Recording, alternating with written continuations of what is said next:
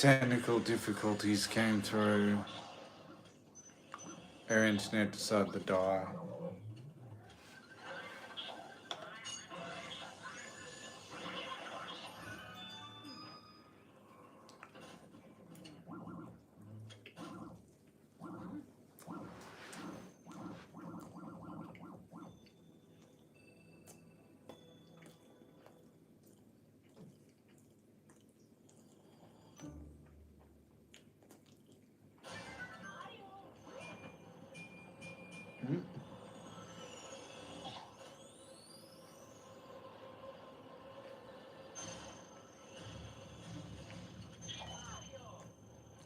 Mm-hmm.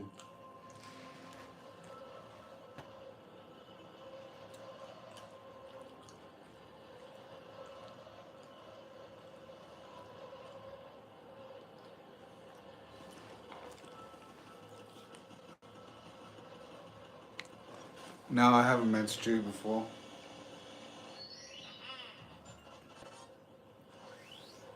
Unfortunately. I'd love to meet him in person.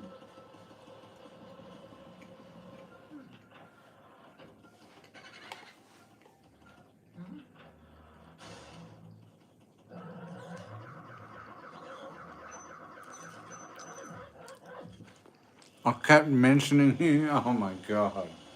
Okay, now. Alright then.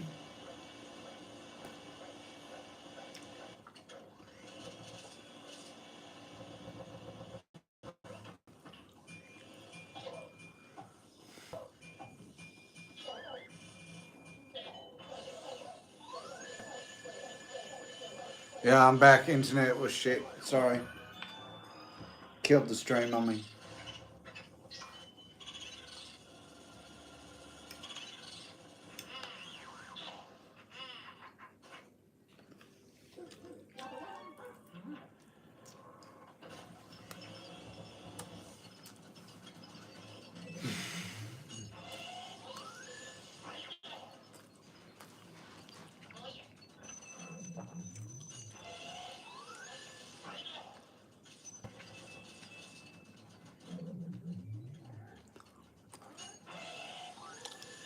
Fucking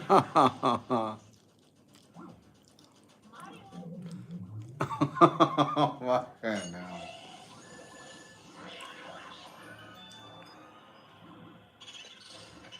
Oh, then.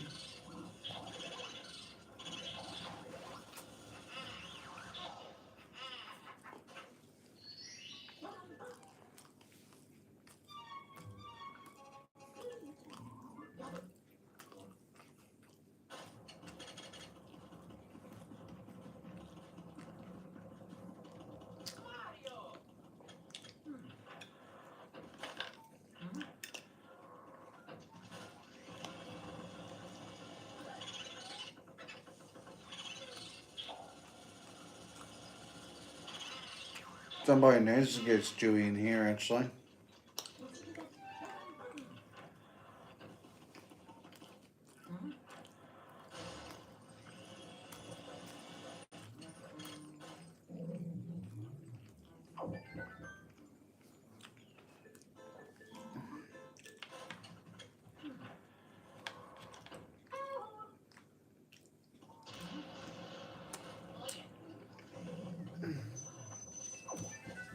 Oh, thanks. I'll be back in a sec.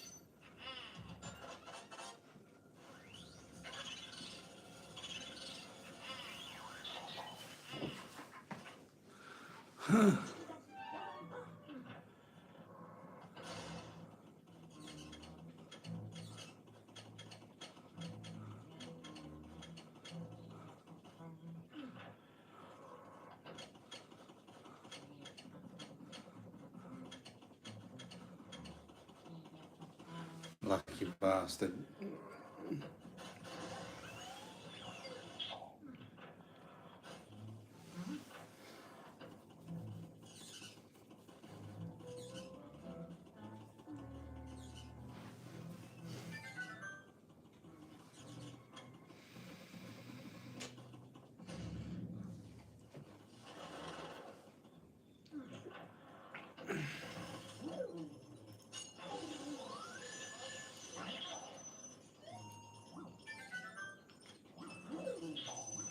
Should I make some more of those Nutella puff pastry things? Because they were really nice last night. I think I've still got a bit of Nutella left. Oh yeah, still got plenty of Nutella.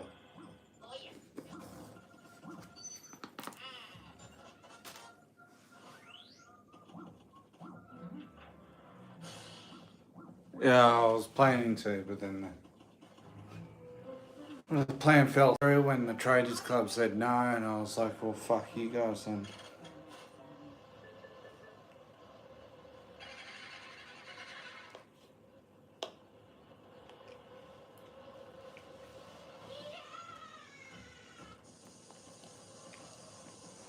Yeah, true.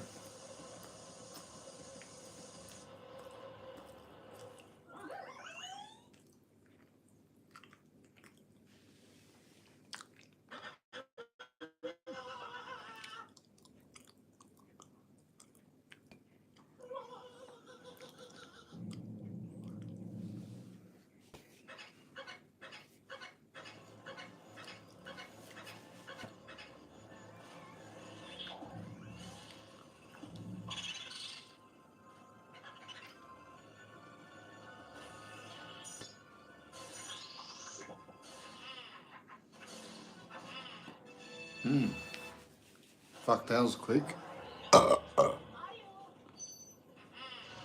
Maybe an Aldi version. Yeah, I was buying the Aldi version before.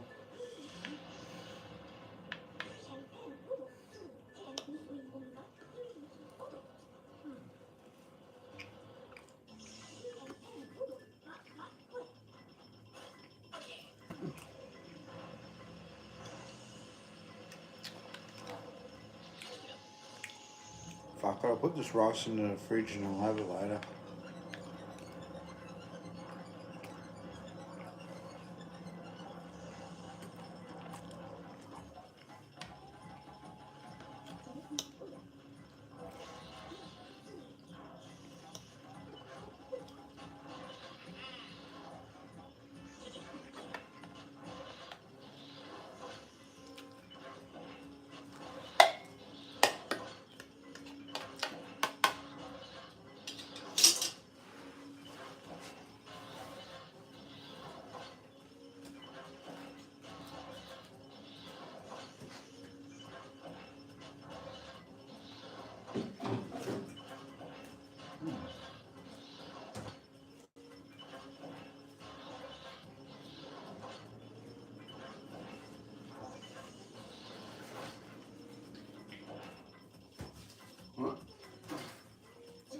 So it's the last sheet of puff pastry.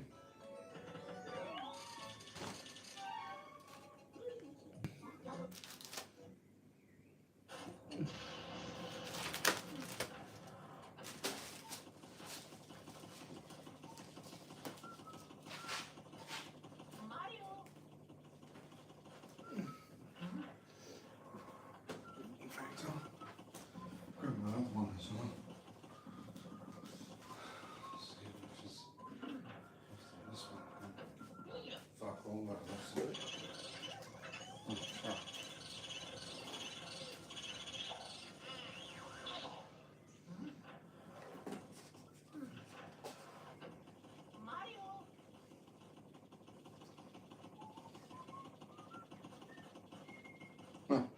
Second and 12.25. Right. That's off.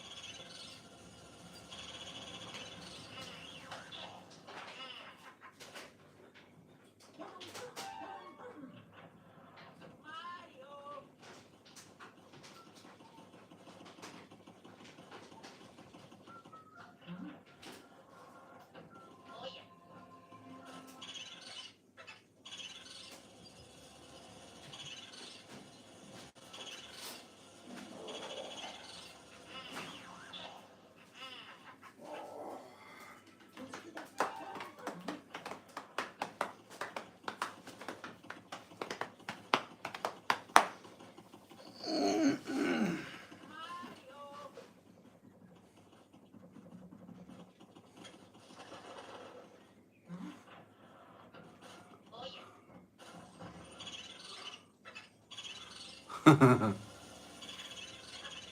worry, Jimmy Ma, you'll get your money back.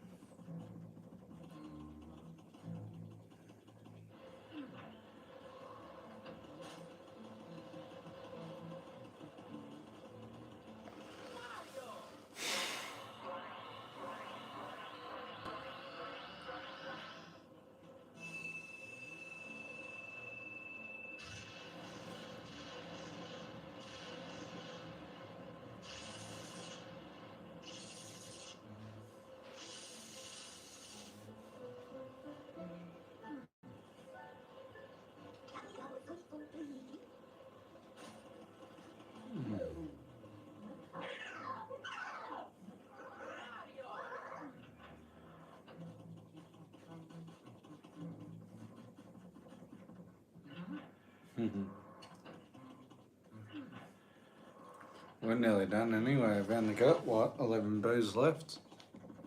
Yeah, fuck, we're nearly done. Alright, let's see what we got. Oh yeah, there's one. I can make a candle. Oh.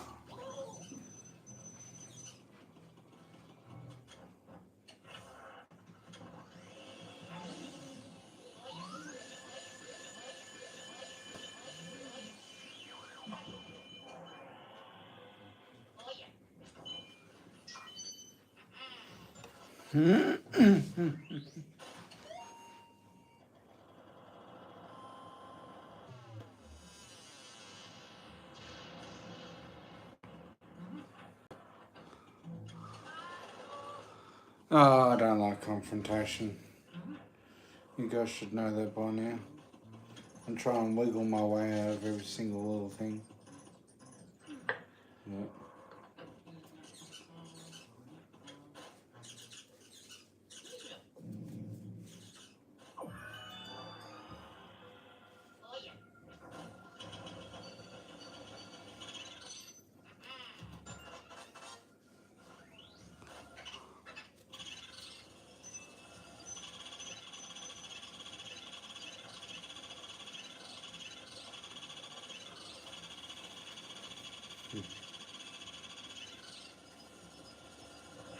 Well, Stu loves vaping.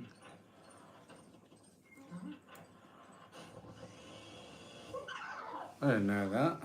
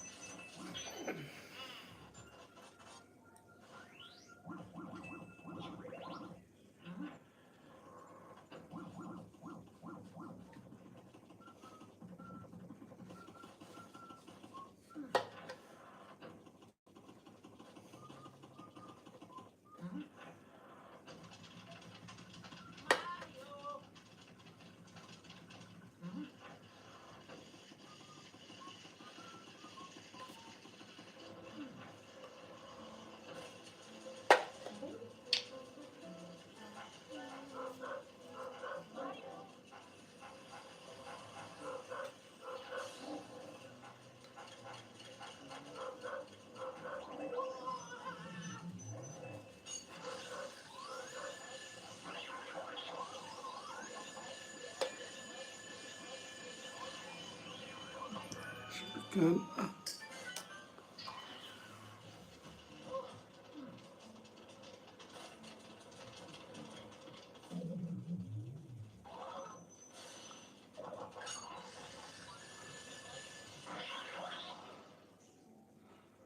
Huh.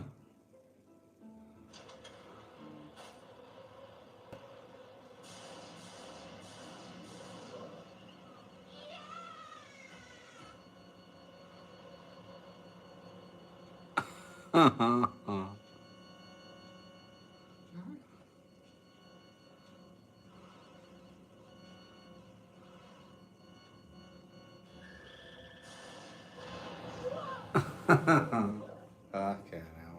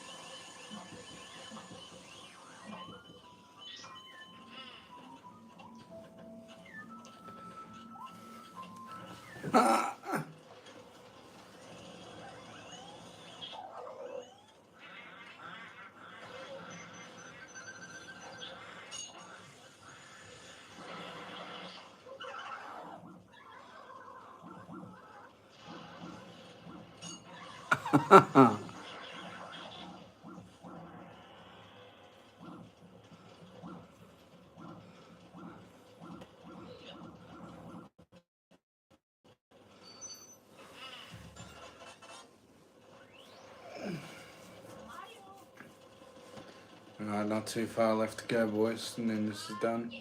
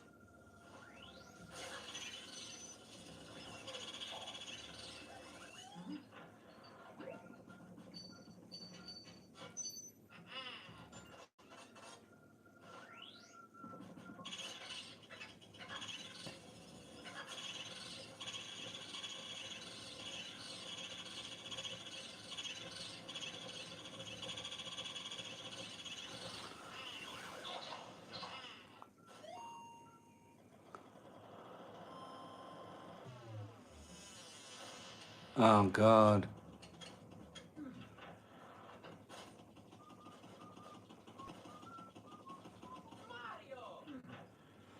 Fucking hell, Jesus Christ. That's a shame. Sorry that happened to you, Jimmy Ma.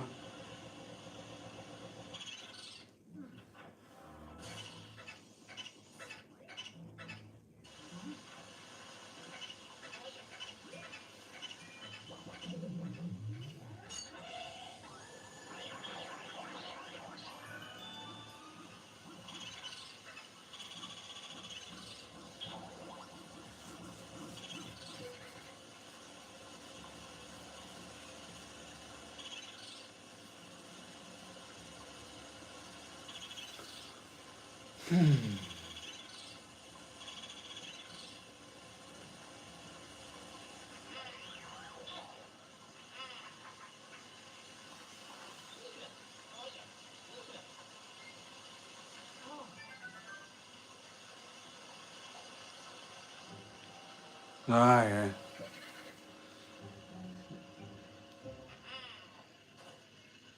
You know what I would have done? I would have done what those fucking Yanks do and put in a $5 note, do the max spin, pray for a lucky chance. And just keep on getting it. Or you could do what I did on Thunder Empire and I fucking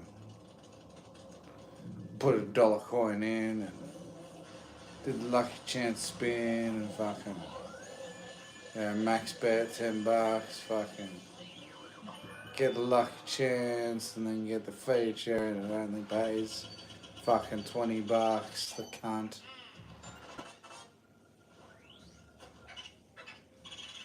Motherfucker.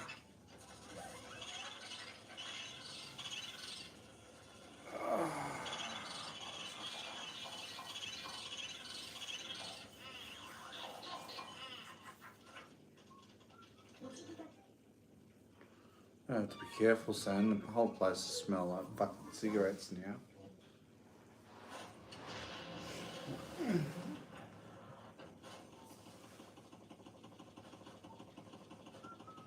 I think it's raining outside.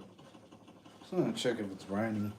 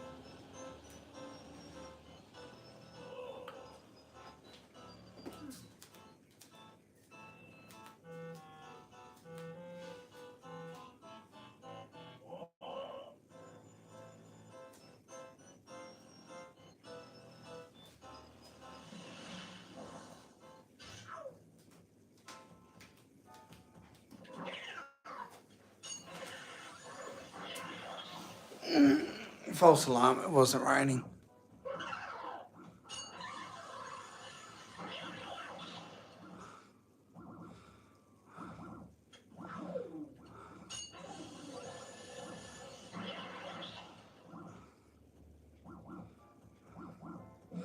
I don't have a balcony I can smoke on. I'm just smoking in my bathroom just until I finish the cigarette.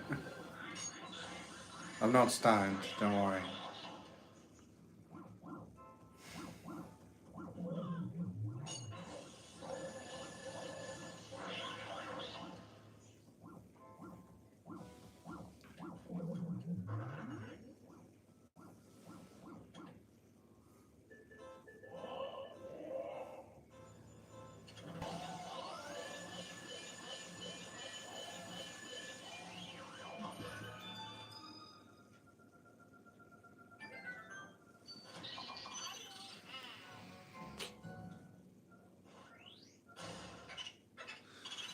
No, you're not even allowed to smoke out in the front veranda. You gotta go up the street apparently.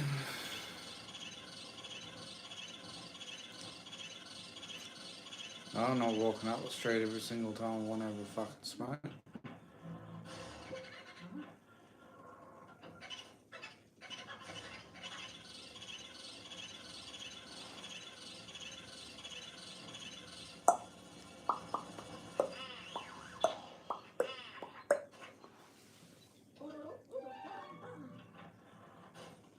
Oh, that's because I got in trouble afterwards.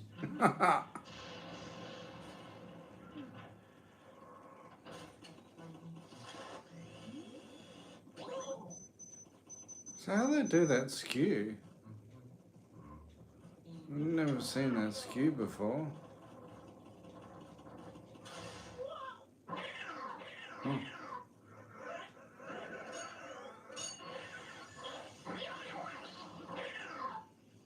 Huh.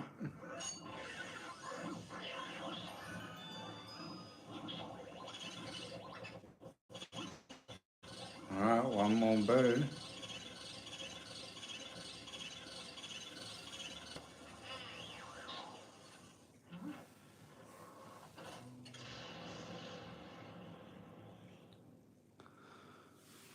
Yeah, no.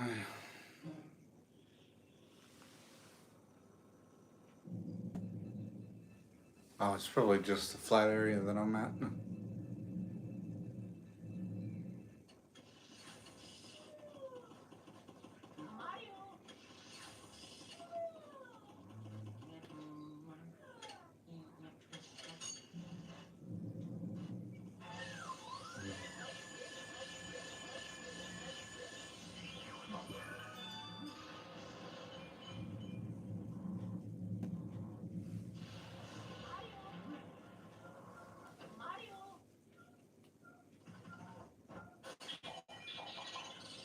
Oh, there's the last bow.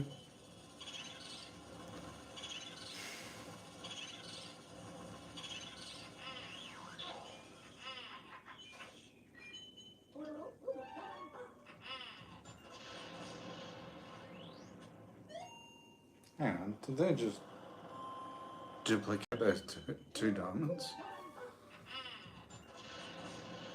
I think they did. Ah.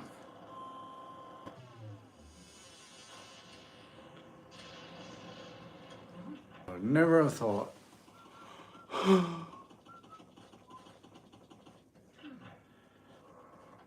Yeah, you can't smoke inside either.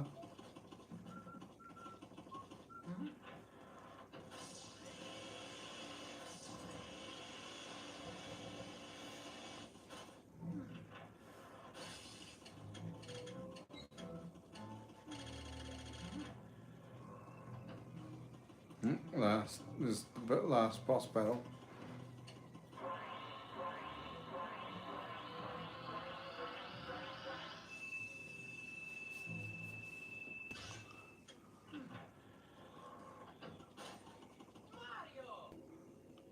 Yeah, I know.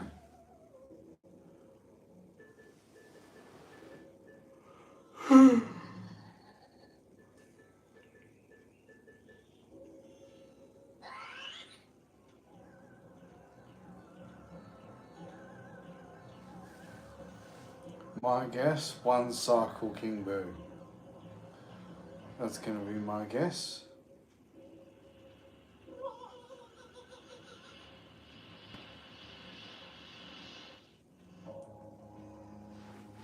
One cycle King Boo.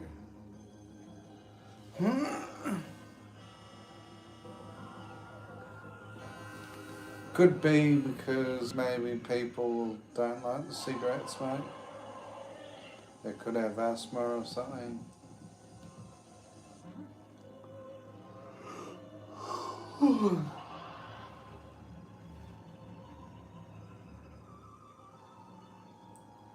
Of course, it always has to be Bowser. Be Wowzer.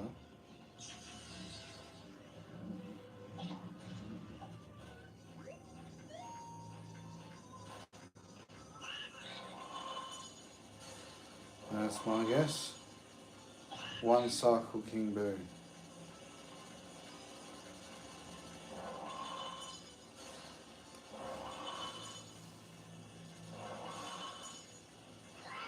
True. Yeah, one cycle King Boo. There you go.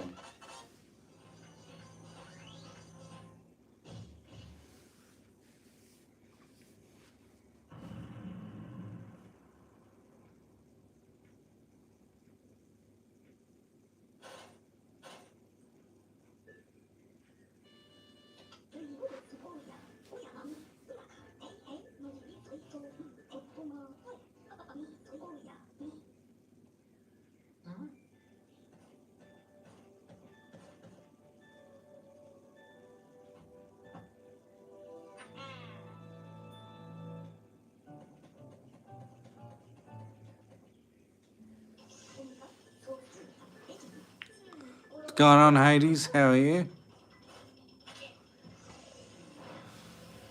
Welcome to the channel.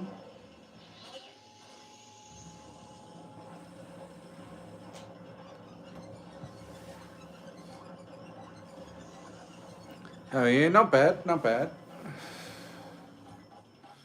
Not bad at all.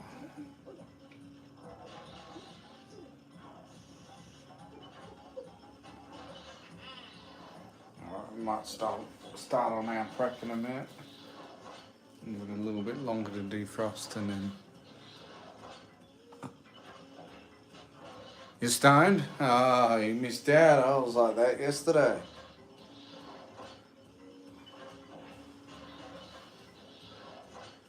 About to pop out. Alright, Dave. Yeah, have a good one. Got a request, Hades, that you'd like to watch?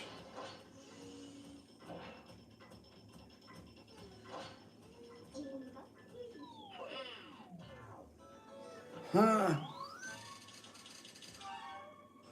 I Fallout 4 time? Oh. If I have Fallout 4.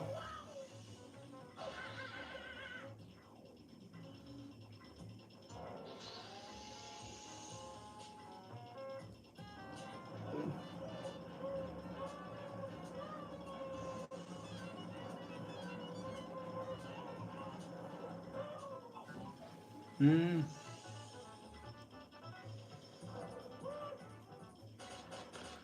Finished 40. Oh, nice.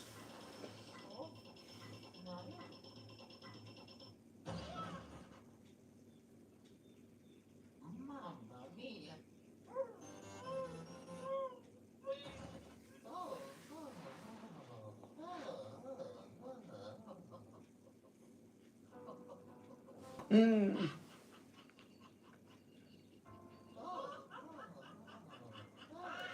Never had an edible this strong. Oh boy. If you ever meet me, I'll introduce you to a man that makes edibles that will absolutely fucking fry your brain. Oh, looks like that's the end. Oh, what else is there?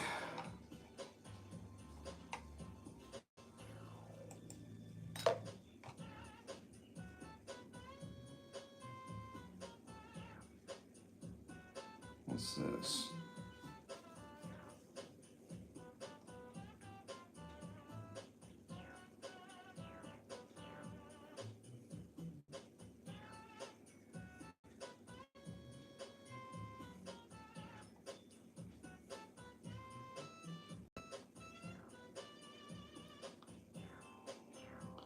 Well, I know.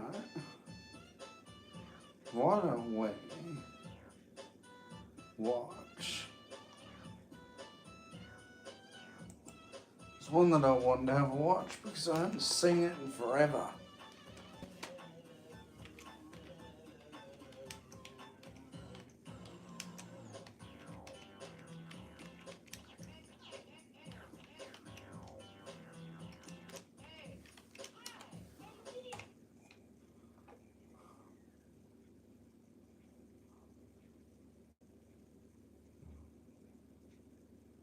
Where is it?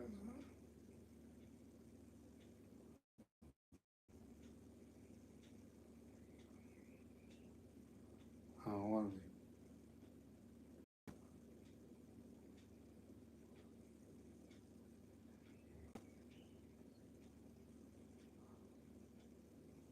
Actually, oh, that's the other one.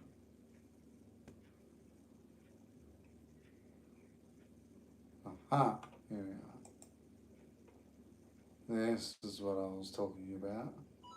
And then what we might do is we might watch that Zelda Wind Waker 2 Paws TAS.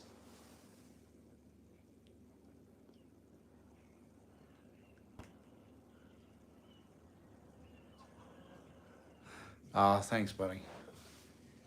We'll get there one day. We'll get there one day. Just need to find our niche, you know.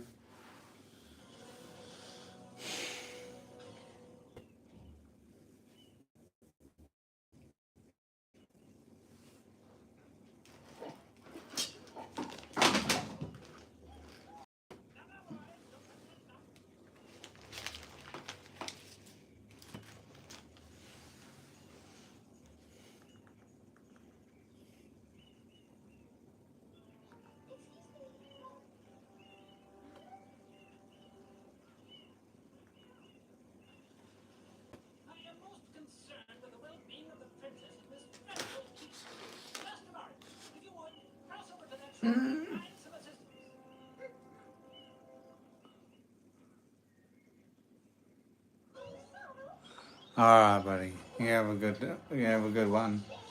Look after yourself. Don't get too fucked up. Even though I want to get fucked up. I'll always want to get fucked up. It's just how I am. I love getting fucked up. It's alright.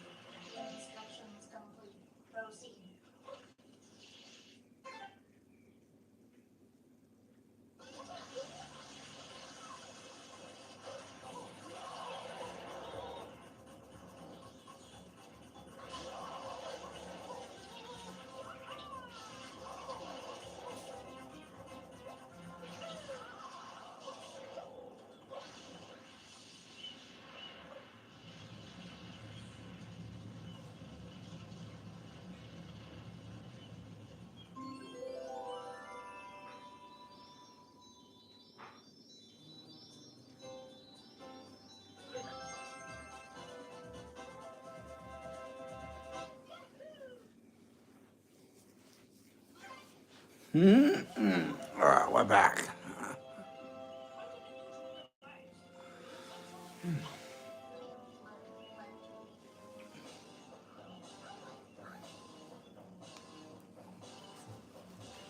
Alright. So we should have enough Nutella here for a few of those Nutella swirls.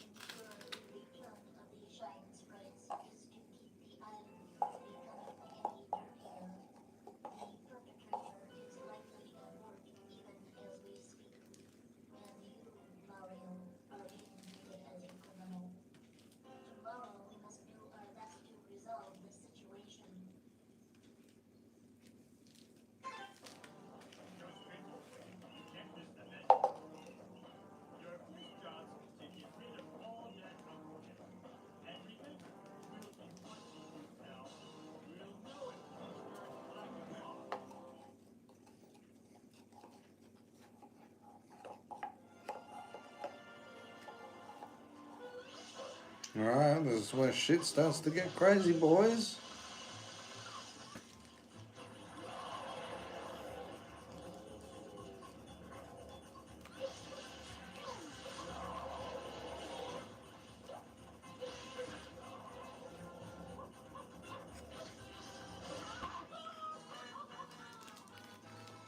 Well, that's not as crazy.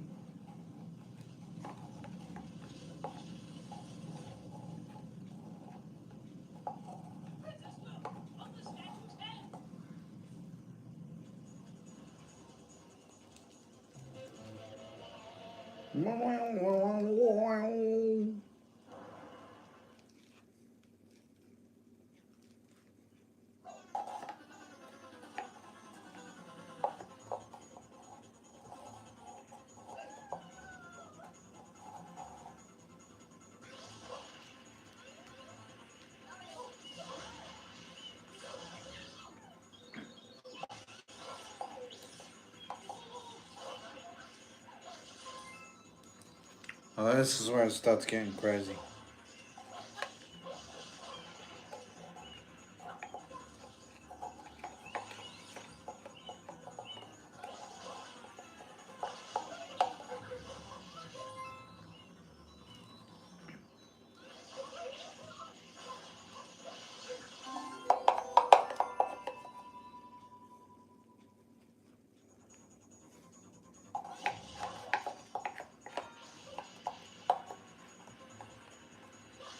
Wait for it. Hang on.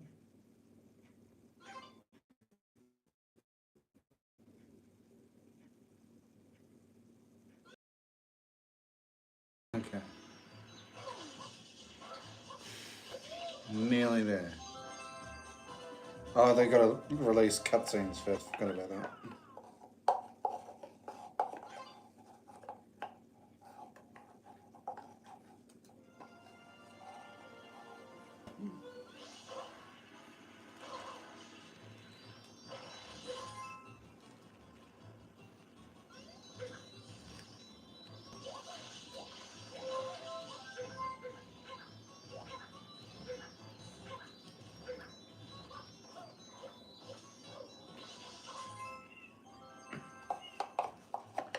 Alright, here we go. Alright, this is it.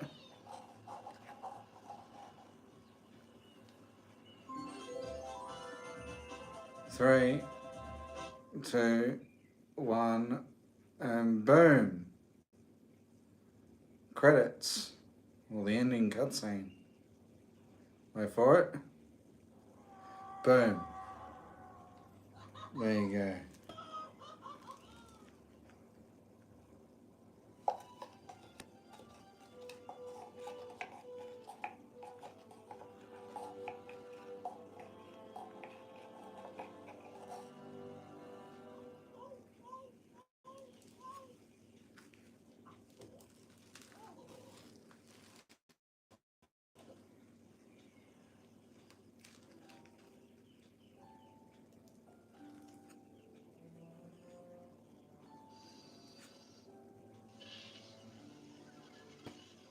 Oh, poor Flood.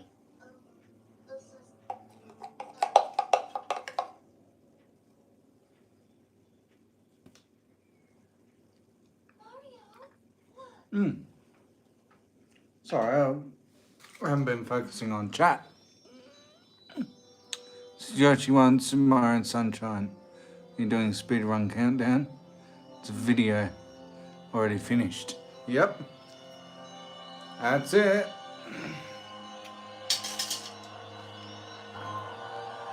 Alright, what else we're going to watch? Oh, that's right, we're going to watch that Wind Waker. Wind Waker 2 Paws.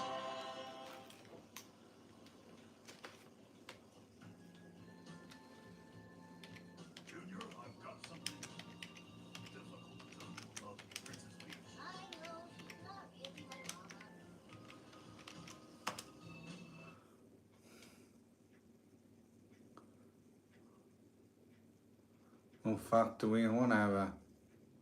Do we want one with commentary or do we want one without?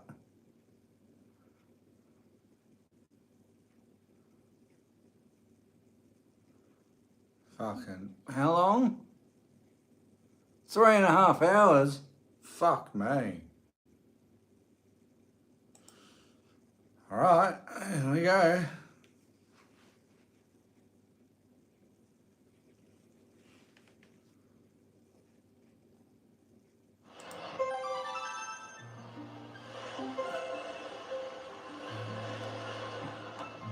Alright, let's get ready. The two smash for that long. I haven't even had anything to fucking drink or fucking. Really, I'm just.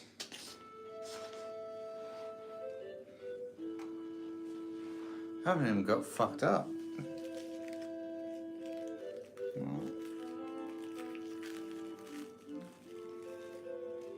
Oops.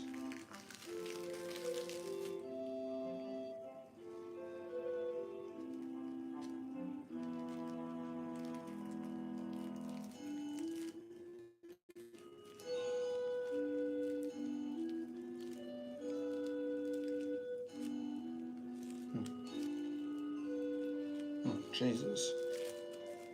That was a file.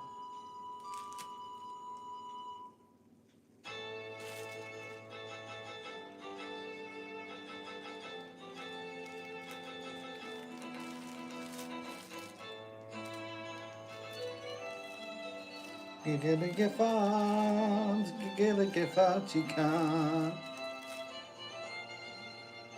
Alright, that's one. Where am I gonna put these until I finish rolling them?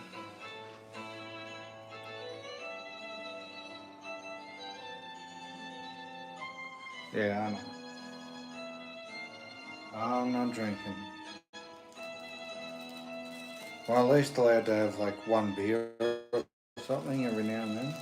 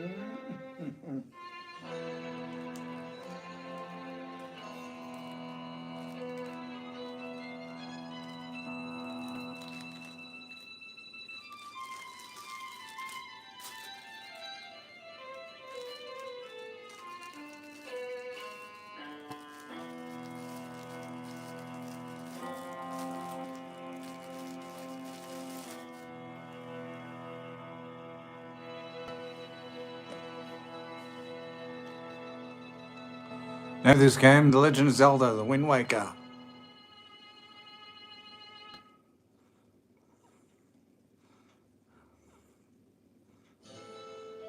Oh, don't worry, I won't fucking party and act like a fool. I promise. Yeah, can I at least still have a drink or something occasionally, you know? Like, there we go.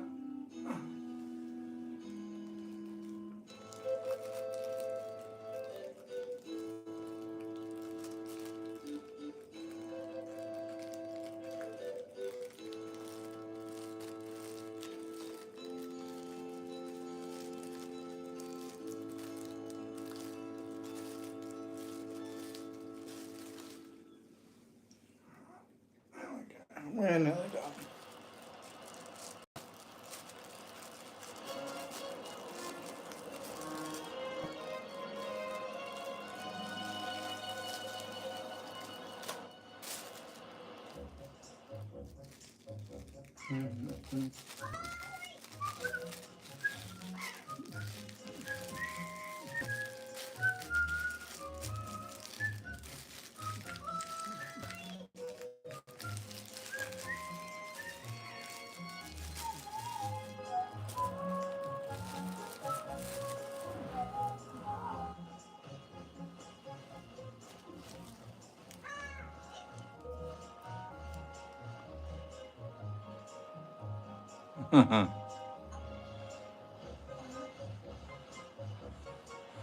All good there, far from us.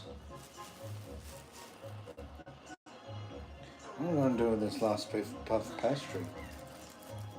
Just going to have to, I guess, cook it with it, maybe. What can I don't know.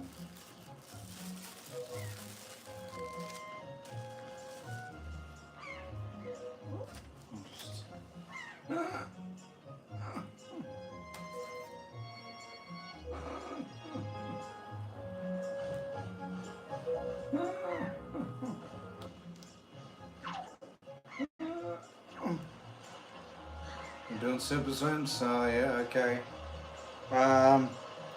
Photosensitivity warning, guys. I should have kept track of that before. My bad, guys, I'm sorry.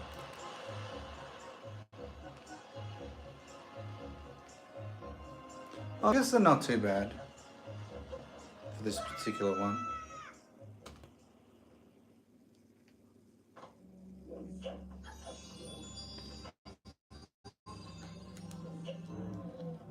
Alright, let's chuck these in the fucking oven.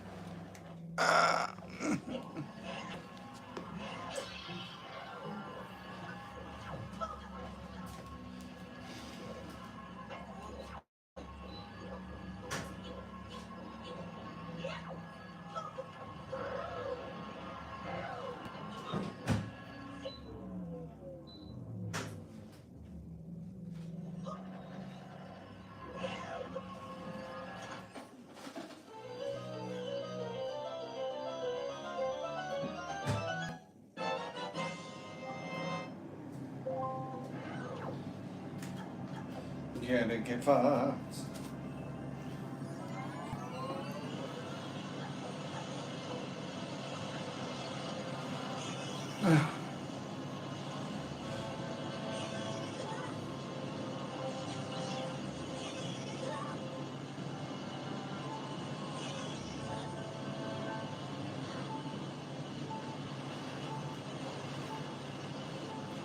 Probably gonna get really interesting.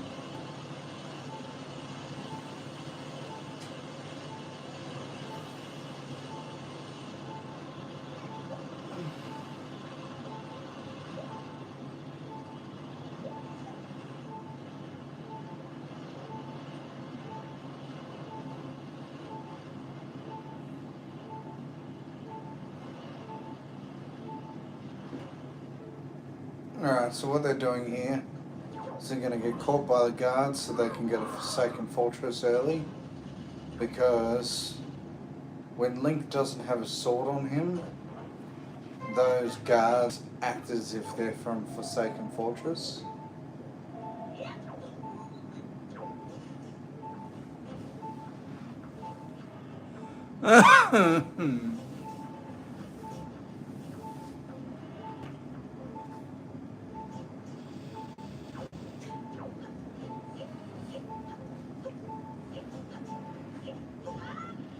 They're probably going to do a zombie hover or something, I think.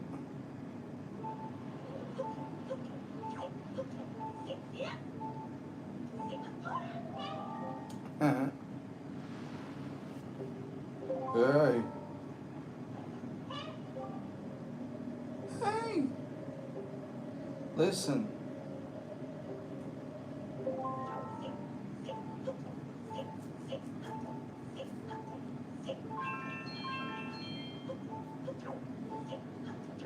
So this is re-records per frame.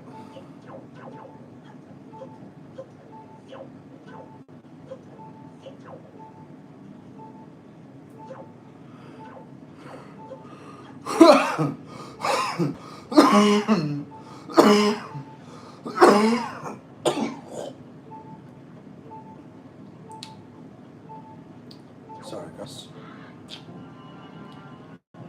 Don't mind that, that's just me dying.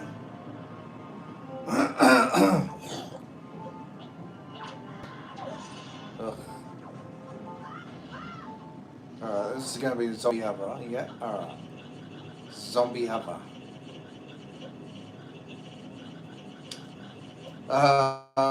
I'm trying to explain this the best that I can.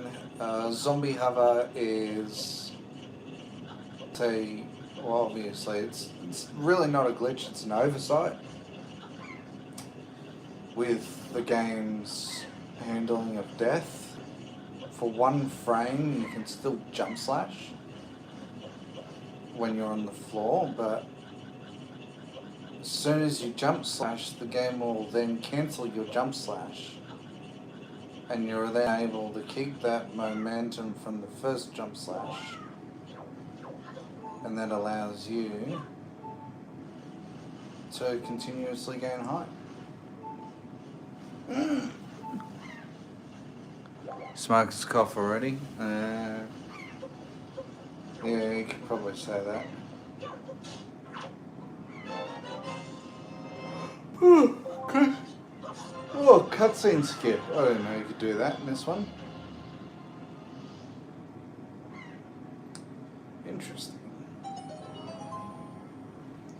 Get bugs. It's glitchy again. Okay.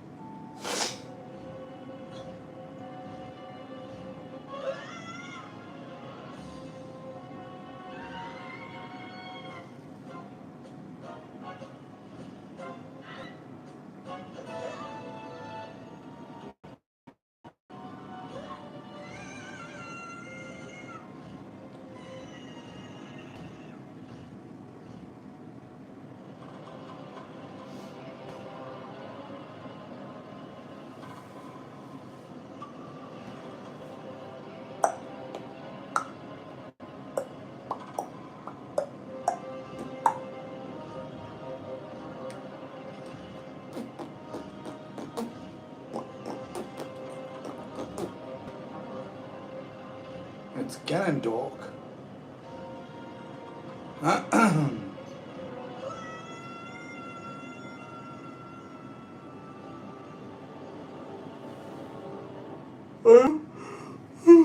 Almost kind of want to watch the commentary version so I can actually understand what's going on. So you know what? We're gonna watch the commentator version. So because I won't be able to understand a single fucking thing.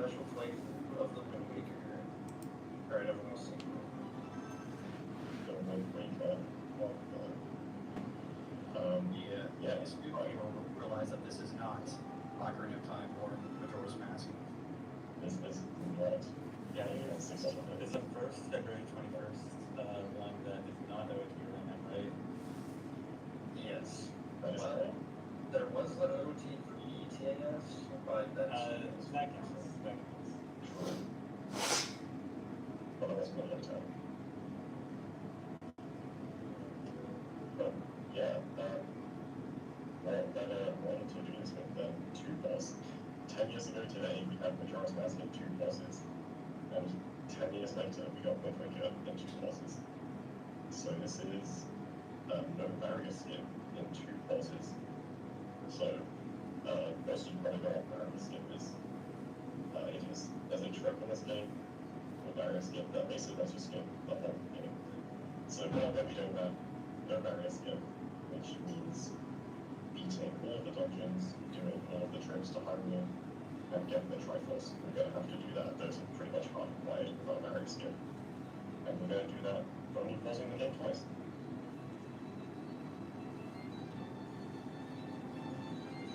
I can explain what a pause is in one sentence. It's pressing start to bring up the equipment, which are used to equip items to X, Y, and Z. Just in case you didn't play the game before.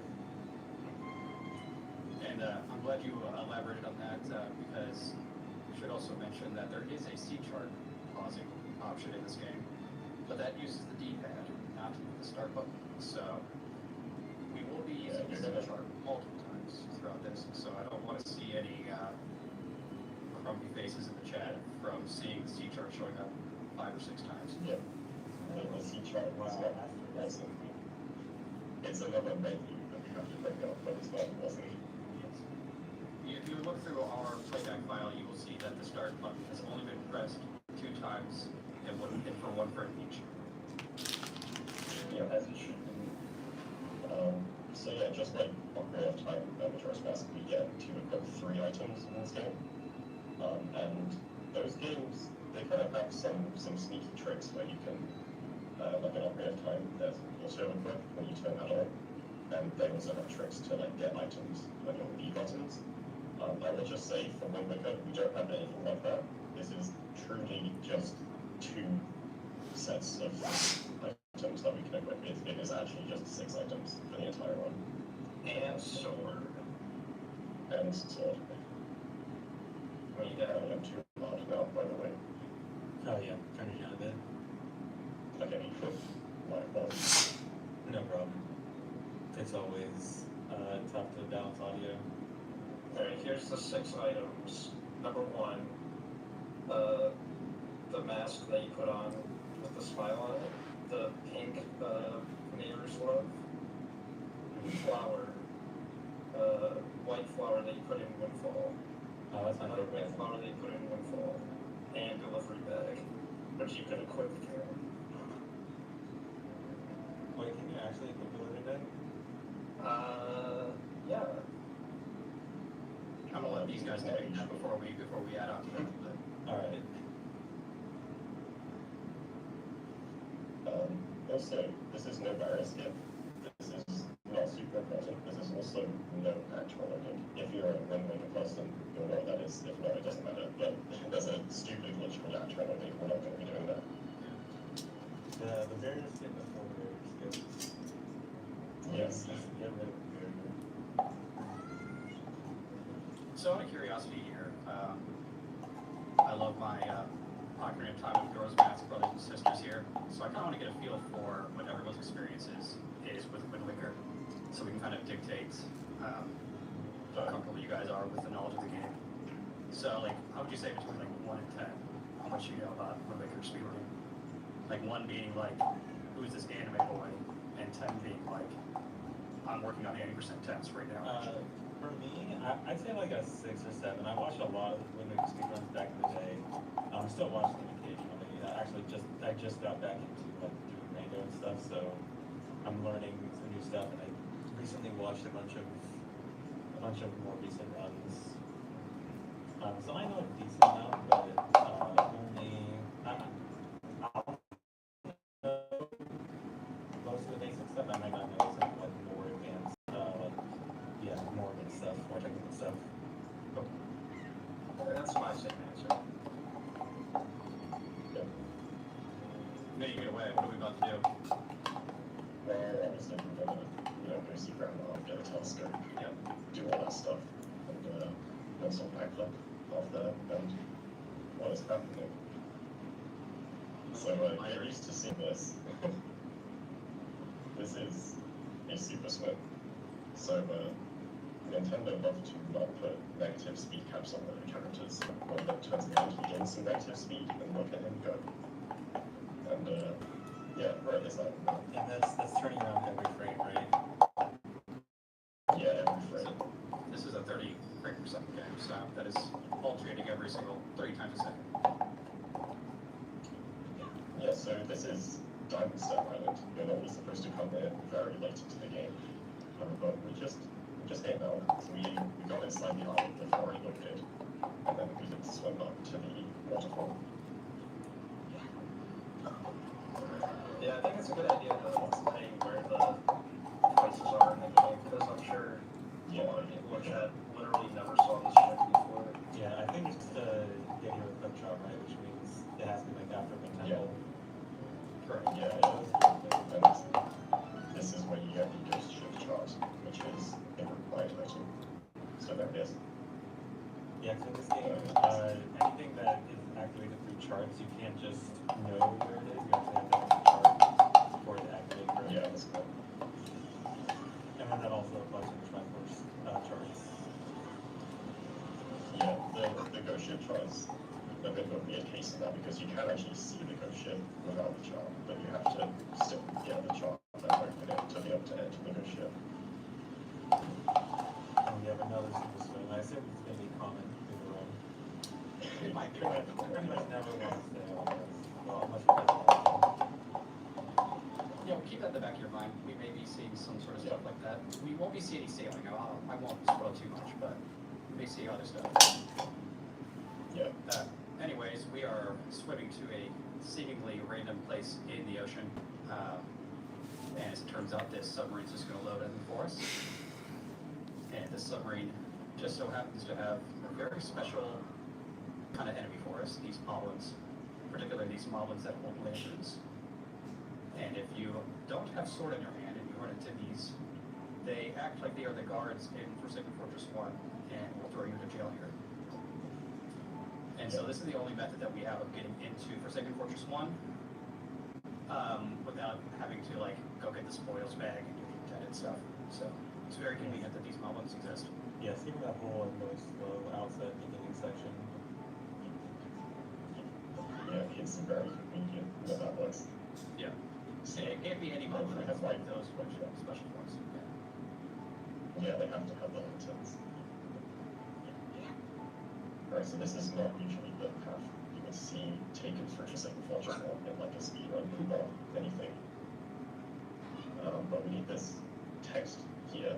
We can just like go past this text and not pick it up, but it's an important flag that we need for later. So keep that in the back of your mind. This game allows you to be as linear as possible for you, but we can kind of get around it, but we still have certain things that seem arbitrary but are necessary for. I'll pop back later. Alright, mate. And here we're seeing some break signs. So this is some cool movement tech in this game, where you can just kind of skid on the ground. It turns your speed negative, which means it's better for going up slopes. We actually discovered a lot of brake slide tech like during the making of this Lotad, so you'll see the brake slides improve as we get further along. Nice. Rick, have a problem. And Rick Link. What?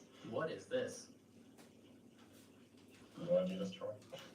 So, we killed ourselves, and what we did is after we died, we kind of got knocked off by the boat that let us get back into the air afterwards for a few frames, and then we can start jump slashing mid-air while dead. And we can keep mashing the B button as fast as we can, and in this case it's 15 times a second, to gain as much height as we want. And our angle just so happened, very coincidentally, to align with something coming up here that's going to heal us in the end. Otherwise, it wouldn't be particularly useful to be dead. So that skips a large section of Forsaken Fortress. And here is something called task sidling. This is not normally how fast sidling goes. That's like probably 2 or 3 seconds faster than what RTA runners can do. It's kind of crazy. Don't explain to... Yeah, that also skips a cutscene there, where like Link goes, "Yay!" Yay. That's a good impression.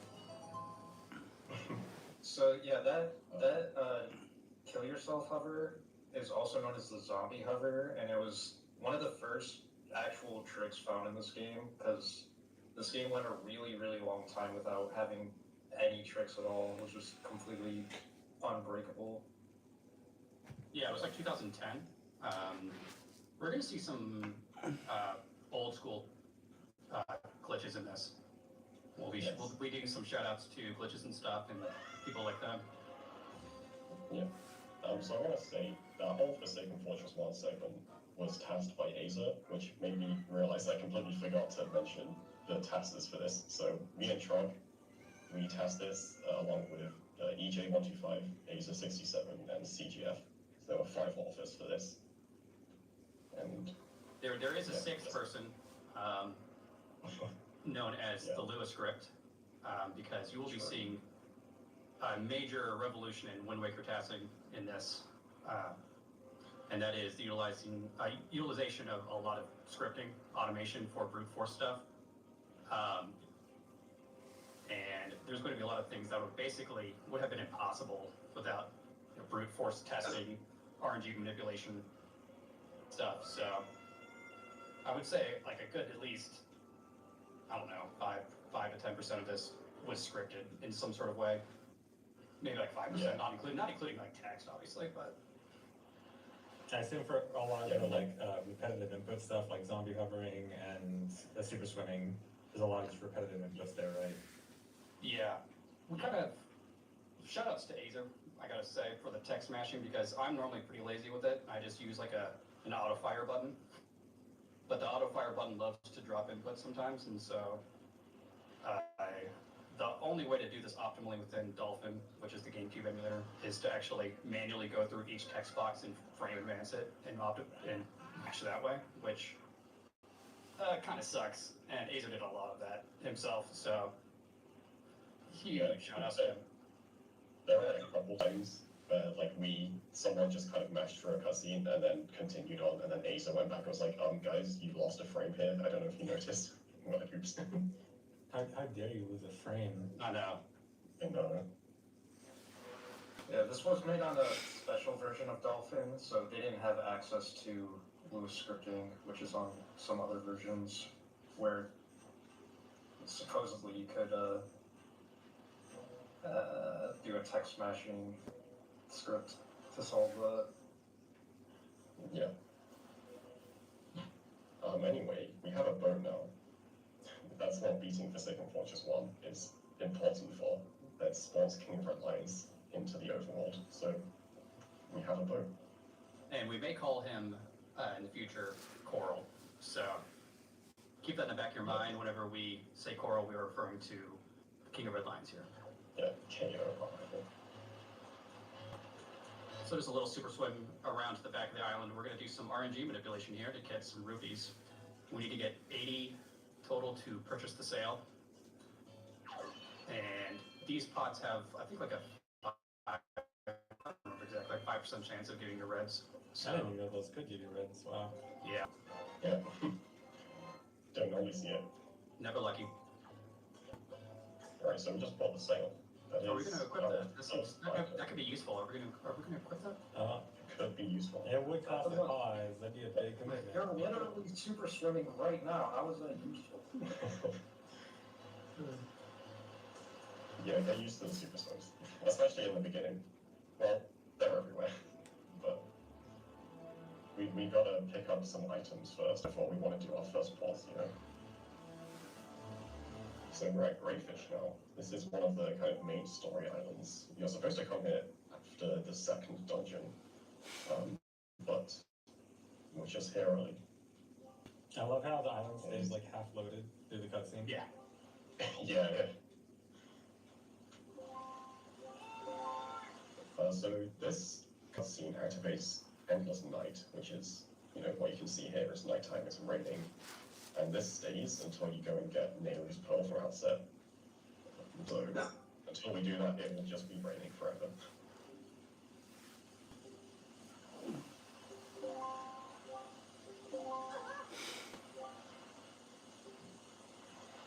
And we need to do this just for, we just spawn the pirate ship at Windfall and to get the rock wall behind Outset, where you get Nair's Pearl at, so. Yeah, just one of the required things, really. Yeah. But with super swimming, we kind of just do this in whatever order we want, which is convenient. Yeah, this is very good in speedruns as well to get bombs early. Yeah.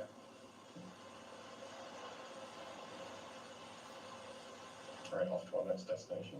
And Minnie, you did a lot of this section here, didn't you? This was mostly you until Yeah, this. pretty much Dragon Roost, right? I think so. A We'll bit see. before then. EJ did some stuff as well. Okay. But Okay. yeah, this was. But this is really cool. This is one of the first Wind Waker projects that actually did a lot of collaborative work. Yes. Historically, I did a tool-assisted speedrun of the old 80%. Some of you may know it in like 2 hours, 46 minutes. Yeah, Like that's 8 years actually ago. still one of my favorite passes I've ever seen. Nice. That's so good. Thanks. I agree. So I did that one, but that was a solo project, and Minnie, you've done a couple things on your own. You've done like a couple challenge categories Yeah, I've before done this. low tech before this year.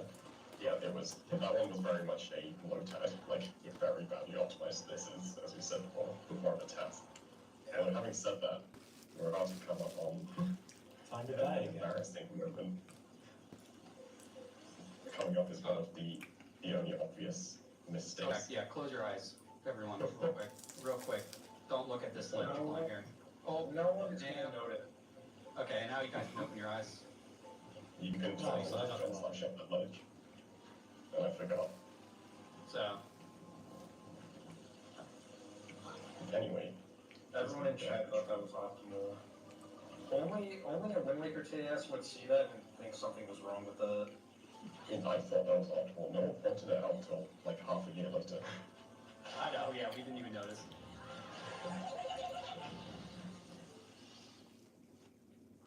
Anyway, killing some shoes.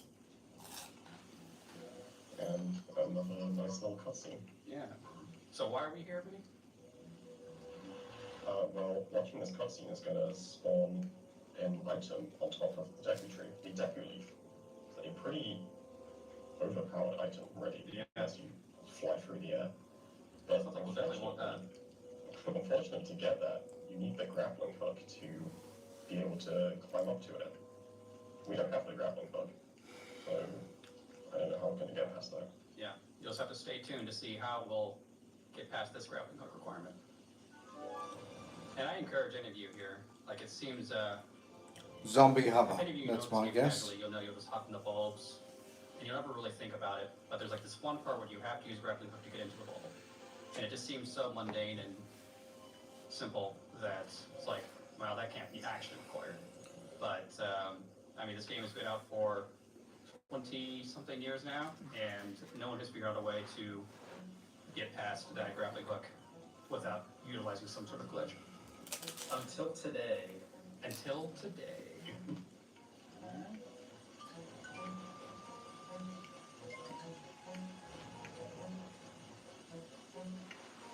Oh yeah, so some people are mentioning about how this cutscene is often skipped in a speedrun, but to skip this, you need other items that have not been gotten or equipped yet. Equipped being the Yeah, important yes. part. There's no items equipped right now, so just. Yeah, so one thing that happens often in like low pause runs is that sometimes there are ways to skip cutscenes that you normally see in speedruns, but then they usually require like some item that would be an extra pause, and if you're really trying to cut extra pauses, then sometimes you might even want to just watch a cutscene that you could otherwise skip, just for the sake of skipping the pauses. Yeah. Okay, So we're in the bulb. here we're gonna climb up to the top, right? So we figured out the glitchless way. Oh no, I think you missed. Oh no. Oh no, Link. Yeah. So starting that zombie hover right here is actually, I think it's a 1 frame. Isn't it 1 frame to start that backflip? It is 1 frame to do a backflip Yeah. lift off of that, yeah. So, not recommended for the faint of heart. And then you kind of have to do some precise zombie hovering to kind of like follow the branch around here so you don't overshoot or anything like that. Yeah, this is a lot more annoying than it looks to Yeah, get actually the looks really difficult in the way you want. to maneuver around that, yeah. Yeah, the first time I tested this, it was like 17 seconds slower, just grinding against that tree branch for so long. Yeah. But that turned out really nicely. You did a good job on that. Yeah, so we hovered up, used the branch to push us to the left, grabbed the leaf through the floor, and then, no way to heal this time. We just got a game over. And we're going to reload back to Force Haven, right? Yeah, obviously. Oh. Where is this? What? We're at Windfall. Why are we at Windfall? That's not how death warping works. Yeah, so when you're in kind of the early game of this game, there are kind of specific events that set your respawn location. And may I interrupt you real quick, Minnie? Oh, You're going to see Link here hop into Coral and hop off. So just keep that in the back of your mind here. So he's going to hop Yes. off. Okay, keep that in the back of your mind. Minnie, go ahead with your explanation. What was that for? Mhm. So yeah, so when we beat Forsaken Fortress 1, the game is like, aha, you're at Windfall now, so if you deathfall, you should respawn at Windfall. So that's why we're back at Windfall, because that was the last kind of event flag we set for a respawn. Anyway, Fairy Fountain. Fairy Fountains are not normally required, but they actually are required for Wind Waker. It is actually, yeah. Not So, only just useful, it's required. it is an actual required thing, yeah. You need at least a 1,000 rupee bag in order to even decipher one Triforce chart. Because, so for those of you that don't know much about the game, we have to collect the Triforce, which requires getting 8 shards. And to get each shard, you collect 8 Triforce charts. And then you need to get all those 8 Triforce charts deciphered from Tingle. And to get to decipher them, each one of them costs 398 rupees. And our starting rupees are only 200. So 1,000 rupees is the minimum needed to even purchase one. Yeah, we have to spend like 3,200 rupees across the run to decipher all the charts. Yeah. Right. Any Wind Waker speedrunner will have 3,184 rupees ingrained into their minds. Yeah. Alright, this part's pretty cool. You see we have half a heart right now, but you might have noticed that we usually want a quarter heart. So, get hit by a bomb makes super swim there. Nice. Yeah, EJ did that part. Wasn't that like a complete accident too? Or did he plan it? I can't remember. It was planned. I don't know like how long it took him to get it, if it just kind of worked out like that. Which, speaking of like who is tasking each part, Trog has made like a version of this low tag where it has like the timer, it also has an input display, and also it has like a dynamically changing display of who is like tasking which segment, which is pretty cool. I assume you're gonna like make that public as soon as this is done. Yeah, as soon as this is over, we'll make it public. Yeah, if you're interested to see who did which part, it's actually pretty cool. It just shows you throughout the run who's doing which part. It also includes a re-record count updater, so it kind of just keeps track of where the re-records were happening. And yeah, minor spoiler alert: the re-records get pretty hot in this. This was turned out to be a pretty massive project. Yeah. Yeah, for anyone not in know for casting, re-reports is like every time a save state is loaded to redo something. So they're often in like the hundreds of thousands for big projects, doing like hundreds of thousands of save states. Yes. So that was interesting. Why Yeah, how what could you do happened? that? That was a password skip. That was actually one cutscene skip we can do. So normally you're meant to like watch a long cutscene, get the password to enter the pirate ship. But we did a trick called a roll clip, where you climb up a ledge kind of partially clipped in bounds, and you do a roll on the first frame, and you can get fully out of bounds. And then we just did some movement to hit the loading zone from there.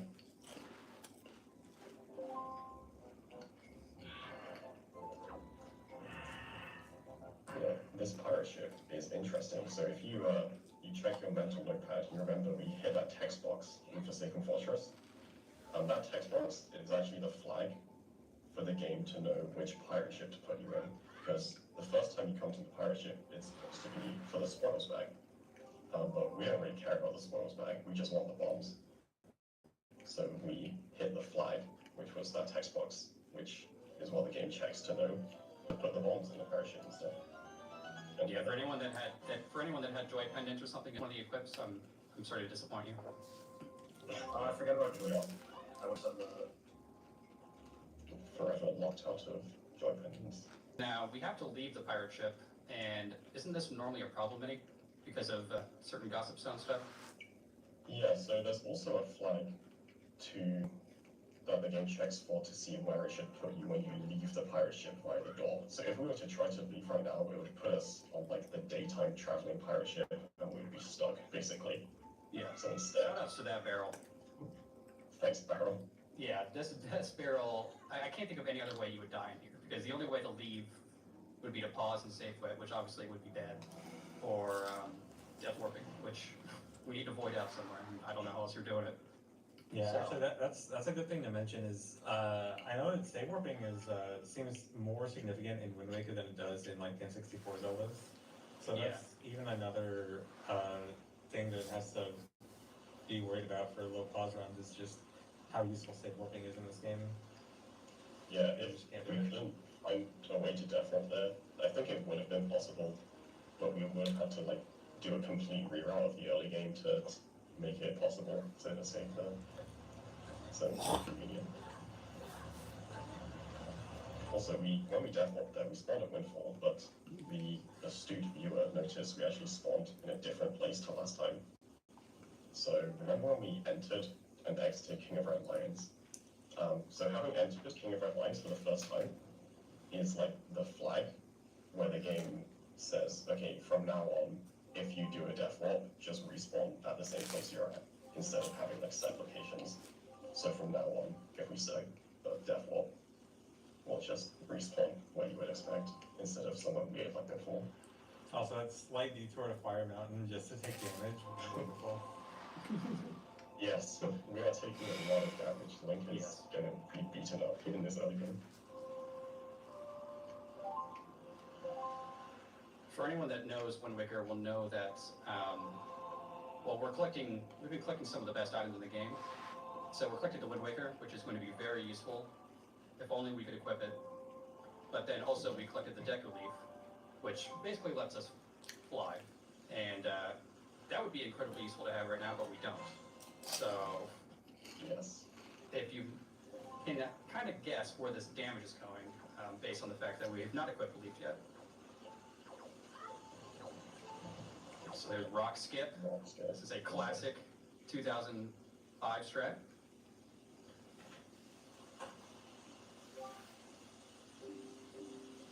Right. Also, shout out to Endless Night during that Wind Waker cutscene, by the way. That's very rare to see.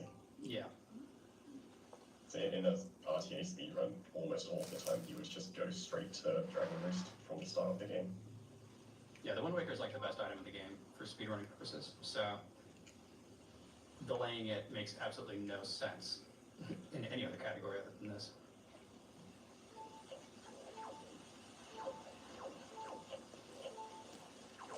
Right.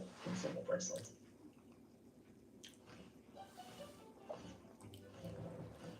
Okay. So we are in Dragon Roost right now, which is interesting. Because the only reason you would come here is to either get the delivery bag, which isn't particularly useful most of the time, or you want to enter Dragon Roost Cavern.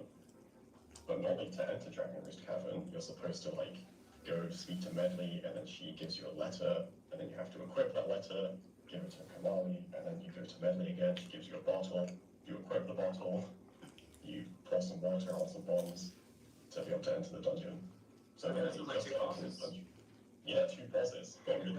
I guess that's the run. GG. So we could do that, or we can do something else. equip the delivery bag. True.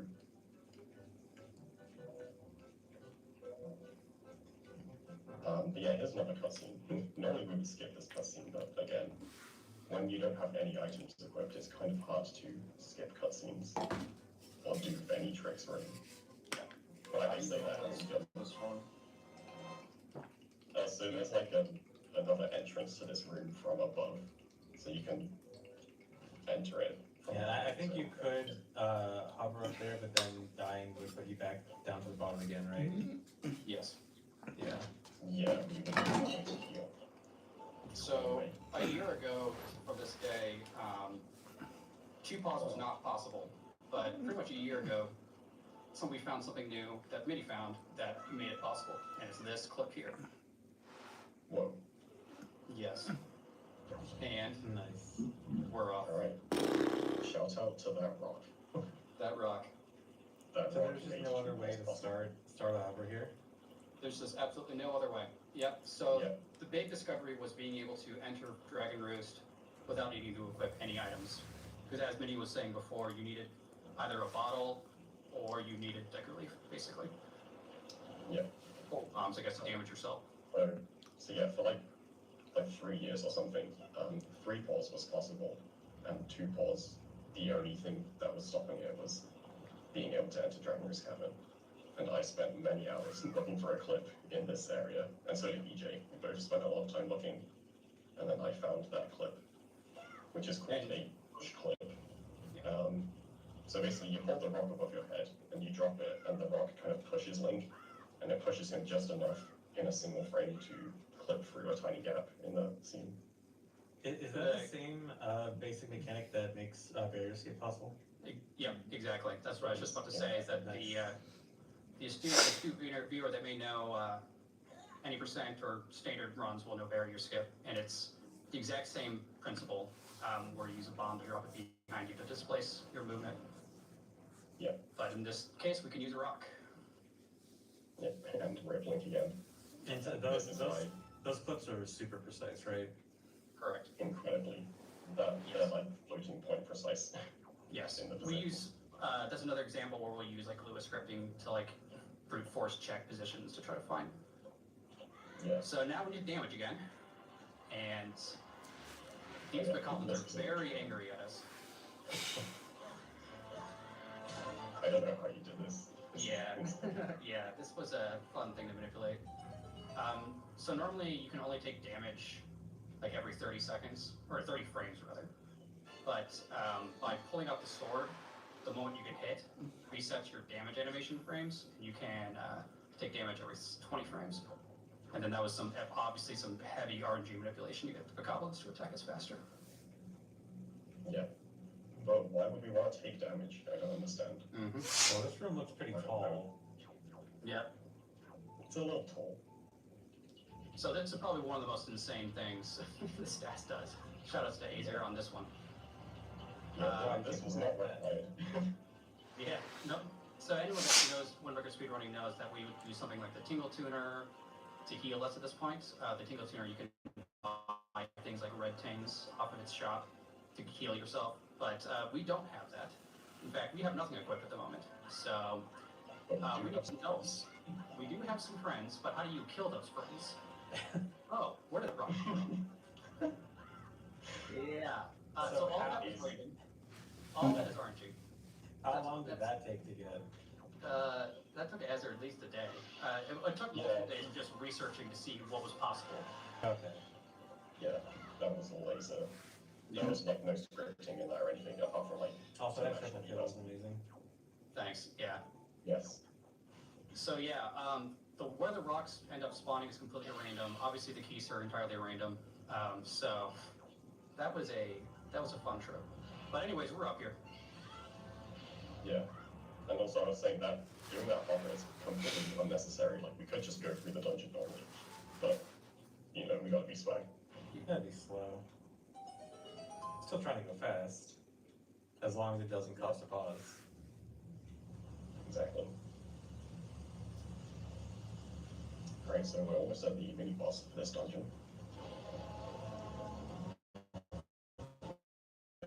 It's gonna give us another item. And speaking of items, I think we have like 6 equipable items already. Yeah. So, quite a lot of items.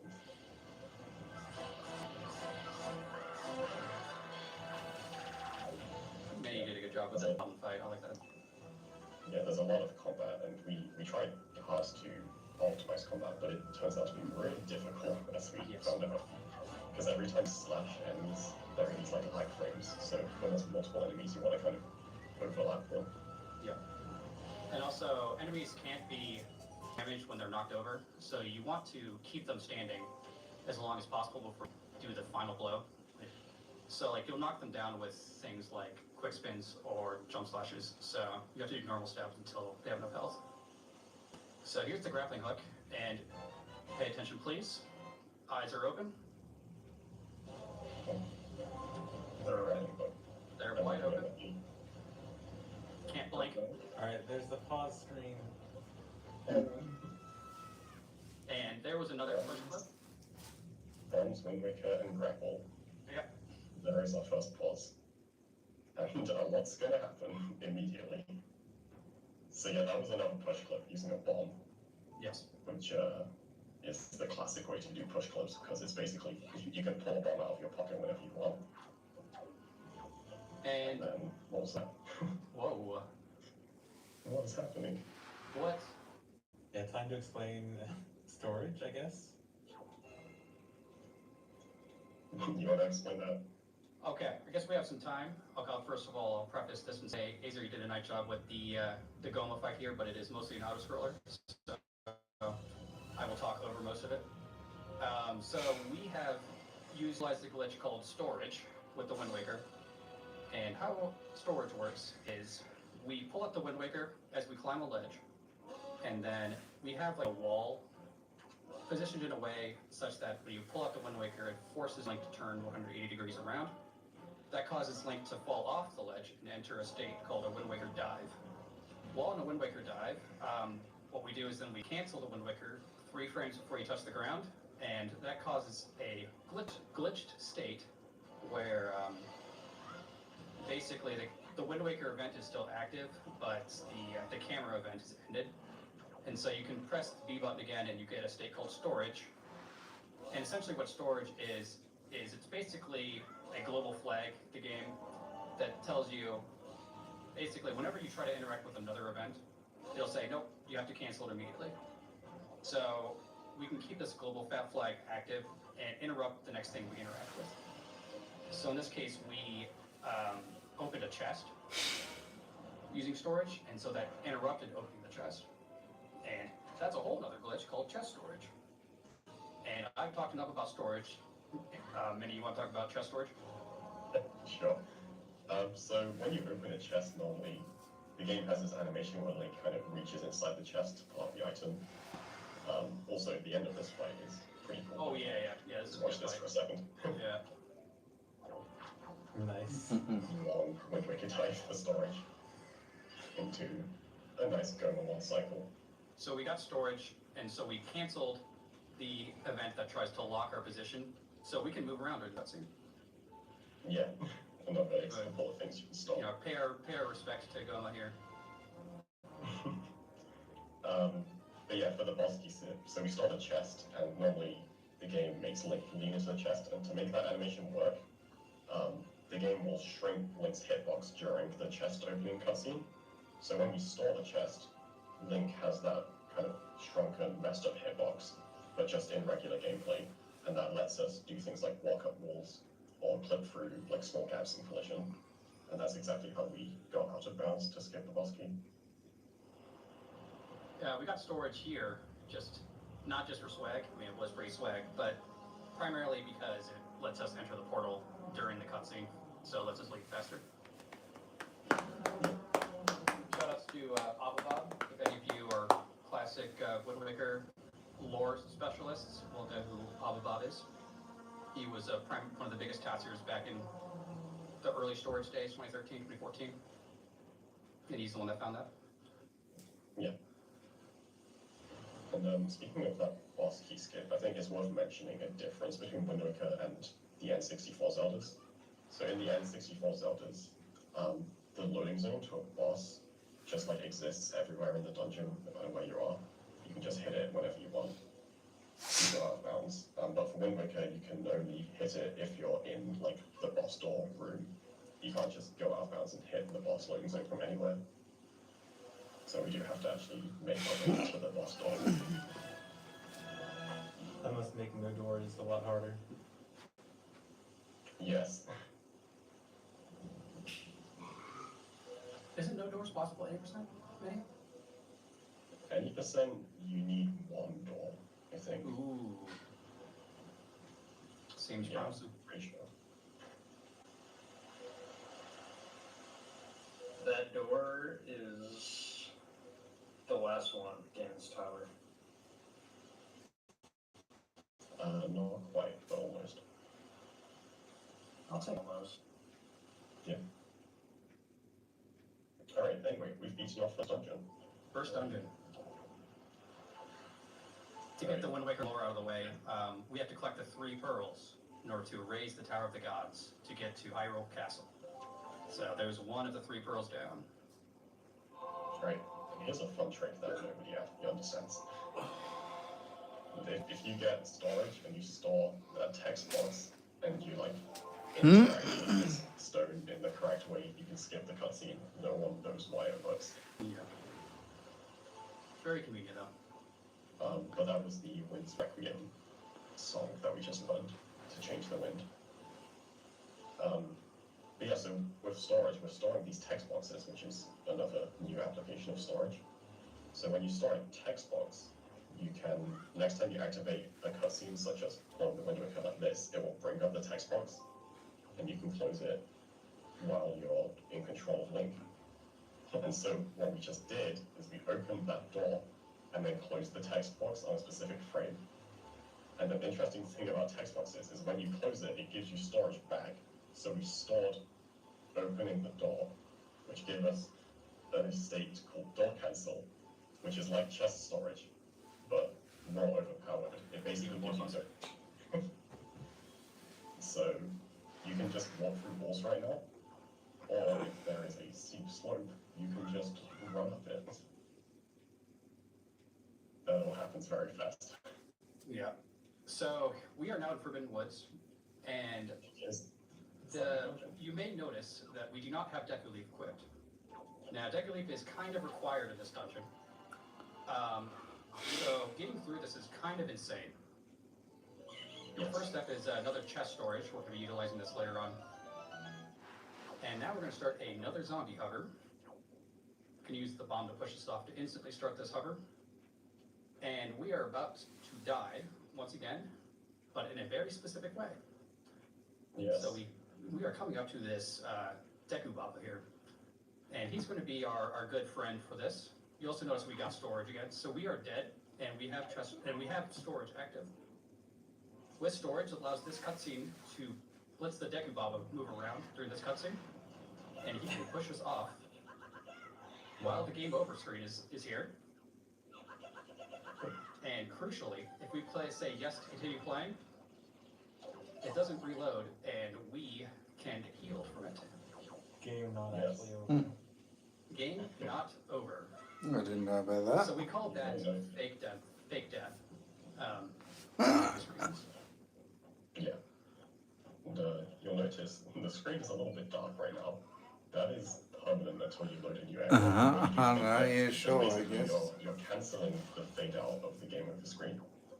And so whatever amount of fading it had when you did that, that just persists until you load a new area. So that fake death trick was actually discovered by one glitch hunter called Glitches and Stuff. If anyone knows him, pretty cool. Oh, us OSU runners know this person very well. So yeah, shout out to him. This run would not be possible. There's a fun damage boost to get us extra distance. You'll be seeing bombs used all the time. One thing we've learned throughout this task is that bombs are actually busted. They're actually, Yes. I used to think they were a pretty good item, but after making this task, I realized, no, wait, they're actually S tier. We're using bombs all of the time throughout this. Because we don't have Leaf equipped, we have to make a lot of compromises and secondary stress that we normally wouldn't want to do. And we'll be utilizing bombs as an alternative for a lot of these things. Yep. So we just went into that room and storage chest left. It's not obvious why, but just keep that in mind. Put that on your mental. Anyway, this is the way to the boss. When we have chest storage, you will remember is that kind of messed up collision. And one of the things that lets you do is walk through to that gaps in collision if there is a type of gap. Yeah. It would be very convenient if there was a type of gap here. And so we talked about that earlier, but that is a pretty insane glitch that we just did. Anyway, we don't have time. We got another storage. And let's move around really quick. Thanks, us. Buddy. Oh, hold on. Is audio getting crunchy? Chat, is it the video audio or Discord audio that's crunchy? Hold on, I'm gonna pause real quick. Discord audio is crunchy? Sorry guys. I don't know why Discord audio is crunchy. Let me restart Discord real quick.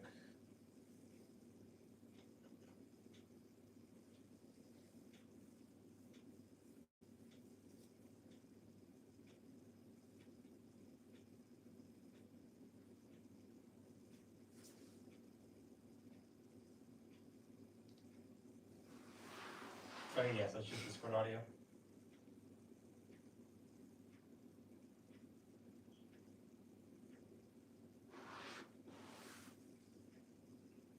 All right, test. Is everyone else good now? Yeah. You sound fine. Yeah, All right. you sounded fine the whole time, so. That was... All right, chat, is audio good now? What's the timestamp? 47:17. Can you go back to the? Or on the actual video, 47:05. Sorry. Reset. Okay. So, All right, audio good now? All right, sorry, don't know what caused that. But, okay, if you guys are ready. yeah. 47:05, yeah. All right, I'll count down again. Okay, 3, 2, 1, go. All right, we're back. So we can move around during this cutscene because of storage. And crucially, because we can move around, we can do something fun with that.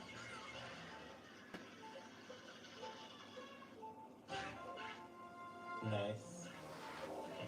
So I've always seen that fight done where people throw the bomb from under the flower. Is it much harder to do the bomb boost into the flower, or is that like how precise is that? Well, so you only have a very small window before the collision around Kelly Demos exists. So essentially, like when that cutscene ends, you have like a 1 second window where there's no collision whatsoever, and you can kind of bomb boost in. Oh, okay. And then his collision loads around you. Oh, so the way that makes RT, sense. so it only happens with storage active. Yeah, I would guess that bomb boost is like a few frames, but the issue is more just getting storage before the cutscene, because that storage is super awkward. Yep. I'll backtrack real quick. So if you were paying attention, we did the boss key skip. We skipped through, squeezed through the wall, and entered the loading zone. But we did something. We voided out at the same time we entered the loading zone. The way we did that is there's actually a small, very small gap in the floor where the loading zone actually starts, and we utilize a bomb boost to essentially increase our vertical speed, which is necessary for this, to allow us to void out while the loading is occurring. And what that ends up doing is that allows us to enter the boss room as if we had just voided out. And that only reason that saves time is that it skips a small cutscene where Link walks through the door, turns around, and sees the door shut behind him. And it saves like 20 frames. So there you go. Nice. Probably the most complicated 20 frame times. Maybe. For one of those. Well, 20 frames per frame complication, maybe? Yeah, maybe. Anyway, 2 dungeons. If you extrapolate, there's what, 6 dungeons? What we done in no time? There's 5 dungeons. DRC, Forbidden Woods, Tower of the Gods, Earth Temple, Wind Temple. You gotta count Forsaken Fortress though. Yeah. Alright, we're done here.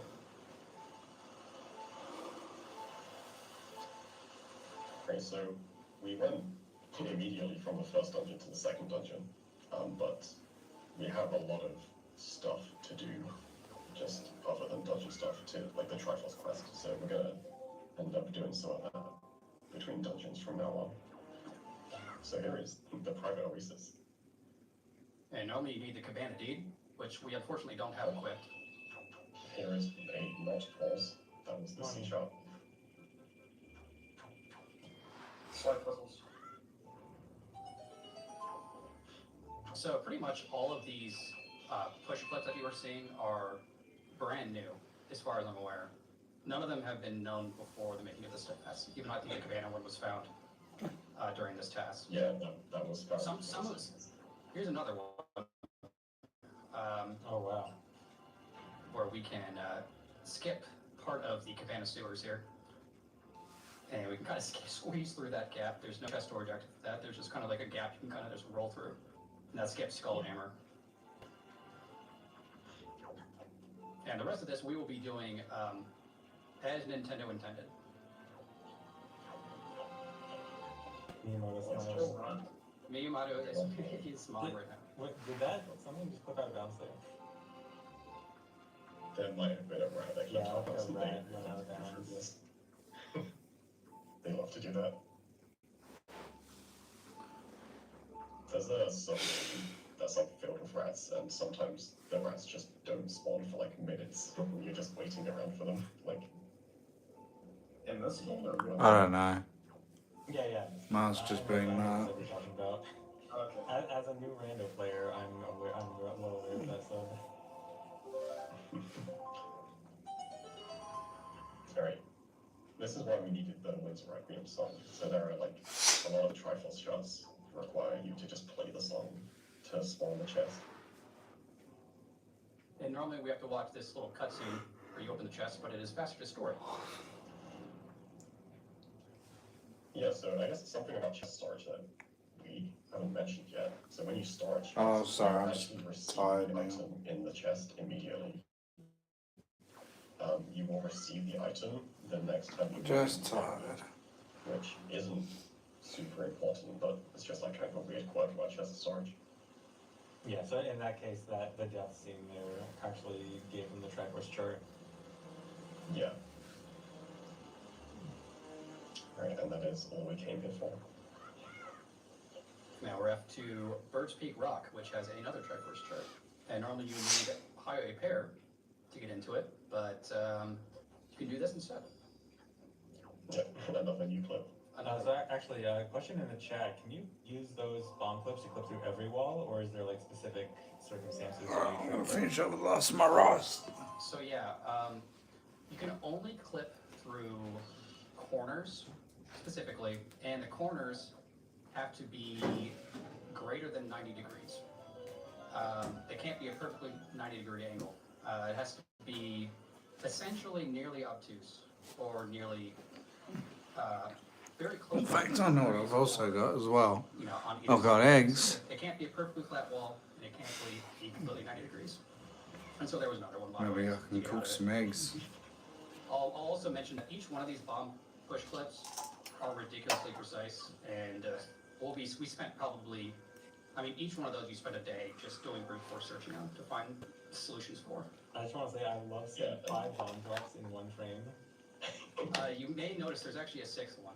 So Oh, we are out of bombs. And I did the math on this, by the way, just to share with you guys. We cut 10 blades of grass, and we got 6 drops from it.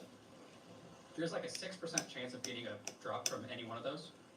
And so if your goal was to get as many drops as we just got there, you're looking at about a 1 in 100,000 chance of getting that. Nice. So, I love RNG manipulation. yeah. And because more than 100,000 people played this game, might have happened to someone. Oh, it surely did. Yeah, about RNG manipulation. We have a free cam in this game, which is basically like an RNG in a button. Like we just wiggle the camera around to get different RNG. Anyways, So, yeah, this is fun. I know people complain about rupee farming in this game, but it didn't really seem to be that much Yeah, of an issue. that was the most beautiful rupee farming I've seen. Yeah, I don't know why people complain about it in casual games. I mean, have they just tried that? So normally we can skip this. Yeah, it's a cool fight. We can normally skip this with Deca Leaf, but don't have it equipped. So this is our first time anyone has ever had to fight to this fight in a Wind Waker speedrunning community. So pretty much. Yeah, fun fact, Also, jump onto that chest, the game crashes. yes, yeah. That's Japanese version specific, right? Yeah. Is it? I think it is. Someone check for us real quick. Can It's someone hop on the English version and jump flash on the Go Ship chart real quick? Go Ship chest, let us know.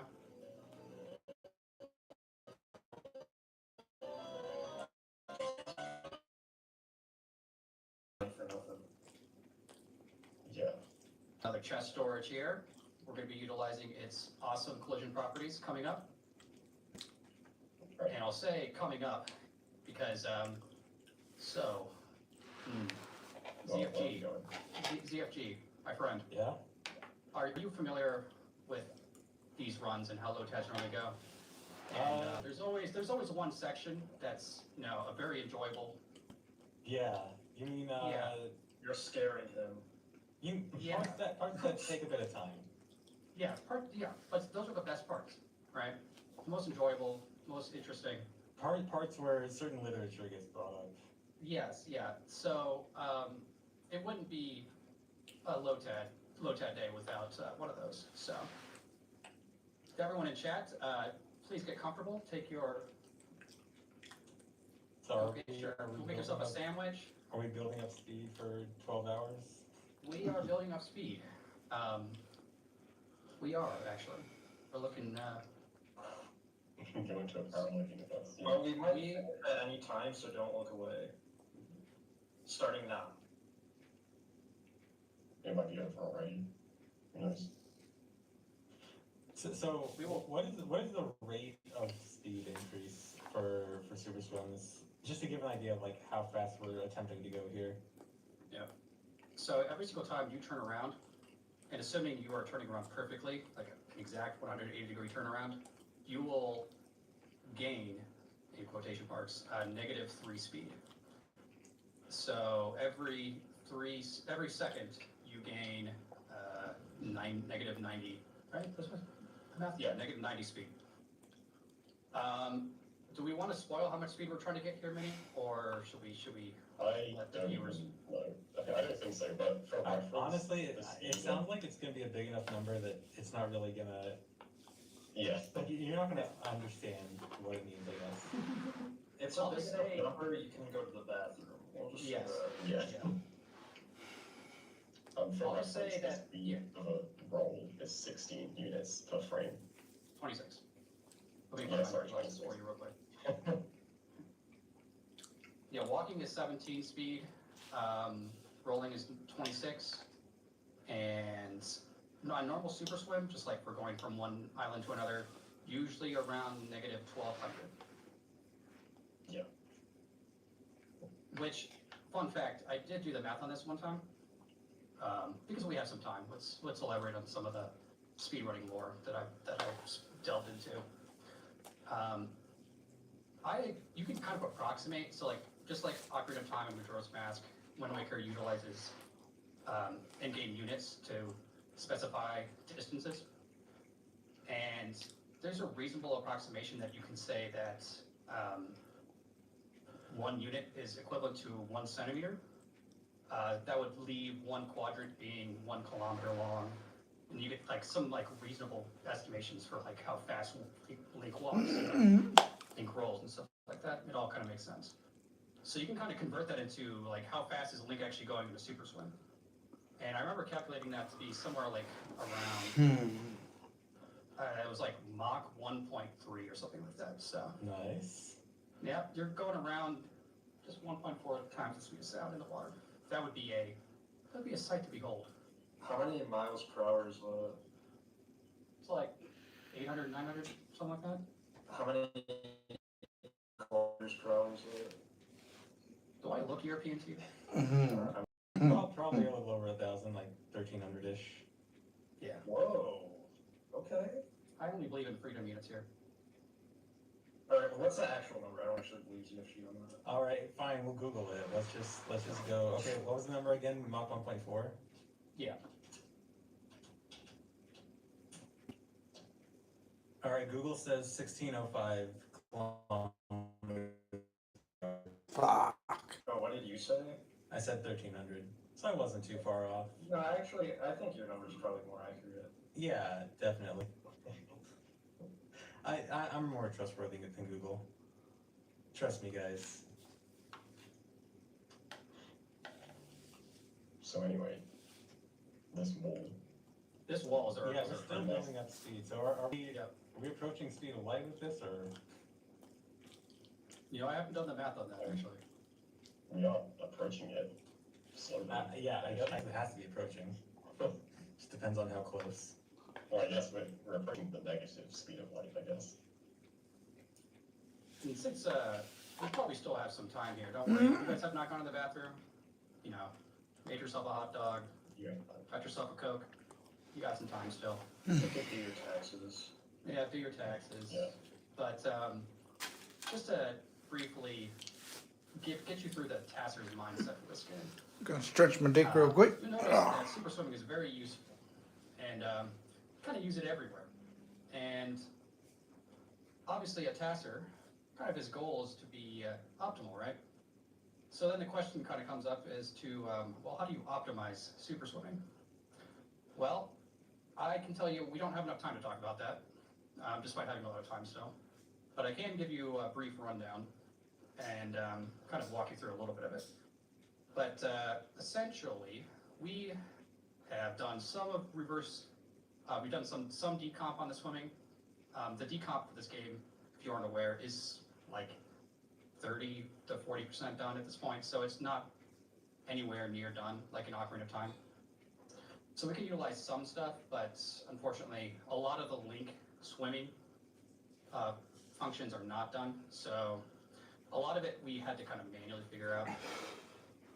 But yeah, so what we're doing is writing a bunch of software that brute force simulates super swims and then determines how long you should charge for all sorts of parameters that you need to know in order to actually make a super swim optimal. And even then, it's still an approximation. So there's really no way around it. Super swimming is very, very difficult to optimize. So if we have any math doctorates in the chat, hit us up. We'd love to talk to you. ZFG, that's your cue. I don't think it's like here actually.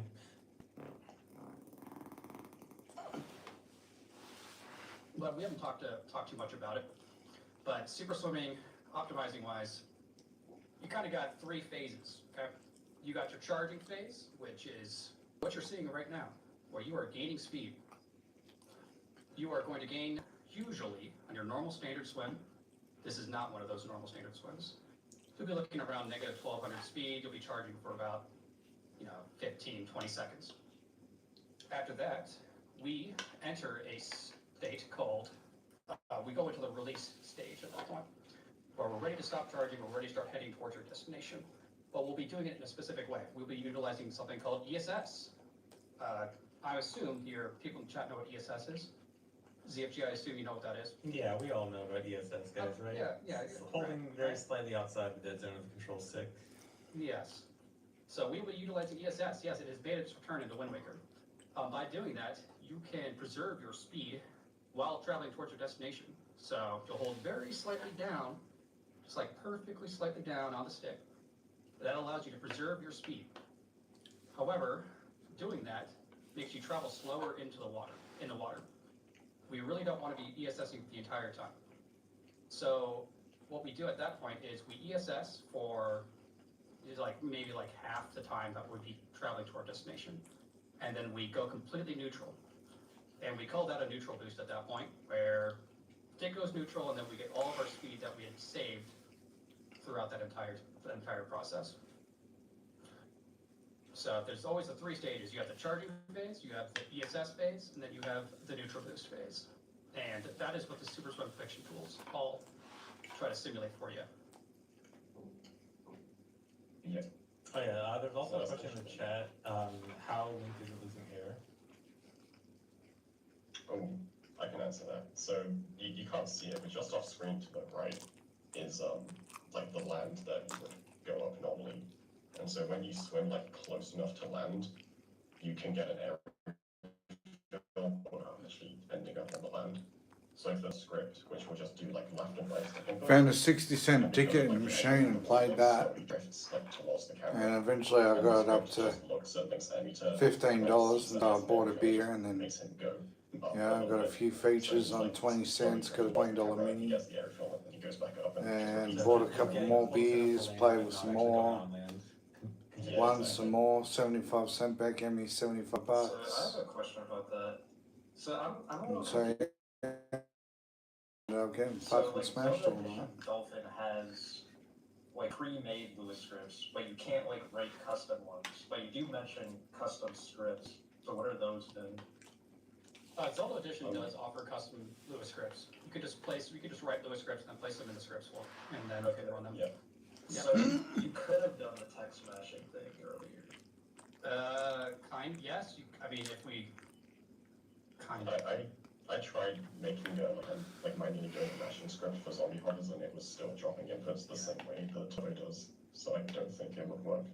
I think this particular version of this particular version of Dolphin loves to drop inputs for whatever reason. So. I have a question in the chat.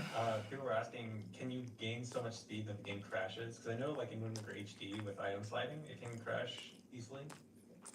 Is there like a speed limit? You know what? If someone wants to post a video of that happening, I would love to see that. I think in theory it would be possible, but we will not be seeing that today, thankfully. Otherwise, I would suggest TFG to pull out your sleep. So I assume if it does, it would just take way too long. Yeah. Because the Wind Waker HD one is like an exponential speed increase, right? While this one is just adding really linear. every frame. Yep. Yeah. Exactly. Next one. I think my video is like a few seconds behind. Can you guys tell me when it gets to 108, please? 108. Or that was 108.08. Yeah, I'll tell you when it gets to 108.20. Okay. Well, I'm a few weeks behind. Now. Or actually, wait. Oh no, you know what? I'm looking at the timer time, not the video time. Oh my god. Okay, no. The video time is weird because. Okay, I'm looking at the video playing in OBS and it doesn't update as well as it should. Okay, it's 108 on the video. Okay, 108.40. Oh my god, okay, close. Yeah, I wasn't. Okay. So 108.50 now? I think so. Yeah, then 109.10. When it's 109.10. Okay. Okay, I'm at 109 flat here.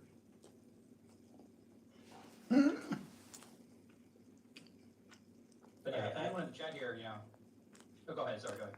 No, I was just gonna say, OBS, because I'm playing through OBS, the timer doesn't actually update well in OBS, so it's actually hard for me to tell the exact video time.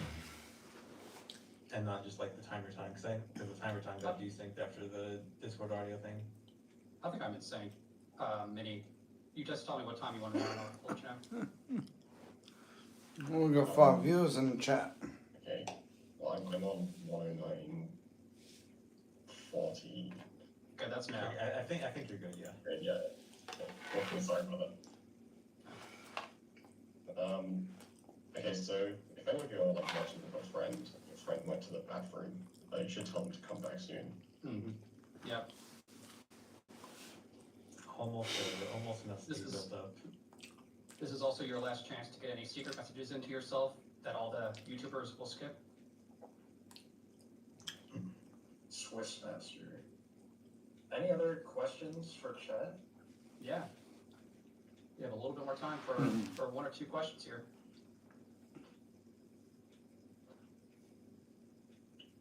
We have a question. I love ZFG. Oh, That's not a question. I saw in the chat earlier that C Midnight did confirm that the Ghost Ship or the Ghost Ship chest does crash on English. So impress all your friends. I could have sworn that like I had this one piece of obscure information from years ago and it was actually wrong. Never mind. Damn. They might have patched it on the randomizer. I'm pretty sure they did. Yeah. Why doesn't Link Okay. pop through the walls with so much speed? The collision detection in this game is actually surprisingly good.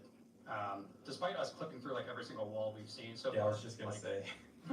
Although like, those are all like the- very specific cases, right? the reason, yes, those take, like I said before, we're spending an entire day brute force checking thousands of positions to try to get one clip for those. So, anyways, Oh. something's happening. Whoa, whoa, Oh, we're going up. whoa, whoa. Oh. So yes, welcome to Fire Mountain. We just kind of went through a volcano there. Nice. Okay. So was And, all that speed to travel that distance in one single frame? That is exactly what That I is was. exactly correct. And we'll talk more about that, but first, Fire Mountain's pretty cool. We actually lured some fire keys. The fire keys are going to be useful here coming up. There's a lot of RNG manipulation that happened here. This was like another day of scripting to get these guys to behave in the right way. You'll see for this reason, to cancel lifting up that stone. And also the very, very astute viewer will notice that that brake slide we just did into the portal looks strange. It seemed to be like slightly faster than the normal brake slide speed. Insanely astute viewer. Yes, like that seemed like, I'm sure some of you were like pushing their glasses and saying, that seemed about 3 speed faster than the normal brake slide. I wasn't Excuse astute me? enough, I'm sorry. Yes, well it was.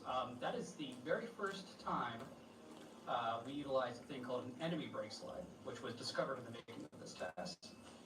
And the reason that is important is that it lets us utilize a brake slide and having full speed, pretty much full speed roll speed.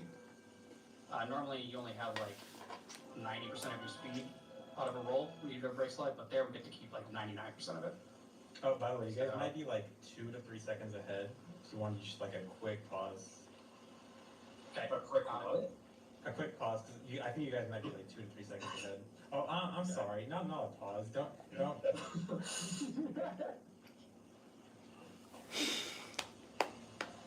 Right. So we gotta decipher here real quick. We'll get back to Fire Mountain stuff with the whole mega jump that we just did, but here we have to decipher some charts to get you big picture stuff. We have to decipher 2 at a time.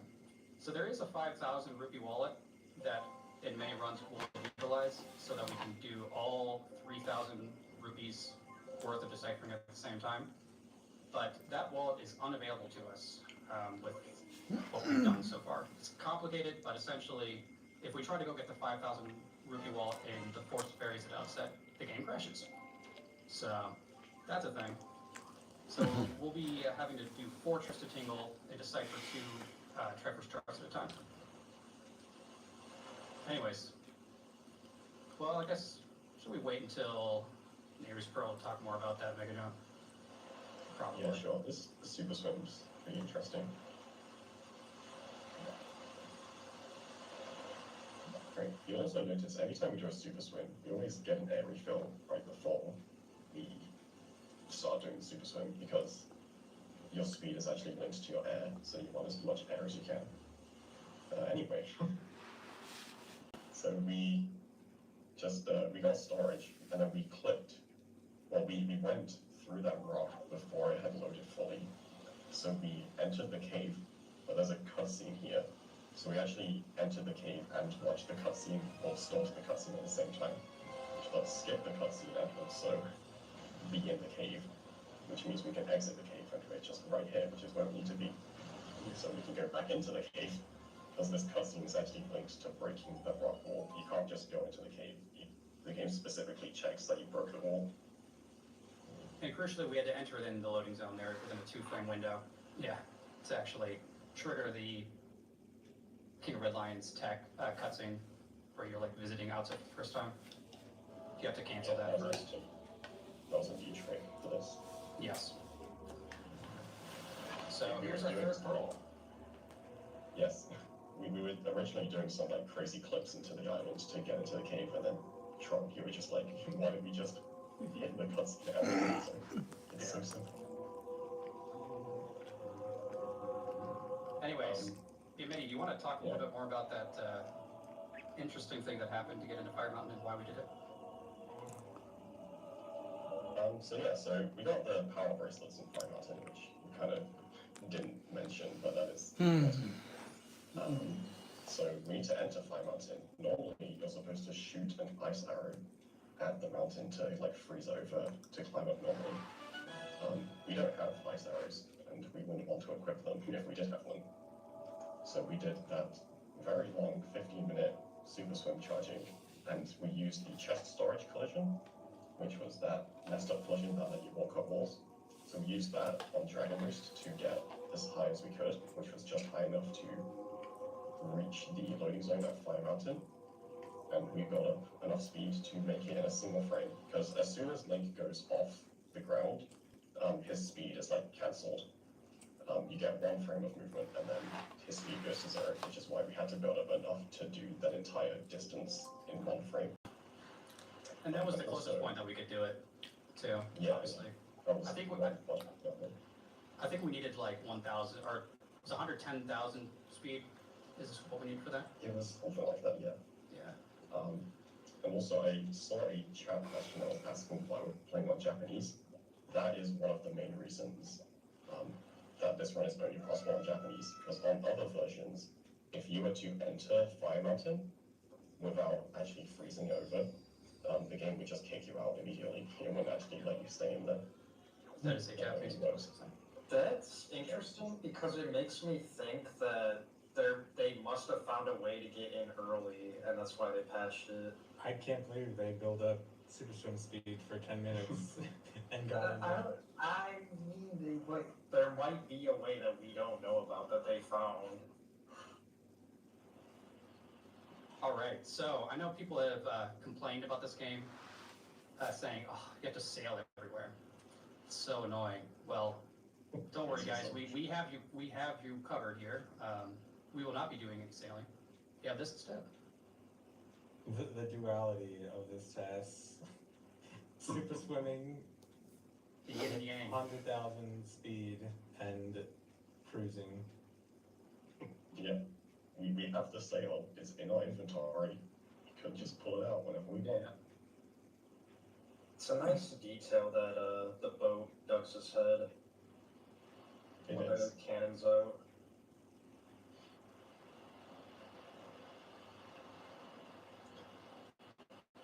And you'll notice when we, first of all, that super swim clip into that ice block was super cool. Minnie, you found that, didn't you? That was pretty Yeah. cool. Yeah. We need to do that to reload the area to get the King of Red Lions to spawn.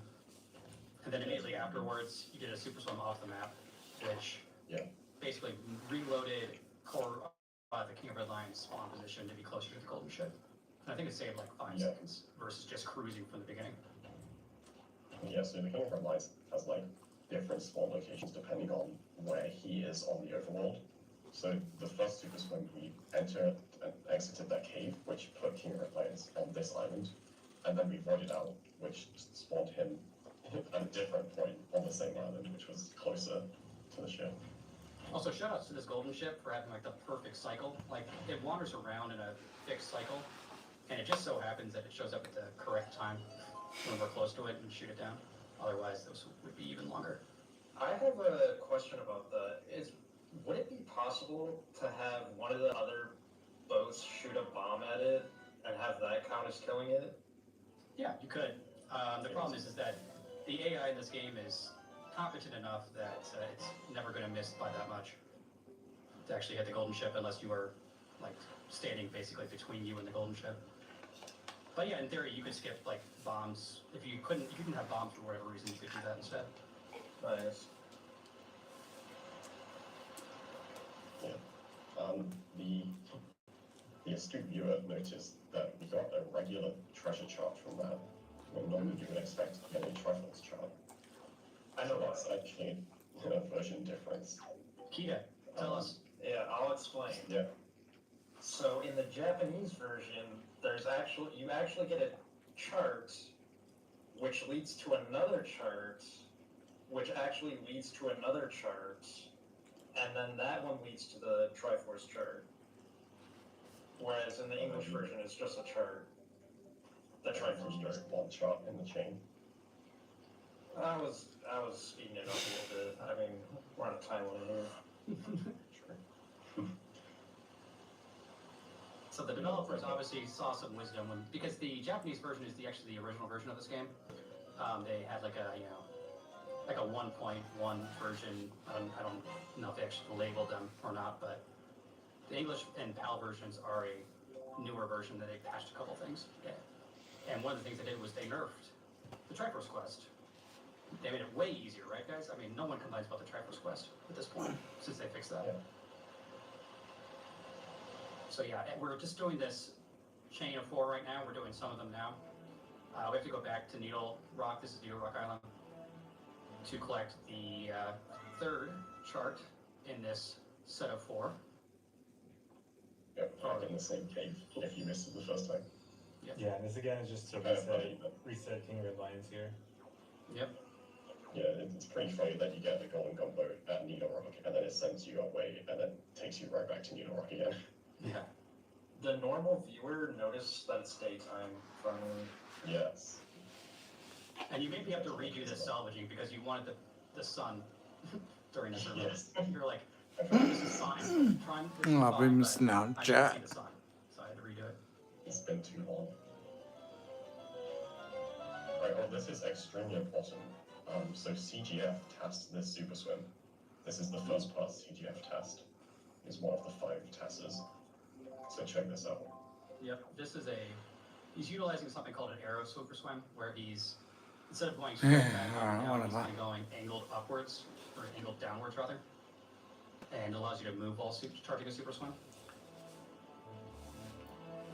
Right. And that was also the last thing CGF tests. Yes. Nice. Shout out to CGF.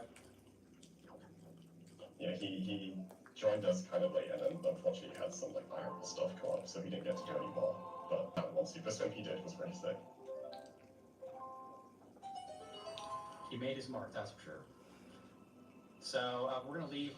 Again, we don't want to watch the chest cutscene here, so we're just gonna store that. Peace out. I have another Wind Waker question. Mm. So normally when you do that chest storage, the screen goes completely black, but for viewing purposes, it's like slightly visible. No, I haven't got the shits. You are 100% correct, Keto. Honestly, I'm just watching the video. Render, I modified the chest storage light values. Not ignoring you guys, don't worry. Just so we can see what's actually happening throughout them. Yeah, because otherwise it's completely pitch black, right? You can only see like Young's eyes.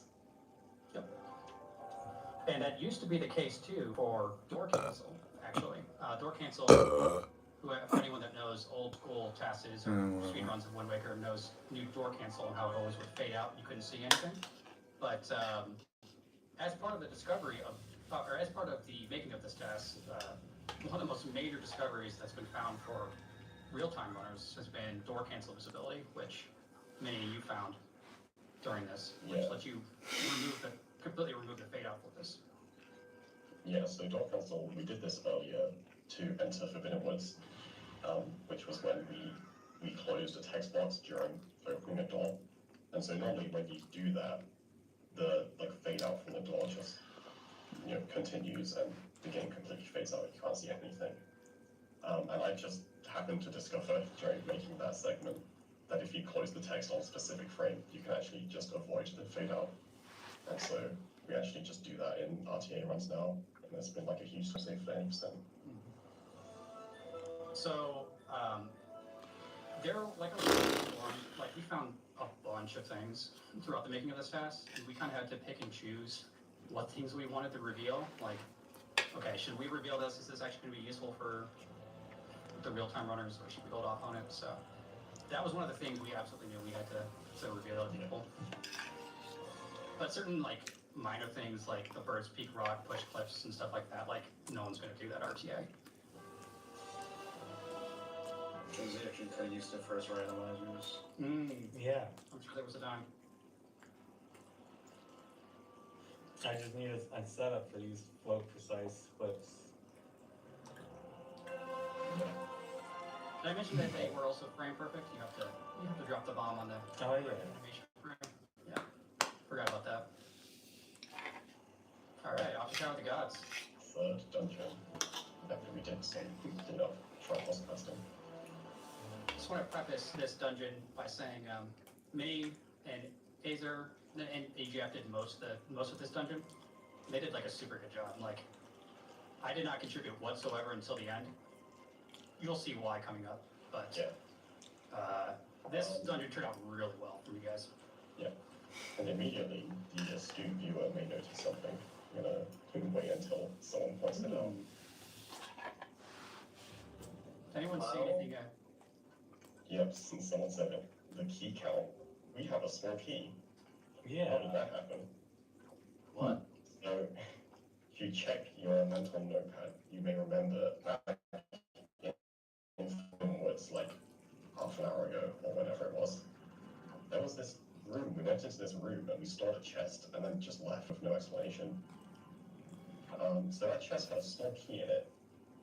And small keys have a really weird property where if you store them and then you go to the overworld, because there's no key count on the overworld, the game just like keeps remembering that you have a small key stored until the next time you enter a dungeon.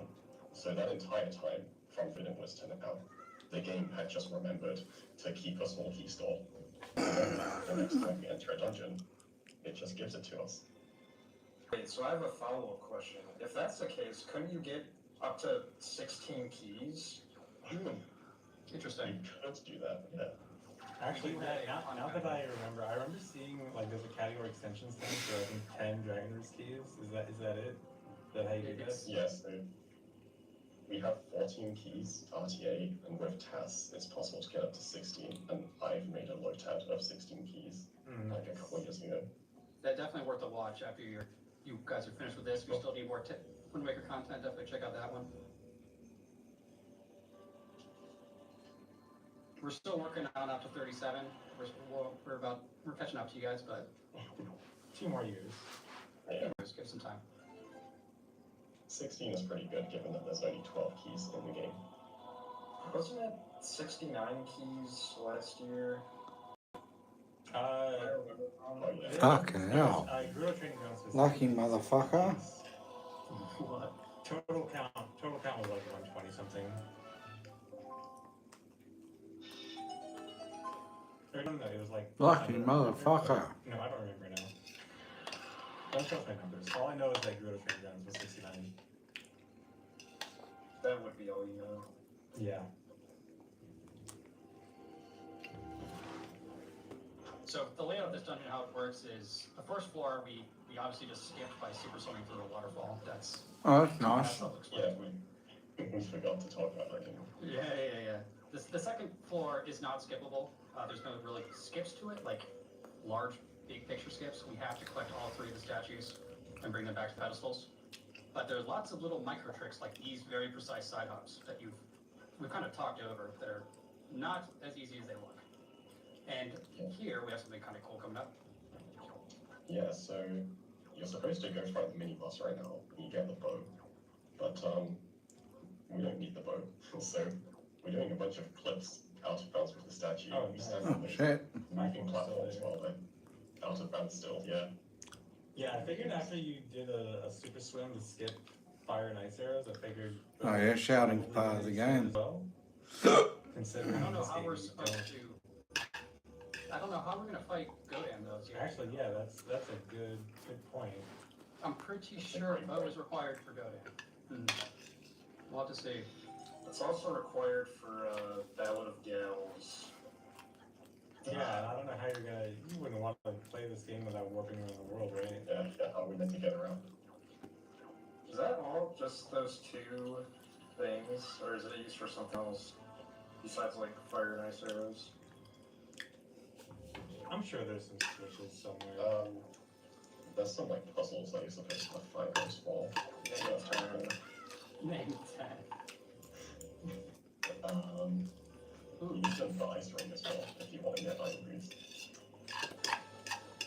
So here's one of the coolest skips coming up that got found for this. Yes. This Either way. took me like a day to do. I'll just let this play out first. This was extremely annoying. So, during the first discovered a new trick with the statues where if you pick up the statue on a certain frame of its hopping animation, it kind of stalls a jump. So the next time you let go of the statue, no matter how you let go of it, it will kind of jump forwards. So for example, there, I got hit by my bomb, which boosted Link onto the ledge, but because I also had the statue hop stall, the statue also jumped and barely made it onto the ledge as well. And having that set up was really awkward. You see, I had to throw 2 bombs onto the ceiling because they actually like weighed the scale. Fuck, I'm so full from that rice. Make the scale Holy times 2 much fuck. in one way. Was that? Must have eaten a fucking half kilo of fucking Yes, rice yes, just then. It was.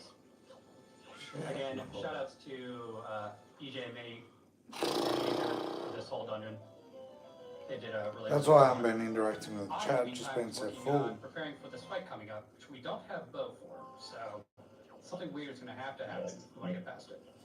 You'll be able to figure the trunk after you see the fighting. Yes, I had no time to help whatsoever. We had to come up with a plan for this. Some of the one drops. Actually, you did test. Well, where's the KFC then? I haven't got any money to afford KFC. Use a little bit of a bomb displacement again to get through the lasers here. I'm broke until Wednesday. Okay. So you made it to go down. We do not have bow. All we have are Wind Waker bombs and Sure, it's the very grappling fast. hook works. Yeah. So spoiler, a 5-second spoiler here. We get storage here, which is something new for this, which we'll be utilizing. But it is very fortunate that bombs actually deal damage to Godin. You have to toss them into his eyes to get him to actually deal damage. It's just barely possible, if you RNG manipulate this correctly, for his head to dip down low enough. You can toss bomb at the correct time and have it explode midair. So the first thing we're going to do is we can move around during this cutscene. So we can start chucking bombs at him mid-cutscene.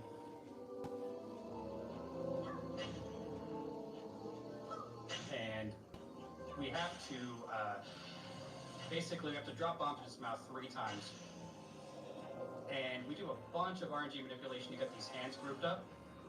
So just throw 1 bomb at him. And yeah, this was like 2 weeks of work. This was very, very difficult. So everything here is RNG is all scripted, all the movement here. Lots of RNG manipulation to grip the hands up like that. Yeah, just watching this, I can feel the pain it must have taken to test this. Yes. Just absolutely incredible. Completely drunk. Yeah, that was amazing. I did nothing. But actually, that looked like it might have been faster than using a bow also. Would it be? Vanilla-wise, like a glitchless, it's probably about the same. But with the storage strat, which you're going to see come into effect here, because it lets us enter the portal again faster, I think with bow, you could probably skip the first phase entirely during the cutscene, like as it's playing out. With bombs, you don't have enough time. I love being able to hit the warp early. That's so nice. Yeah. Yeah, I think. Oh yeah, this phase is always cool. The early grappling hook there. Oh, yeah. If you Nope, didn't no have bell grappling ringing. hook, would you be able to do anything about that, or is it required? That's one of the grappling hook requirements. Okay. Pretty Yeah, much one thing what you grapple for is like salvaging over and down the hill. That's pretty much it. Yeah, so grappling hook seems like one of the less likely items to be able to skip. Yeah. Yes. Yeah, unlike some other low pause challenges in other games, like Minnie was saying at the beginning of this, we can't utilize any like pause tricks or glitches to get cheap additional pauses or additional equips. So a lot of this, what makes this category so interesting is that I moved down from being a chef because I couldn't handle my fucking cunt ass fucking head chef. Like one or only you have to use a couple times, but are card required. And so, in a lot of ways, we're kind of working off Fuck. of those 2 slots. Now I've most got of the shit time now. I'll be back soon, guys. in this kind of category. So Just gotta, that's kind of where lay the some challenge cable. part of this comes into play. Is we kind of have this grappling hook, which is actually going to have some pretty cool uses coming up, but primarily just because we're forced to have it equipped regardless. It's mostly dead weight otherwise. I like the idea that you said that's where the challenge part comes in, as if like the craziest stuff hasn't been happening the whole time. Yeah. Well, that was all easy. It's because we had to use grappling hook on the bell that this is challenging. that was the hardest part.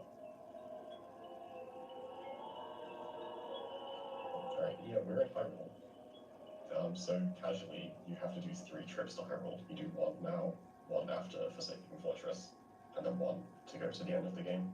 And these are all required. Because there's no barrier skip. To break the barrier, there's like basically just a huge string of story flag requirements. Yes. This isn't like Ocarina of Time.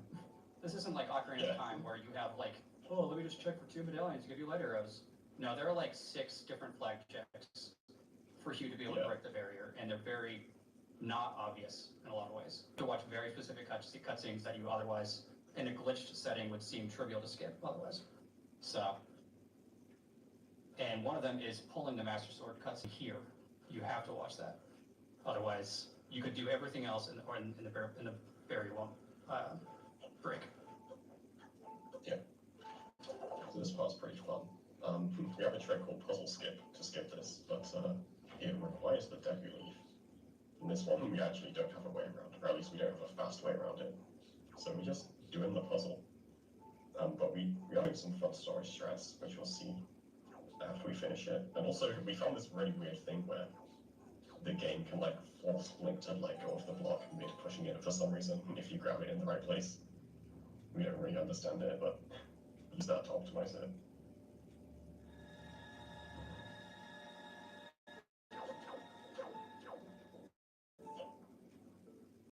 Small story strats that Taz can do. Like, these would never be things you would do in RTA just because they save like 1 to 2 seconds. And the general philosophy with real-time speedrunning in this game is that you ask yourself, okay, I can do storage here and it skips a cutscene, but this is also frame perfect, so I kind of want to be able to do 2 attempts of this. Otherwise, like, why am I doing this? So a lot of these only save time if you get it first try, which eliminates any time save for pulling soft RTA.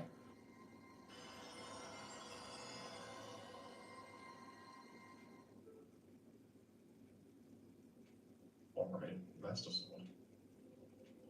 Double damage, faster enemy fights. Exciting. Exciting. The Master Sword is also going to be really useful for combat, not because it does damage, well, it does double damage, which helps, but another reason is that we can actually auto-detonate bombs without getting hit by them. So if you're very precise and you stand far enough away from a bomb, you can slash at it and have it detonate without getting blown up by it. No, so the hitbox is actually bigger. It's actually bigger than the radius of the bomb itself. Yes. So why that's useful is that bombs do the same amount of damage as a quick spin, as 4 damage essentially. So Master Sword, quick spin, or jump slash does 4 damage. Bombs also deal 4 damage. But bombs don't incur any hit lag. So we can utilize killing enemies with bombs instead of quick spins to save that hit lag frames. They save like 6 frames each. Yeah, combat gets pretty weird to optimize later on. Yeah. Now we have quarter health again. Yes. I wonder what is going to be used here. Yeah, so this would be a great time to show off all that combat stuff we just talked about. You're supposed to kill all these enemies to get the Master Sword, but apparently we're doing something else. It sounds like he's giggling.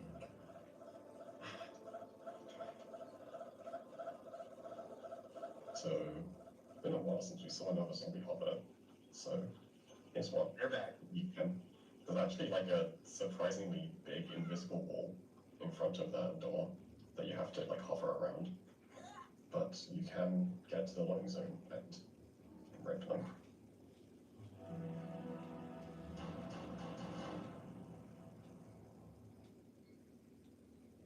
And we could have fought all the enemies, but it's just faster to do this.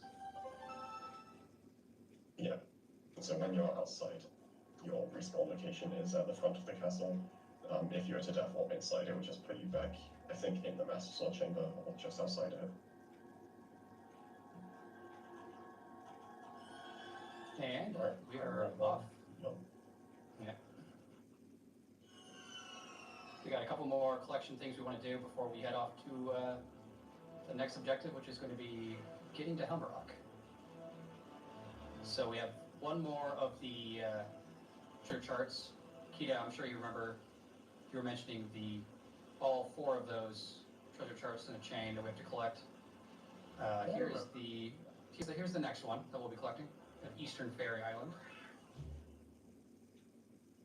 This is also a good time to talk about salvaging. Salvaging is RNG, because of course it is.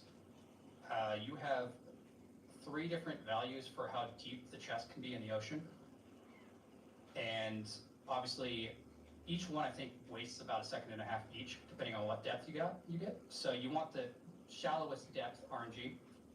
And then also how long the chest takes to get salvaged after you connect with it is also RNG. So you're going to be seeing some like weird camera movement happening while we're cruising to the chest. And that's because we are running a salvaging Lua script that essentially cruises to the spot and performs random C-stick movements to manipulate RNG, do the salvage, and then check to see how fast you got it. And then you run that 10,000 times and find which one ended up being the fastest. Sounds fun. Wait a day, let it salvage 10,000 times, come back, and it can like save you like 15, like almost 1 second each if you get a really good fast one. So we need more rupees. Again, I don't see the problem with rupees in this game, but we should talk a little bit about how this works, yeah? Yeah, so this is like surprisingly really fast. So around this island there are a bunch of these pots which have blue rupees in, and you're supposed to like use the boomerang to break the pots, but you can just super swim into them and collect the rupee. And Aza was the one who like first like thought about using this for rupee farming, and it was like a fun idea, and then he tasked it and was like, wait, this is actually crazy fast. It's like way faster than other rupee farming. That's actually super satisfying too. It's a very nice method. So the rupees, is the rupees like it's not an actual physical rupee, it's like you get the rupees by passing through a certain space, is that it? Yeah, there's an invisible trigger around those barrels that if you get within it, there's actually 2 triggers that you can actually get double rupee glitch. You can get like, they count for 2, but anyways. So could you also continuously pick up those rupees like in the boat with boomerang normally? Or are you like skipping hitting a trigger that makes the rupees not be given to you again? I think if you break the pot, you can't get them again. Okay, and the normal way you're supposed to do it is to break the pot? Yeah, I might be wrong about that. I'm not sure. Anyway, try that. That was a lot that just happened there. All of a sudden, we are in Helmrock's chamber here. So yeah, we had chest storage from Crescent Moon after we did the farming of the rupees, and we super swam to Forsaken Fortress, and we did a glitch called a weird clip. And I think there are people here that know Ocarina of Time and Majora's Mask, I would assume, and they'd be familiar with what a weird shot is. We have lovingly called this technique based off of that. I don't know if it's anything similar to it whatsoever, because quite frankly, I don't know how it works, but it's essentially a way for Link to like get teleported way below the ocean, like way below the floor, and like end up popping up right into the next area. I don't know, it's so weird. But we could use that to clip through a wall, and then we can use the chest doors collision to climb all the way up top. So yeah, it's really weird. I don't get it either, but it's something like if you're like on a slope with high speed, the game like messes up it's calculation for where you should be on the next frame, and so if there's ground there, you can just kind of go through the wall.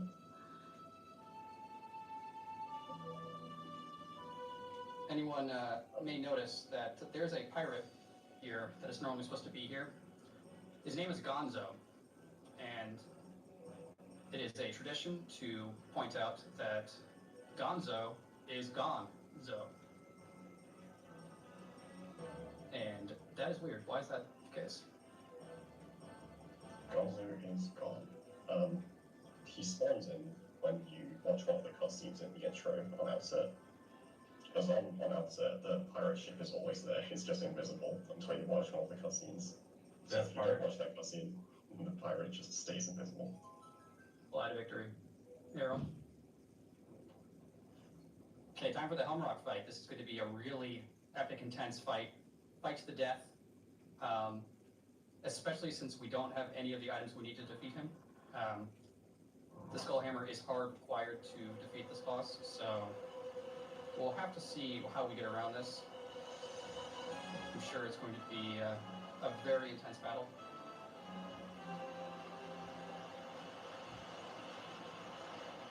This is where delivery bag comes into play. It does. The equip finally to Mama's letter or whatever.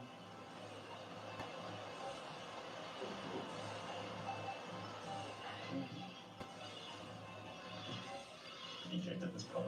EJ did a good job on the super swim here. Yep. And we can kind of get Helmrock to clip us out of bounds by climbing up in that spot. And here's going to be the first instance, guys, so we can clip around the spikes here. Here's an instance of an enemy brake slide, which lets us preserve full speed roll in a brake slide and lets us turn while moving. And again, brake sliding lets us go faster up slopes. And that ended up saving, I think that's 2 seconds faster than just rolling up the slope normally. Yeah, That's how crazy brake slides are. That's how crazy the kind of brake slide is. Yeah, because when you roll up a slope, normally the game, like, it takes away a bunch of your speed. But because a brake slide has negative speed, it applies it as if you're going down a slope instead. So the negative speed lets you basically keep your full speed. And then that, along with the enemy brake slide giving you full roll speed, you just travel up the slope with full roll speed, basically. We didn't really talk too much about how to do a brake slide, and mostly because that's not relevant to you. It's very kind of difficult to do RTA. But if you feel like trying it yourself, go for it. Be my guest. To do it, you need to, ideally you should do it out of a roll, just so you get 26 speed, the maximum possible speed you can get, normally at least. And then you hold target, and on the very first frame that your roll animation ends, you hold fully straight down, so all the way down on the stick, while holding target. Then the next frame, you release target, and then you hold ESS down. And then you hold ESS down to hold that speed the entire time. It's pretty annoying. Yeah, I have a Wind Waker question. Fire away. So there's a lot of normal viewers in the chat right now that notice Link's outfit changed. Ooh, that's a great point. So, yeah, we never got the green clothes, the classic Link clothes. You're supposed to get those during the intro of the game. But yeah, obviously we skipped a bunch of the intro. For some reason, this cutscene, and only this cutscene, will give you the clothes for the cutscene and then take them away again after. This game has a lot of cutscenes that just give you items, interestingly. So like this cutscene, if you didn't have the Master Sword already, it would just give you the Master Sword. And actually it gave us the hero shield. We didn't have a shield before this, and now we have a shield. And we actually, like, it's in our inventory after this cutscene, we will have a shield for the rest of the run. But we won't have the clothes. For some reason, the clothes, it gives it to us and then takes it away again. And I don't know, it's weird. So we do have a shield now, but we don't get to keep the clothes. Yeah, so if you notice the clothes, you're normal. If you notice the shield, you're astute. Know the difference. Exactly.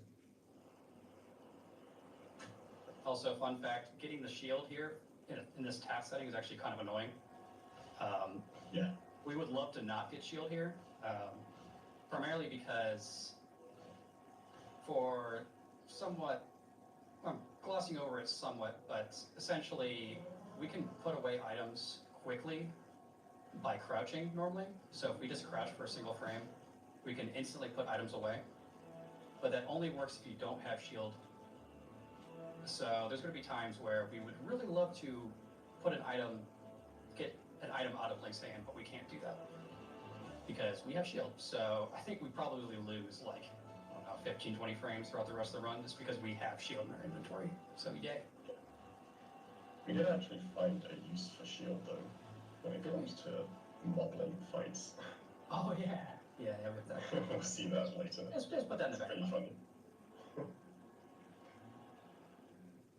Actually, wait, I have another question.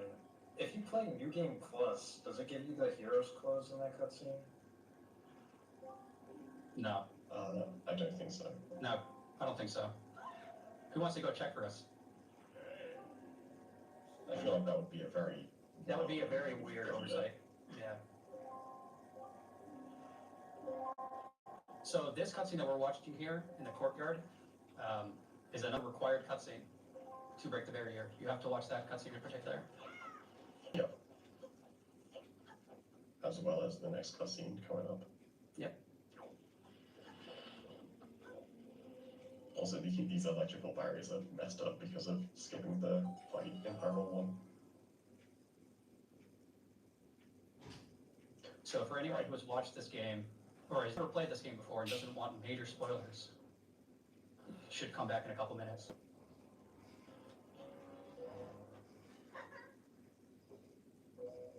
There's going to be some major lore bombs coming up. It's fine, I can't read. I'm back. Sorry about that, guys. Fine, everyone knows by now that Sheik is Zelda. Wait one. Zelda. Oh, I'm sorry, did I spoil?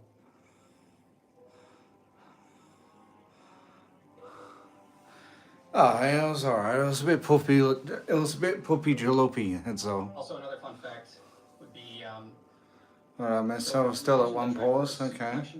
Quest, and we have to collect those 4 additional. How much longer we got left? Oh, about halfway through. To the Japanese version of the game. Oh, yeah. Now that seems like really stupid and would waste a bunch of time compared to later versions that skip all of that. And you'd be correct. We Japanese just like Motherfucker, fuck off, 3 minutes or cunt. something like that. To having to collect those, maybe even 5 minutes. Let's go 5 minutes on it. I don't remember. But anyways, despite that taking 5 minutes of additional treasure chart collecting, the Japanese version Most compared to English definitely. is still like 15 minutes faster. We're gonna. It's absurd. The text. Tomorrow we're gonna go to the Once you're gym. used to Japanese, coming back That's to what we're English gonna is a try and deep do. experience for how much slower the text goes.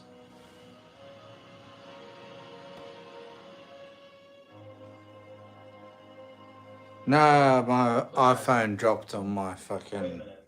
It's the thing and scared me. No, I didn't tell Dave to get fucked. Why would I tell Dave to get fucked? Because I'll probably tell you to get fucked more than fucking Dave. This is my least favorite part of the entire game. I hate that Petra, the best character, just got deleted, like, including her personality. Yeah, that sucks. She comes back at the end Still got vibes. during the credits.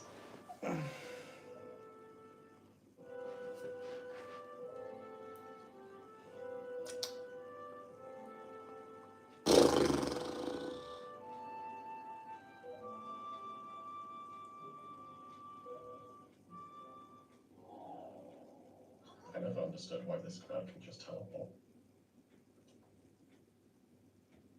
Make it turn into a bow, so, I mean, I it's not guess. that big a deal. And he teleported earlier, you did that super swim, and then the boat beat you there. That is true, yeah. The astute viewer noticed that. I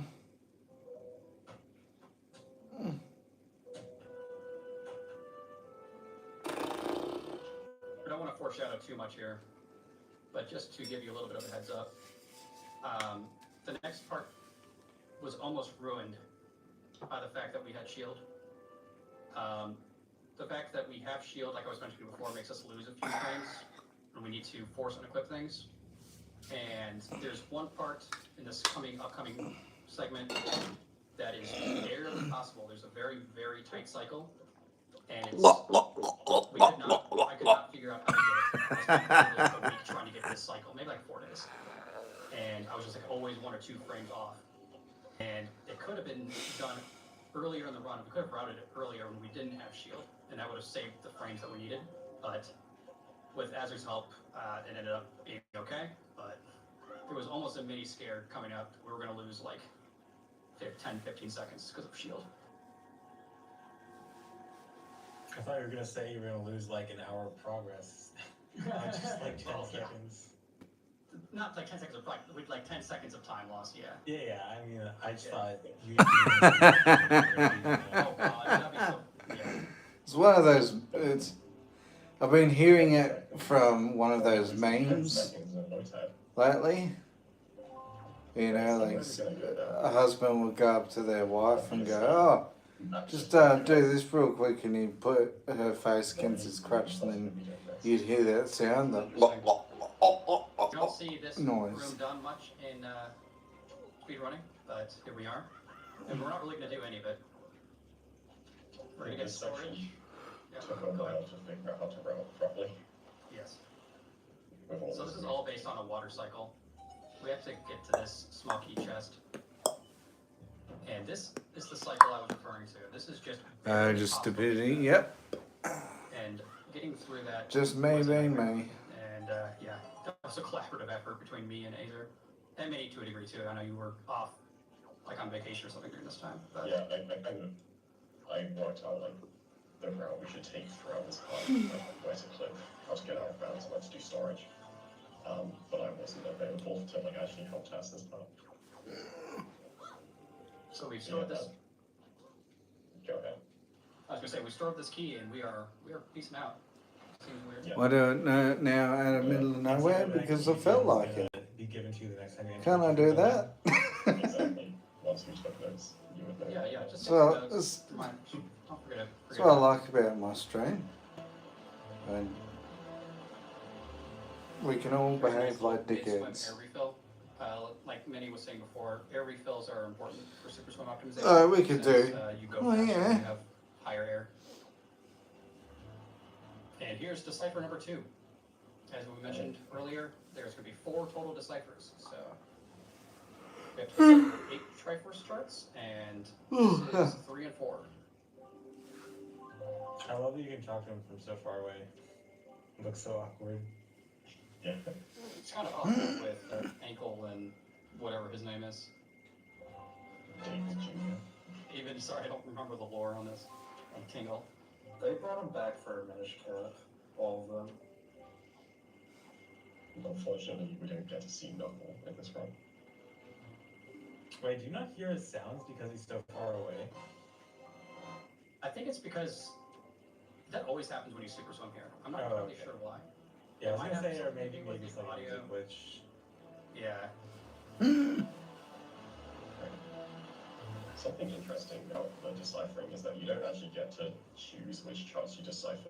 He just does like the first ones, like in the labeling that you have. So we actually have to like take that into account when we're routing things, because we don't get to choose which ones we get. We just have to know which ones we have. Yeah. Each Triforce chart has its own specified number in the list. So it's ordered. Anyways, this is Stone Watcher. To get the Triforce chart in here, there are 4 chambers where we have to defeat all the enemies. And then once you defeat all 4 enemies, Dark Nuts will spawn. And you kill those to get access to the Triforce chamber. So you're going to see a lot of combat in these for these areas here. So pretty cool. And you'll notice we're pulling bombs through doors. These end up skipping an animation where Link looks behind him to see like the door lock behind him. It saves like a second and a half or so. And so a lot of this is like, yeah, that fight was cool. So we just did a bunch of RNG manipulation to basically get these particular Wizrogues to spawn all together. There are like 9 or 10 different locations they can all spawn. And so that was a bunch of RNG manipulation to get them all combined together. Nice. Yeah, I think that was like a block. 150 or something chance Yeah. to get them where we wanted. This is one of my favorite strats in the whole task. Fucking hell. Love that one. Yeah. And the Dark Nuts, how you kill Dark Nuts, especially when you don't have ice arrows, is kind of complicated. Oh, his ma pissed out of his brains, is he? No wonder why he's talking shit. Now, for anyone that has played this game casually, will That's like alright. nowhere near enough damage. And you'd be correct. That seems off. And that's because Dark Nuts are kind of bugged.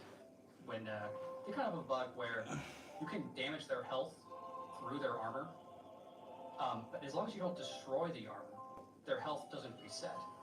The moment that you destroy their armor, they have like 10 health in their armor. It resets.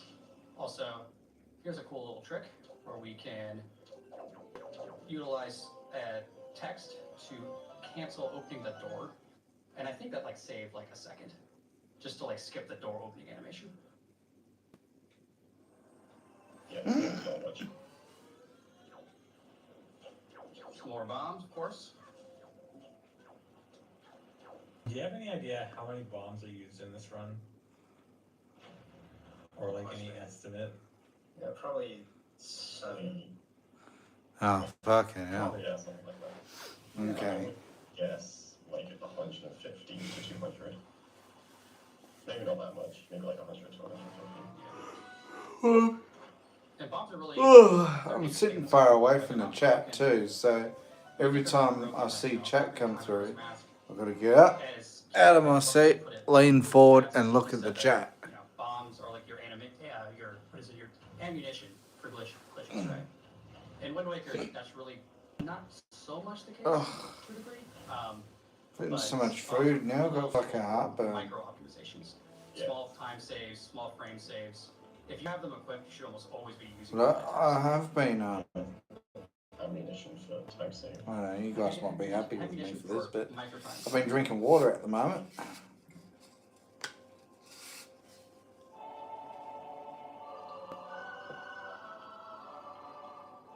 Alright, so there, that super swim skipped picking up the stone in front of the dungeon here, right? Although, I guess you have power bracelets anyway, so it wouldn't have been too big of a deal.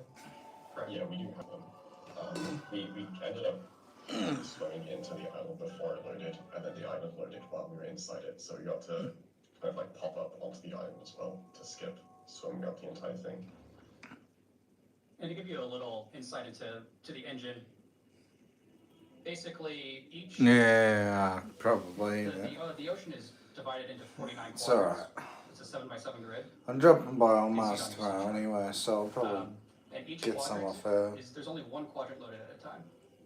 So as you transition from one quadrant to another, Okay. the collision Anything else to eat in the house? I'm fucking still starving. So obviously with enough speed, you can get there before it fully loads. See what and else have there time is to move eat. around you, which is how that works. Oh.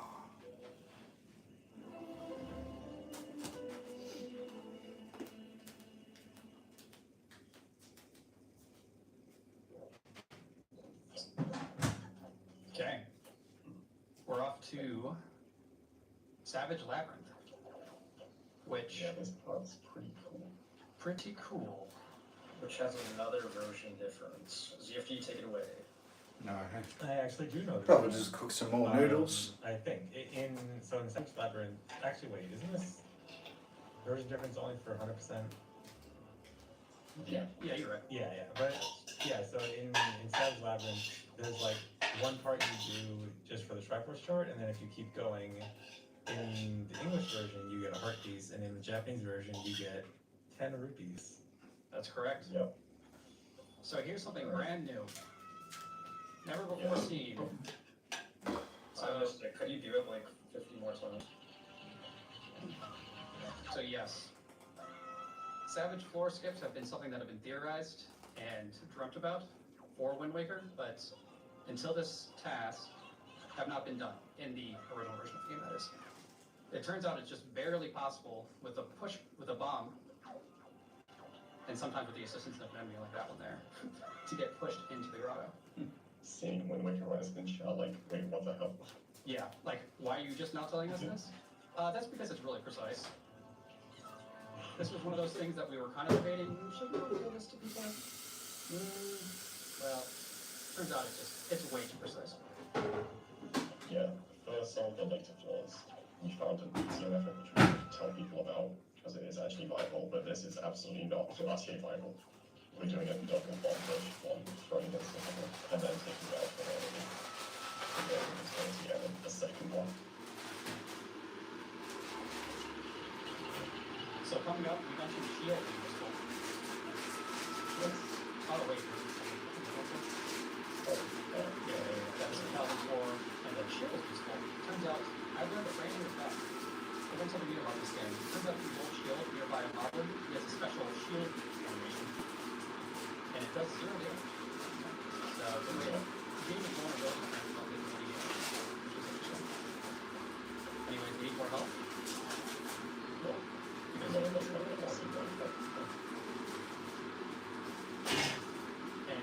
we got one more skip here, and then we can actually see something we haven't seen yet. This is strategizing combat.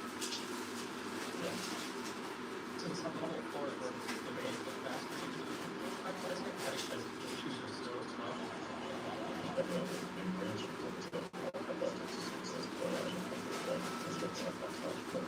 Hold on, audio again. Alright, sorry guys, gotta fix Discord audio. I don't know why this happened. I just have to reset Discord. Looks like the time. Okay. Is gonna be good now. Can you guys talk for a second? Chad, what are you doing? Yeah, okay, before we start, okay. And actually, any task is last one, and then we can start Discord. Alright, so I think it's happening like every hour, so it'll probably happen at least one more time.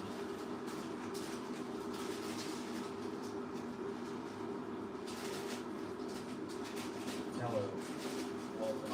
Okay, now Chad, is it fine? Okay, now it's good. Okay, I was just saying, it looks like this is happening every hour, so this might happen like one more time. Okay, time is 2:07. On the video. 2:07:25. On the video. 7. 25. 20. Okay.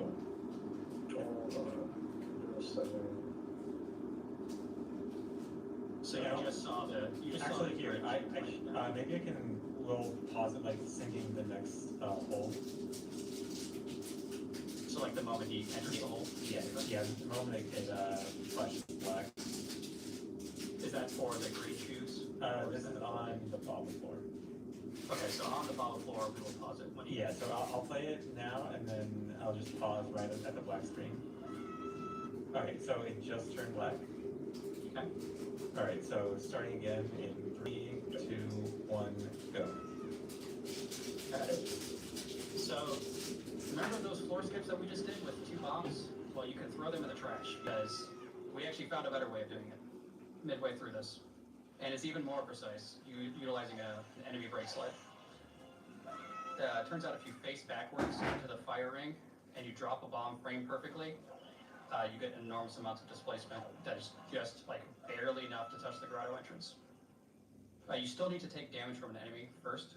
So basically, from now on, these floor skips are going to be wait to get hit by an enemy, roll, do a frame perfect enemy brake slide, pull a bomb out, drop a frame perfect. Here we are, back. And you can barely touch the fire ring. So no, not RTA viable. So. And you also need a pretty precise position as well, don't you? Because yes, like you can't just like in one frame. Exactly. You can't just brush against the fire ring and then drop the bomb frame perfectly. You have to be in the process of nearly touching the fire ring before you drop it. Yeah. So these are floors 20 through 30. Go for it, Minnie. Yeah, these ones actually are the floors that we have skips for already, but they require the hookshot only. But instead, we can use the torches in a different way to kind of push Link towards the hole where we use one bomb. And you can still do the brake slide one into these ones, which will be faster, and we'll see a few of those. But these floors just happen to have enemies that only do knockback damage, which isn't good for doing the brake slide floor skips. So yeah, there just aren't enough invulnerability frames to get knocked down. Yeah.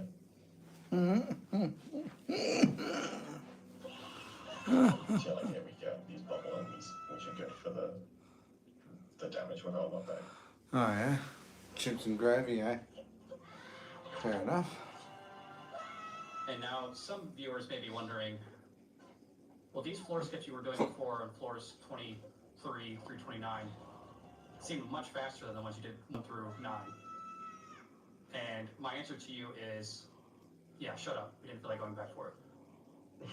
I like that this viewer knows floor 23 through 29, that they're counting. Although, knowing ZFG's chat, they are counting, so carry on. They know. They know that this is the last floor. You guys all know your exact Savage Labyrinth floors, right? Yep. So there's a bunch of rupees at the bottom of Savage Labyrinth. Fun fact on the English version, there's actually another rupee pot. Another change that they made is they kind of buffed the amount of rupees throughout all of these Triforce areas.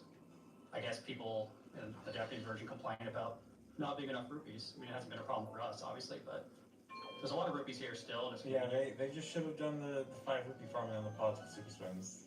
You know what? Yeah. That's what I should have posted on my those ancient forums back in the day, to just do that instead. Yeah. But instead, we can get chest storage and kind of void out here to reload the room to collect these rupees over and over again. Yeah, this is one of the like classic rupee farming spots for speedruns.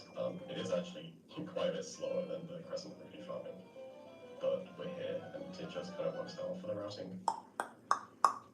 Alright, coming up, this is probably my favorite section of the run. Yeah, good luck explaining this.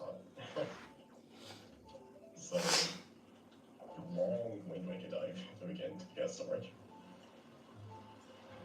Okay, so we're storing King of Red Light's text because we're going to get door cancel on this door up here. And we want to store this guy's text as well. So, I mentioned before, if you store a text box to get the text on screen, when you close the text, it gives you back storage. But with just like a regular NPC's text box, it doesn't actually give you storage straight away.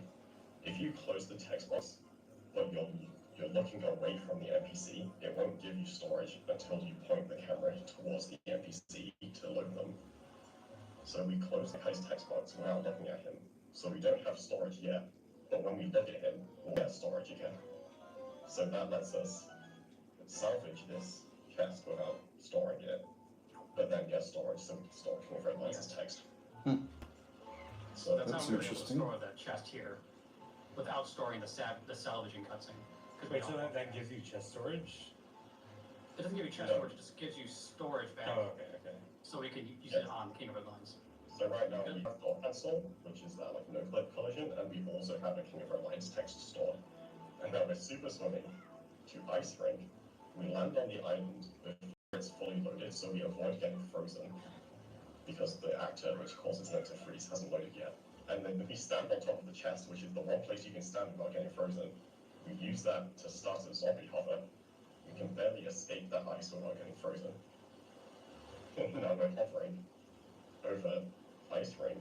Yeah, anywhere we touch it, it freezes. Yes. We can land on a tiny bit of the wall here. We've also pulled a bomb. We close the text. The bomb force pushes us, which activates fake death, which is the same trick we did in Forbidden Woods. And we can hover and hit the load zone. The would you like to continue text comes up, which refills our health. And that is how you enter Ice Ring. Nice. Wow. There's a lot going on there.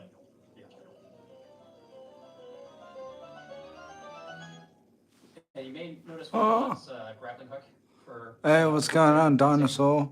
another brand new break I'm slide. Australian, nice. That's good. I can break slide, really.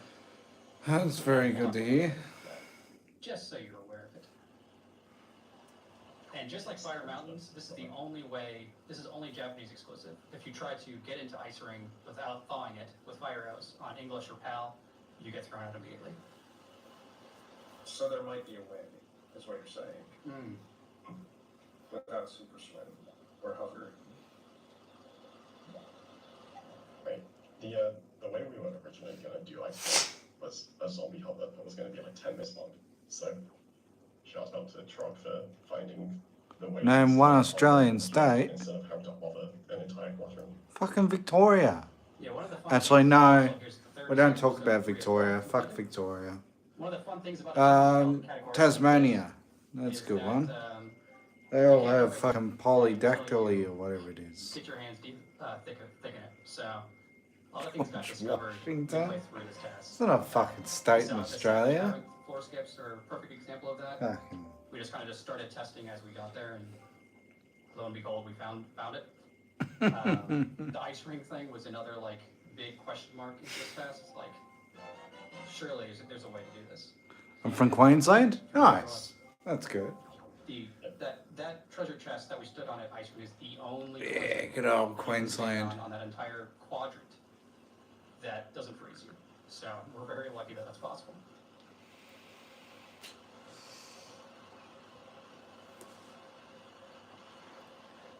Be back in a sec. Okay, we're off to our next destination. So similar to Headstone Island, where we got Earth God's Lyric, we can get through this island before it fully loads.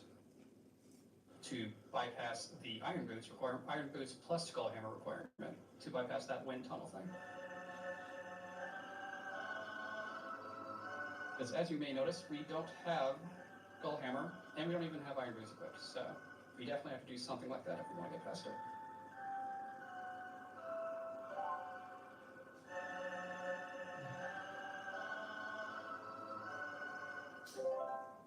Right. To give you guys, yeah, go ahead. This is the song you need to get in the car. We also got the one from Bentley. Yes, that's what I was going to say.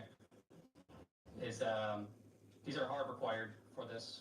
There's no way to get through the dungeons of Earth Temple and Wind Temple in this particular setting without these songs.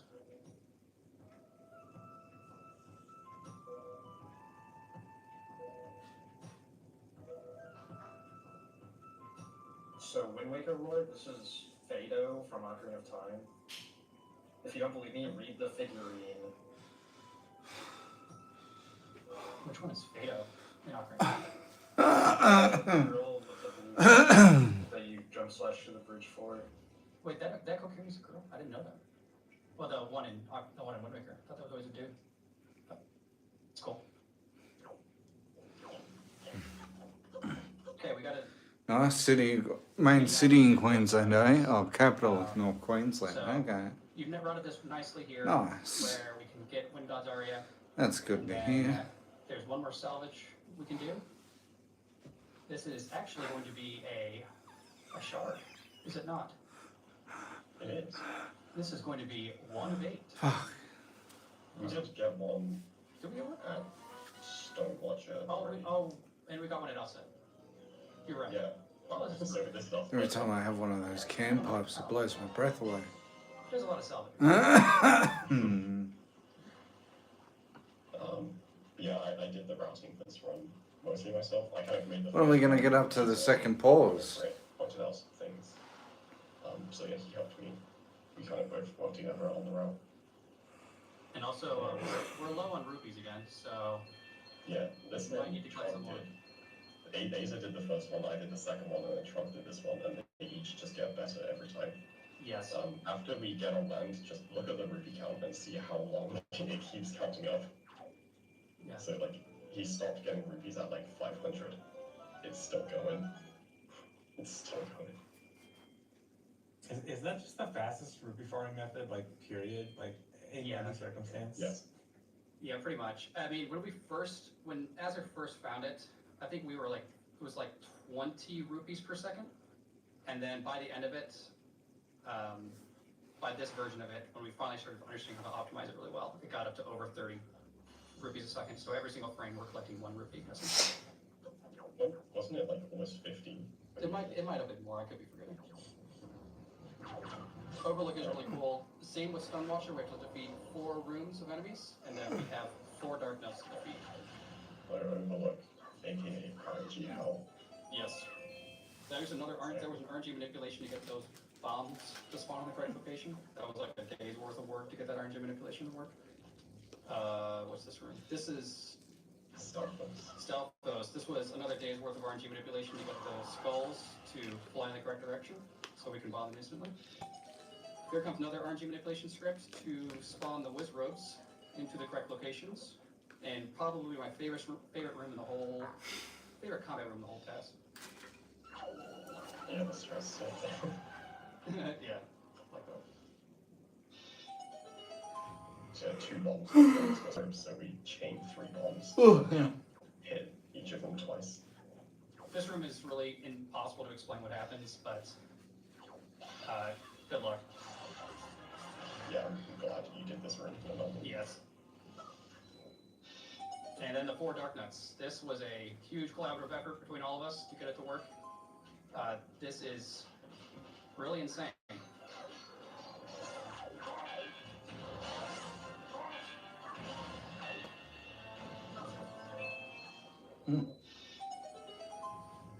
Yeah, getting those Dark Nuts to behave is a nightmare, to say the least. And then we're utilizing bombs, as you can see, to do the final hit, and that skips the lag frames, rather than using like a quick or a spin attack, or a jump slash, and that saves like 6 frames, like I said before. I'm looking forward to the day that they make a 100% TAS. And we're off. Great.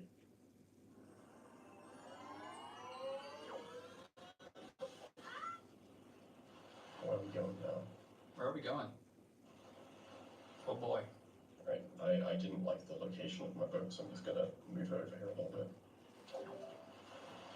There you go, that's better.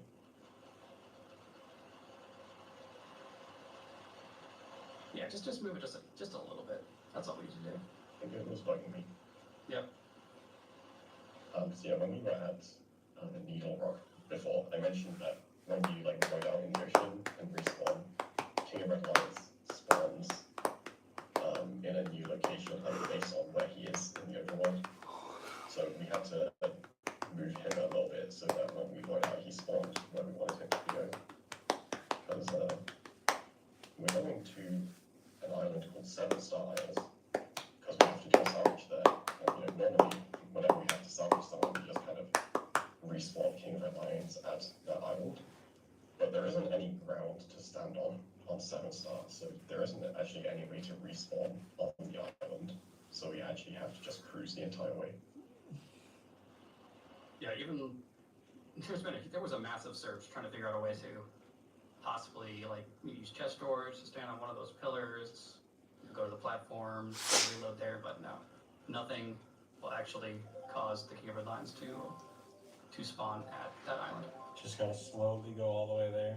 Oh yeah.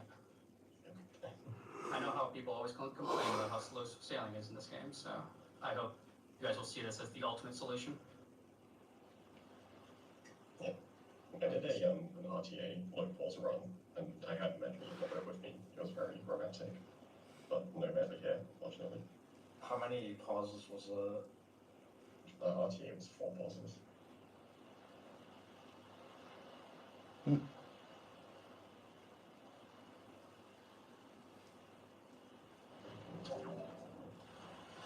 Another seemingly arbitrary spot to hop out of the boat.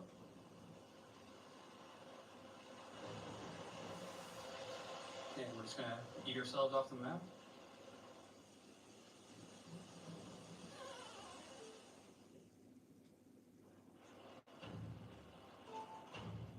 And he's just slightly move Coral slightly closer.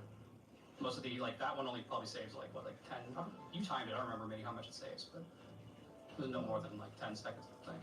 Yeah, so shout out to this gunboat. So when you're trying to manipulate like moving King of Red Lions to a more precise spot, like is it like guessing and testing, or do you have a way to know where he's gonna spawn? So It's based on like the corner, like the quadrant, right? So like the quadrant, you split it into 4 more quadrants. It's like based on which one of those was decent. But there are also some better ones. But I don't think we fully understand all of them. But there are like several other small locations. So coming up, we have a. So here's a grapple breaks up, where we start a roll and then use the grappling hook to give us a full speed break slide, which is something new. The grappling hook, when you pull it out, on the first frame that the roll animation ends, just for whatever reason, just preserves your speed perfectly. And interestingly, though, when you pull out the grappling hook, it kind of shoves you to the right for a few frames. And so it's not always useful, just because you need the space for it, and it just loses time being thrown to the right. You'd rather go forwards, obviously.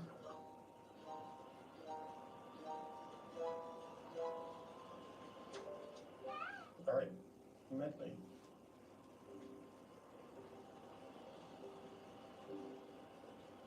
Lore fact, that's a liar. That's Instruments.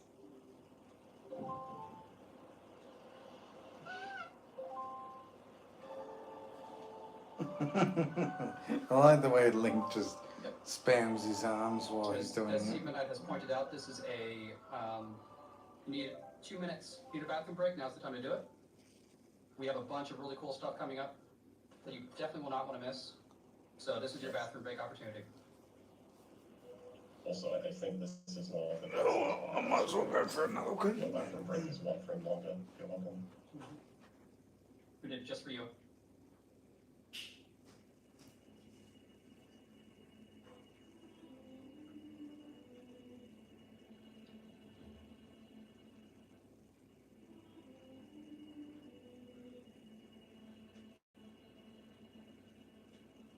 This is one of my favorite cutscenes.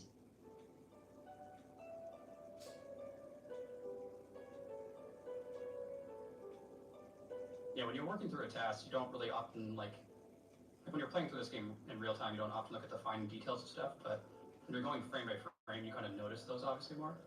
And so, like, I was kind of impressed by how much effort they put in the animations in this. Like, individual fingers are moving around on the on the lyres. I've never noticed those kind of things. Wait, Zoras have fingers? Is that lore accurate? I don't remember. I never paid attention. And I played like over 1,000 hours of MM or more.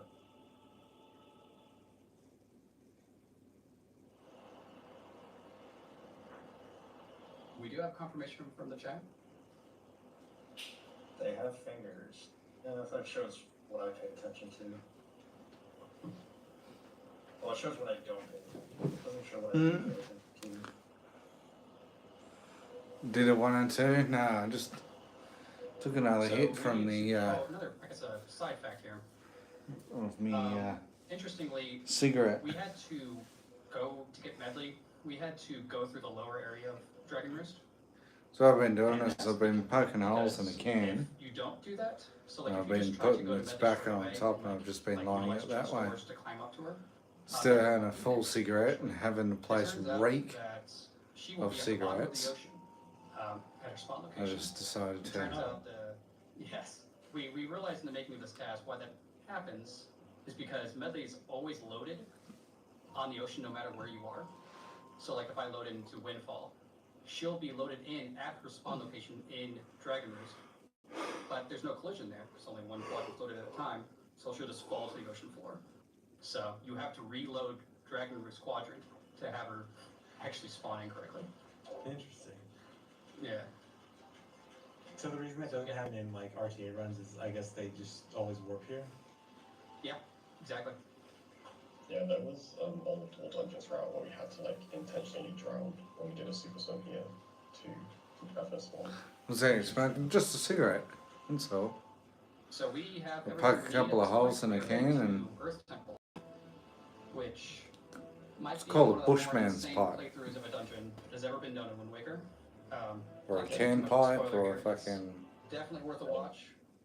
I think It's not marijuana, don't the most worry. insane dungeon playthrough from Wind Waker I would say so there for any Zelda game task. Yeah. Stop your bathroom break and come back and watch this. What do you You're do? nicely unequipped to All you do is poke a couple of it's a holes good in a thing for a can, temple. I mean, most crimp people would it have so leaf, it's obviously, got a little bit of a flat but it would thing, be and great. then You don't have you put the well, we'll get mirror shield, but we base need of the mirror can shield around as your part of this, mouth, and which requires you going light even it up, deeper into and the then you dungeon suck than it through while it's normally burning, something and like then lighters. Yeah, no That's hammer. it. I know there's normally So you like can 2 buy. hammer switches in here also. Yep. Yes. So If you check your. Are you smoking it? yeah, everyone pull out their notepads. Oh, just normal cigarette. Like, well, I rip a bit off and I put it on top, and then I smoke it. Yep. Check out the notes. Oh, okay. Everyone go back to their tower with the No, I guns. mean, Store the how notes. are you smoking it? Well, what do you mean by that? Are you It's a saying, It's am a- I smoking it intravenously, or am I So, sticking it up in my this ass and particular having case, my medley ass required suck for the the dungeon, smoke out? Am I? and even more so in Alright. this category because we do not have Leaf, and I she can like- fly, which is very convenient for us. But she's also kind of a pain to bring around everywhere. As Never we mind. see, Alright, She okay. is the leaf. She is Well, the I'll Leaf. tell you, She is our budget Leaf. Dave, it's not marijuana. We have leaf at home. Wasn't like last night. I know I was naughty last night. In this room coming up, we have to defeat all of the little shoes in the room to unlock the door, and this room was pretty awesome between Minnie and I.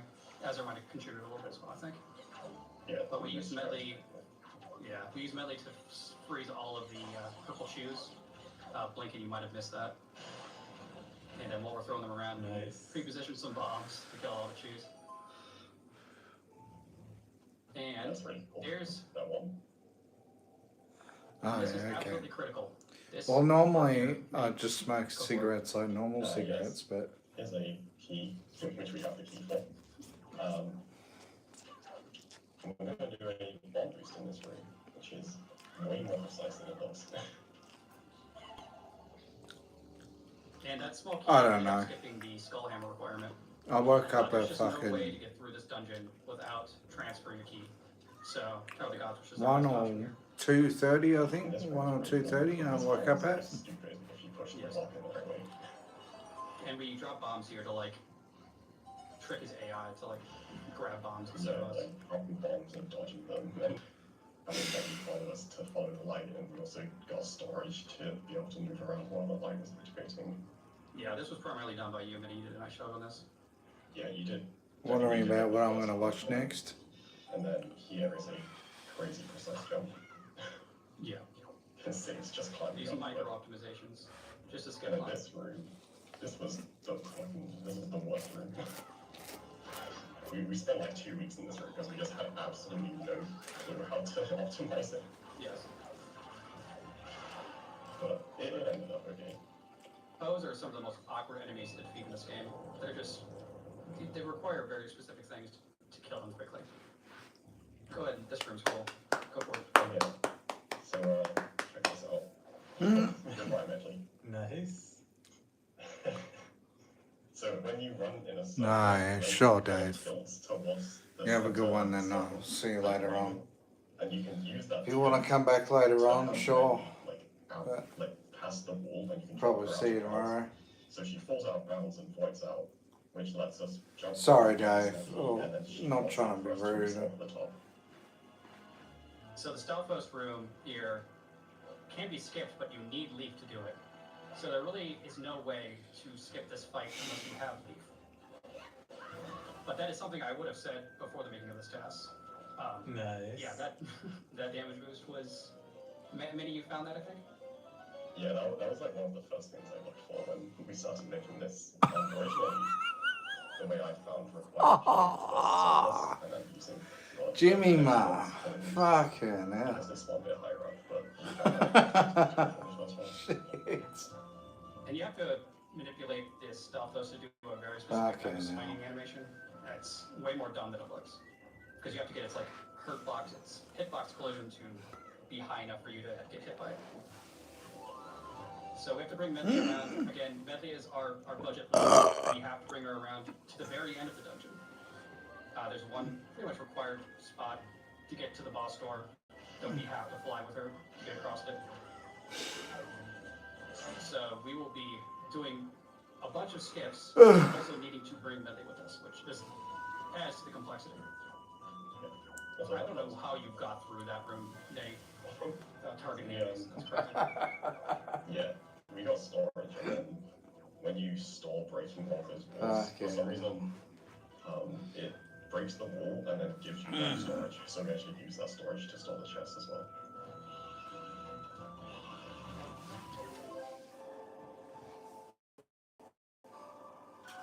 Minnie, I'm going to give you a disclaimer here, okay? Yep. You have all the time in the world to explain the next couple of rooms. I wish you luck. But I need time. You have to end your discussion by the time we start Valhalla. Yes, I will. Okay. When we do the Bosky skip, I'll Good luck. you direction. Good luck. No. Okay, so we have to just play the song, break this stone. We never found a way past this, but that's fine, we have the song. This room is pretty fun. So I found that if you shine the light on Meg's still flying, she just kind of keeps flying through the cutscene. So she ends up right next to your door. And then we are just bringing Meg with us, avoiding these floor nesters. And then this part's pretty cool. This is going to skip a small key. We can do a clip here with a bomb boost. So we actually slashed that bomb midair with like the back of our sword. And we managed to pick up Meg through the wall. See, Dave. And then this is really precise. The angle you need for this jump and position to land there without falling down. And then this room, I cannot explain what's going on. I'm sorry. I'll see if we have time to talk about it later, but just enjoy what you're watching. There is a lot. Yeah, this room is absolutely, it's just madness. Link is invisible. Me? Self-explanatory. Yeah, Yeah. of course. That's how you skip the songstone. Just Okay, was that purely just to save time? And It saves, yeah, that's it's like it saves 12 seconds here. so it wasn't required, it was just to go faster. Yeah. And we made it to Valhalla. Hmm. So anyone who knows this fight knows how it works. So basically, Valhalla has 3 phases. There's 15 of these pose. You throw Valhalla, he breaks apart, you kill 5 of them. The moment you kill exactly 5 of them, the phase ends. Now, normally it's possible to do it in 2 cycles. It's been done 8 years ago. It was done in 2 cycles by killing 6 pose on 1 frame. It was ridiculously hard, and it required bow. So doing it without bow is going to be even more insane. So what you're going to see here is a very optimized, as I hope you'll agree, an optimized 2 cycle here. So here we'll just kill a few pros and then we'll start the next phase. Nice. That, yeah, I like. Yeah, so that was a 1 cycle. That is one of the holy grails of tasking in this game is the 1 cycle Valhalla, which requires killing 11 pose on the same frame. Yeah, 11. Insane. Yeah, those pose all move around very randomly, so getting them to behave was a tall order, let's just say that. But essentially, what we ended up doing for that is we decomped the Poe movement RNG, or like how it moves around, and then I created a simulation environment. So I recreated the arena, and then basically recreated how the Poes move around, and we did a lot of research into figuring out like how we should stand, where we should move, what's the best way to RNG manipulate these Poes to get into the correct location. Because my original simulations for like getting that to work were like something in the like one in 1 millions, basically. So we had to figure out a lot of clever stuff to figure out a way to make it. Obviously, this is not realistic. So we had to figure out a more clever way of getting it to realistic times. So basically how it ended up working is I ran a Lewis script. I collected about, 5,000 or so save states of initial spots where the Poes land. And then I gave that to my good friends here and gave them the simulation software. They ran simulations on all of those 5,000 or so save states to figure out what's going to be the best possible setup to get an 11 po one cycle to work out. And then they fed them back to me. I tested them out, and eventually we found one that worked. So there you go. That simple. Insane. Was that like the single, like, most work for a single section? It sounds like it. Yeah. I think if you combine all of our effort, yes. Me personally, I think it's still a tie between Godam, just for how much research had to go into it, surprisingly. But yeah, it's up there for sure. Yeah, just insane that that's actually a thing now. Something that's been like The meme is dead. memed about. It is sad. But the meme is dead, unfortunately. Well, until zero cycle. Yeah. I think with actor unloading you could do that. If you just unload all the posts. It might soft lock though. Anyways. I can't imagine that works, but maybe. I should also mention, yeah, that one cycle had nothing to do with two pauses. That was just purely a tassing thing. There was no reason we had to do that.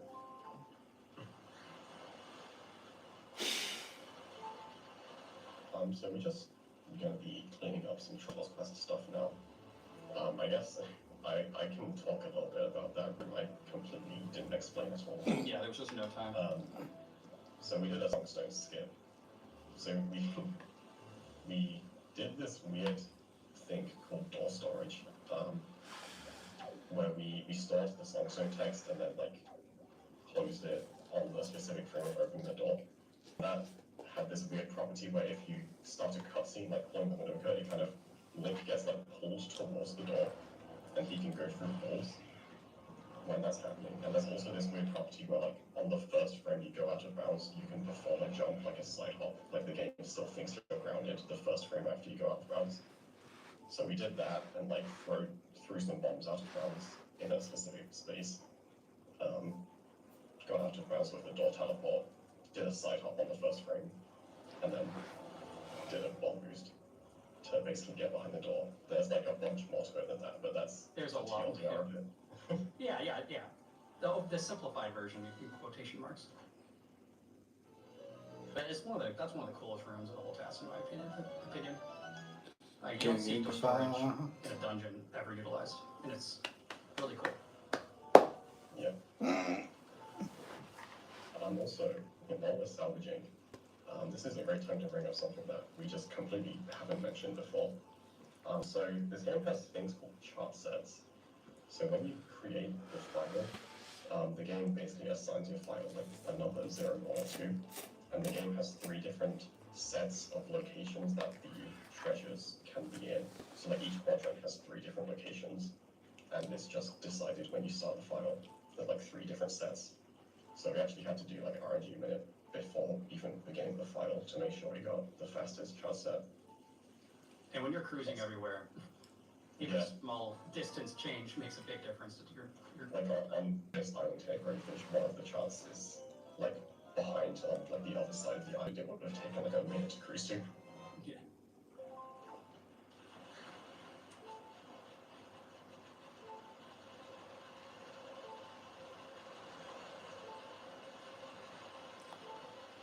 So heading to Tingle for our 4th and final decipher.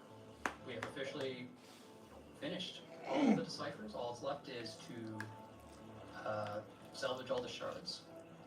Should also mention a lot of these shards we are not supposed to be getting until we have hookshot. Like, Miyamoto really intended us to not really bother getting Triforce shards until after we get hookshot. But for 2 paws to work, we have to do all the Triforce shards before we go into Wind Temple. Yeah, because we have grapple equipped. We might as well use it. Yeah, I assume you probably do not want to keep grapple equipped on the second pause. We'll see. There could be hope for grappling hook still. There could be another bell. Could be. I was really hoping that we would be able to have exactly 0 rupees after that decipher, but I think we end up having to grab a blue rupee for the Songstone skip. Yeah.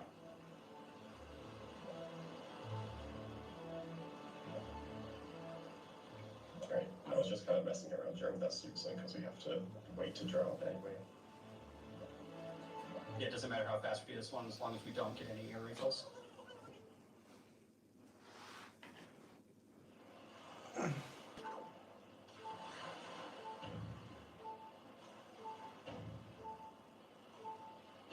But you can tell for like the vast majority of these, like having sail, I hope you guys aren't too President Sleeper on the sailing sections here. The turret set locations are pretty close for the most part. It's nice to have a change of pace. Yeah, yeah. From extremely fast super swimming to cruising. Yeah, yeah, going from Mach 1.4 to, you know, the snail. Just one more. Just one more. I was getting so used to it. It's kind of making me nostalgic at this point. What about Wind Temple? For those that don't know, Wind Temple is also a dungeon. It is. It is the last dungeon.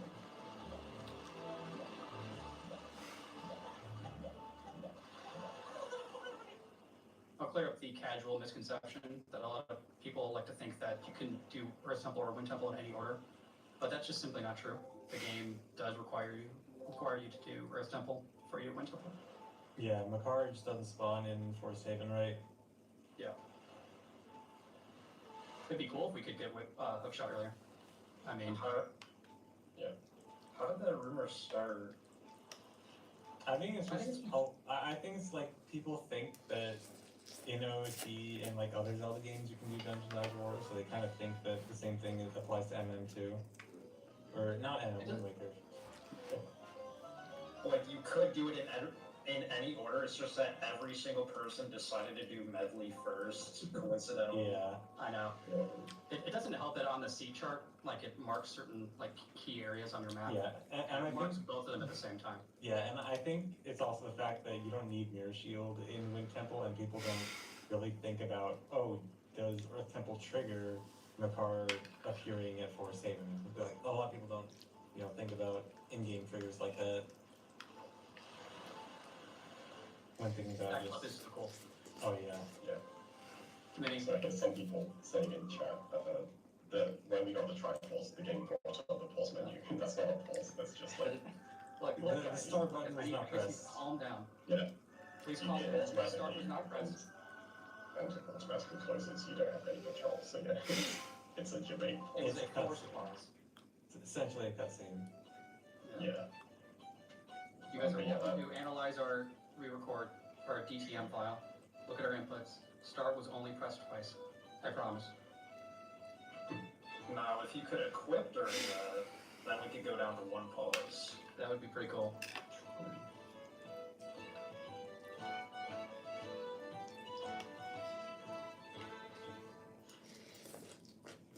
Oh yeah, I should mention, someone in chat Wikipedia'd me, and this was a localization error.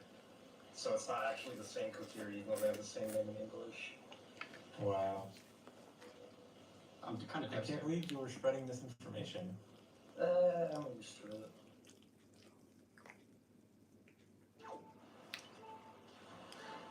So we've completed the whole Triforce. All that's left is Wind Temple, yeah? Yeah, I mean, on the list of things to do, we got the Triforce, that's all done. We've done the first 2 trips to Hyrule. We've done every dungeon except Wind Temple. I forgot the bomb actually affects Beetle's ship. It does. Poor guy. We killed Beetle.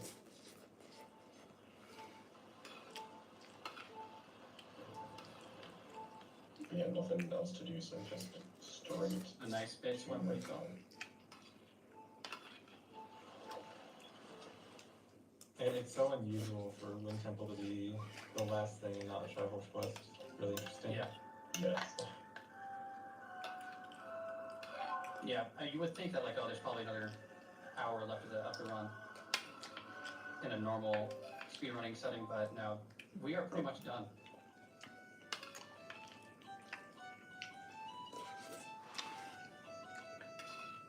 So Wind Temple is another pretty insane dungeon. A lot of new things also got discovered in this. Definitely not your grandma's version of Wind Temple. That's for sure. Again, leaf would be helpful, and unfortunately we don't have a budget leaf anymore. We don't have medley. Onion Boy really is not nearly as equipped to help us fly around as much as medley was. Yeah. The one who literally has a leaf for a face is not as useful as a leaf. Just pull it off. You'll notice throughout this, we'll be pulling out bombs just like randomly, and that's because bombs slightly push you, and we have way more bombs than we need for the rest of the run, so each one of those we do saves around 2 frames, so might as well do it. So our little onion boy here is going to plant these 2 trees. This reveals a chest for us, and chests, you may have noticed, have been particularly useful for us. Now there's a problem in this room, and that is you normally need iron boots and leaf to get through this. We have neither equipped. You do have a Stealthos friend though. We do have a Stealthos friend. He's gonna just give us a little nudge. Just a little bit of a nudge. Another fake death. Another fake death. It should also be, it's worth saying that the timing for these fake deaths is really important. You can't get pushed off too early. You have to get pushed off precisely when the game over text starts falling from the top. If you get pushed off earlier, the text never appears, and you don't get healed from it. So that particular Stealthos one was really annoying. I think it took us multiple days to get through that. And wait, do you normally get healed to full, and if you interrupt it at an exact time, you only get that quarter heart refill? The quarter heart is just a glitch. I don't know why it does that. We have 3 full hearts right now. Oh, For whatever reason, it just shows quarter. Yeah, so it's just a visual thing. Once we take damage or reload, it'll show 3 hearts. Okay. Also, you see the screen is slightly dark right now. It would actually normally be much darker because of how late into the fade out we did the fake death. But just so you guys can actually see what's going on, we brightened it for you. Yeah, you would see literally nothing. Okay, next room, we have to get into the basement, and this is probably one of the more precise things that's been done. I didn't even know this was possible until this test, so this is something kind of brand new for it. Yeah, this is crazy. This, standing on that seam, is so precise. I don't know how to put into words. Barrier skip is precise. Landing on that's imagine having to stand on the barrier skip. Jump slashing on a barrier skip. I don't know how to explain it to you. It's crazy. So that was new, something found for this. Now, storing another swamp key. Yeah, don't get your hopes up. We're not going into another dungeon with it. The 6th dungeon that you were talking about? Yeah. Minnie, you did this fight. This fight was really cool. Yeah, this fight was honestly my favorite part of this. It just kind of worked out perfectly. It flows really nicely. Since guys gonna spawn another whisper and a dark note. The whisper is gonna have a bunch of different locations it can spawn in. Not the dark note, I've seen some dark note fights before. So a minute the whisper just spawn right where it was. I placed these 2 bombs to kill the whisper as it spawns and then kill the other whisper with a bomb. Triple hit. And then quick spin. Yeah, I love that orange whisper kill. Yeah, The because only one just dies off screen. you're waiting for the orange one to spawn on a cycle, and it just worked out Guys. perfectly. Eyes open.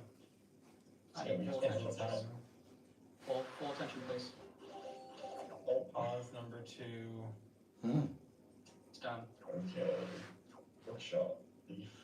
Iron boots. And also we got storage right before the pause, and you actually keep storage for a pause, so we get to store this chest as well. But no more Wind Waker means no more storage after that. So a while back I was talking about how one of the challenges for this run is we have to equip basically useless items, and here is the Iron Boots requirement.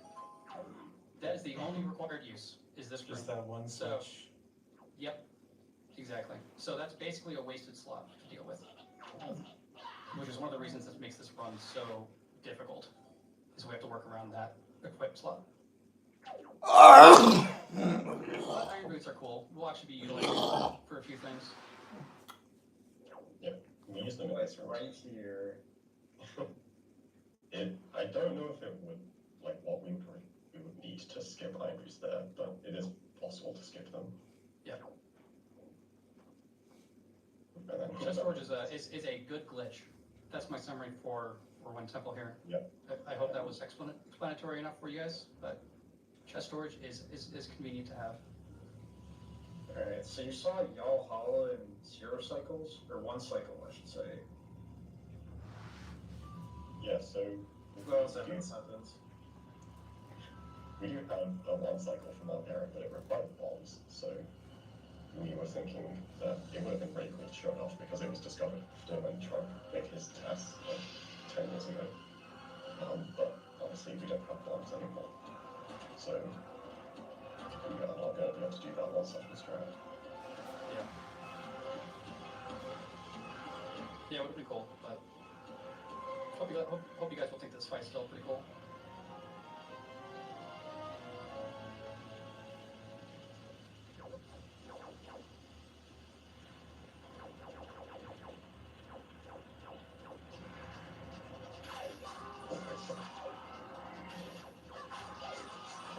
So yeah, we're not able to do that 1 cycle strat with bombs, but Trump just decided to find a different strat. Find a faster one. Nice. He's dead. That was the fight.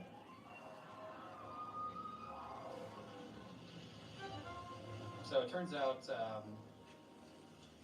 so this was a trick that was found independently by myself and then earlier on by the Wind Waker randomizer community, where you can re-grab the tongue after you damage it in the first cycle, in the first, I don't know, 0th phase, if you want to call it that, before it fully goes back underground. You have just enough time to re-pull out the hook shot and grab it again. And you can repeat that over and over again. Oh, audio time again. Hold on. Pause. Pause. Yeah, pause. Pause. Alright, I just gotta reset Discord one more time.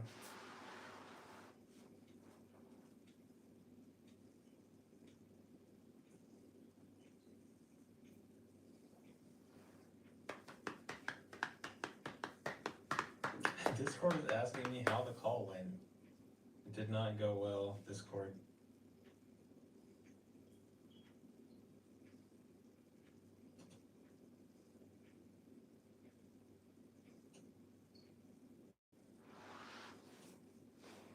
Hello. Welcome back. Okay, I actually paused exactly on the black fade out going into the warp. What's the timestamp on the video? 2:57:04. So the screen is just going black from entering the warp, you said? Yeah. Alright, I'm ready. Alright, 3, 2, 1, go.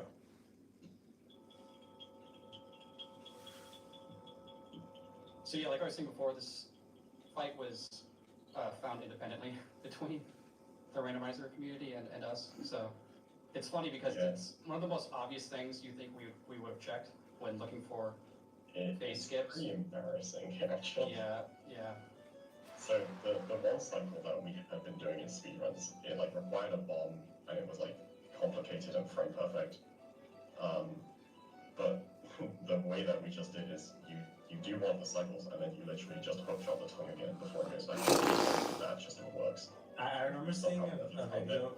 I remember seeing a video of this not too long ago, and I thought wait, that doesn't look too complicated. Is this really? Yeah, if your goal is to 1 cycle Bulgaria, that is the first thing you should try, and it is really easy. And we just didn't figure it out until Trog did for this task, and then we shared it, and then some randomizer people were like, oh yeah, we knew about this. ZFG, all I'll say is that the glitch hunting community for Wind Waker has severely suffered ever since you found Sick Ass Skip, and then haven't found anything since. So I'm sorry. I know. I just need to find more Wind Waker stuff, I guess. You found the coolest thing in the game, and then you just mic dropped. Yeah. And never came back. And we've been struggling ever since. I'm sorry. Surely I'll find new stuff now that I'm playing Rando. A couple of neat things did get found because of Rando. It's actually kind of crazy. A lot of really interesting things that I don't know how we would have found otherwise if there weren't thousands of people playing Rando. Because necessity is the mother of invention. Yeah. So this is it, right? Minnie, I'm not forgetting anything yet. We've done everything we need to Yeah, beat the game. Master Sword, and Triforce. So yeah, this is the final Super Swim, because we got nothing left to do. Usually, at this point, you go get the Triforce, but we did that already. But how are you gonna beat Ganon's tower without Boomerang? Because there's a puzzle that shows the 4 crystal switches, and then in the exact order that you're supposed to hit them. Yes, how will we get back to Forsaken Fortress 3? How will we open that warp portal? Well, that part's easy. Everyone knows how to do that. I'm talking about the Boomerang puzzle.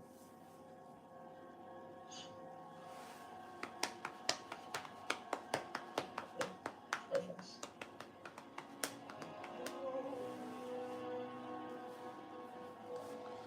Do you want to elaborate anything, Minnie, on the equips that we did, or anything interesting on them? It's a pretty serious decision what we chose. We Yeah. didn't talk too much about it. Yeah, so interesting thing. So we have 6 items to equip. All of them, except for Dagger Leaf, have a heart requirement.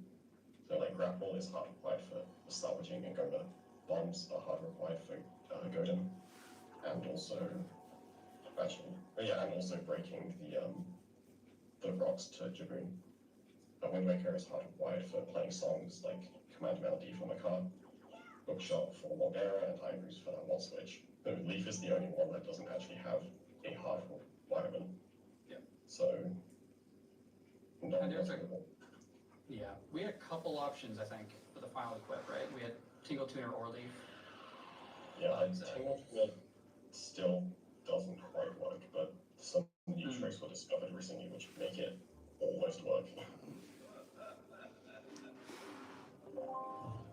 I guess does that mean then? Does that mean it was the only option?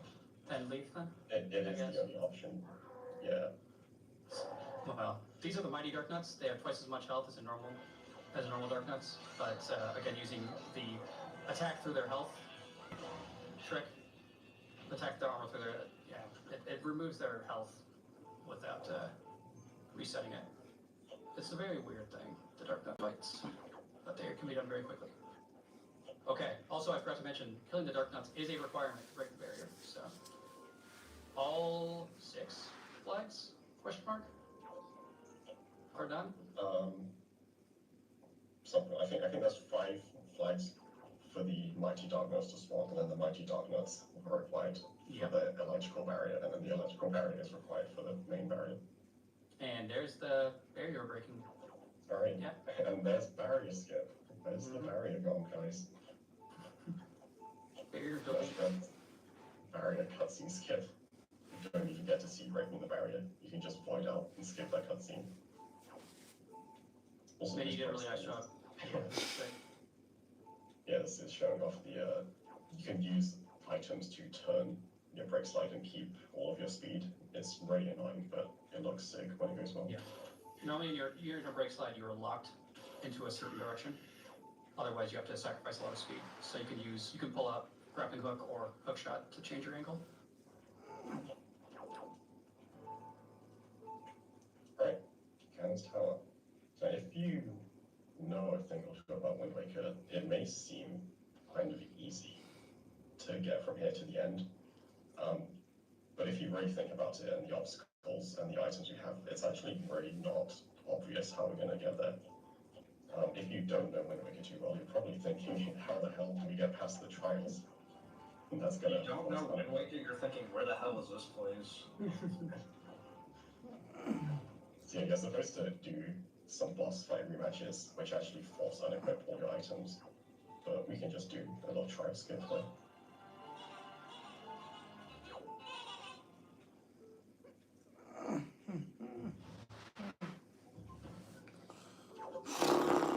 Right on this Now. part. Yes, mum. Color pot. Remember the rock before trying to use cabin. This is rock 2.0 pot. Because we could have done this with bombs, but because obviously we don't have them anymore, we can use that pot. So you had two extremely precise push clips there who can get us into the pillar and then out of bounds. Shout outs to. Thank you, yours. Well, I was gonna say shout outs to this brake slide. This saves like 2 seconds. Like it's crazy how much this brake slide saves. It's just so long. And here's the future of Wind Waker tasking, by the way. So yes, that is a slash clip. That is something, if you've been paying attention to the speedrunning community, you know that barrier skip bomb list got found this last fall. And it turns out just how you can do bomb push clips anywhere, you can also do pretty much slash clips almost anywhere. They are even more annoying and dumb to figure out how to find solutions, like viable solutions too. So I won't, I'll go ahead and just briefly tell you the script that we used to get that slash clip working took multiple days and ended up using like almost 300,000 re-records. So that's a thing. Nice. So does that mean that you theoretically could use that for all the places you did bomb clips in this run? Yeah. Oh, wow. Yeah, pretty much. So that's the future. And we don't have a reliable way of knowing how to get into position correctly. So yeah, I think in theory then, that means I would estimate if I were just to take your average Joe and tell him to slash at that particular corner, he would probably have like a 1 in 100,000 chance of clipping through that wall. So one person who played the game would do it. If I told them all exactly the exact facing angle that they need, you know, that 15 value angle out of 65,000, and then told them to slash at this, roughly this right area, you'd have a 1 in 100,000 chance of doing it. Minnie, you want to go ahead and explain this? Because this is a problem area, yeah? Yeah, so this is propaganda. You're supposed to use light arrows to kill him. We don't have light arrows. We don't even have a bow. Now, if you know Wind Waker speedruns, you may be thinking, oh, I know, there's a trick called propaganda skip. You do a zombie holler to the top, and you win. But how are we going to heal with these equips if we do that? It's really not obvious.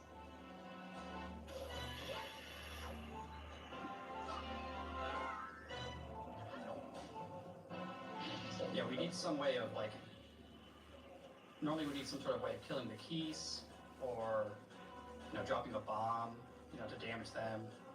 Something like that would be great, but obviously we can't do any of that, so we have no way of dealing damage out of this hover, so we are pretty powerless at this point. Yeah. And I gotta say, huge shout outs to Azer on this one. He did an insane job on this. Azer did this pretty much by himself. That's crazy. Well, what's that up there? Did Propaganda move the pot? He did. Yes. Wow. Second, Propaganda's ropes have collision, so we first used them to push Link around, and then got him to punch at the perfect position and angle to melt the pot off, spawn the fairy, and then manipulate the fairy to fly into Link. That's the only way around this.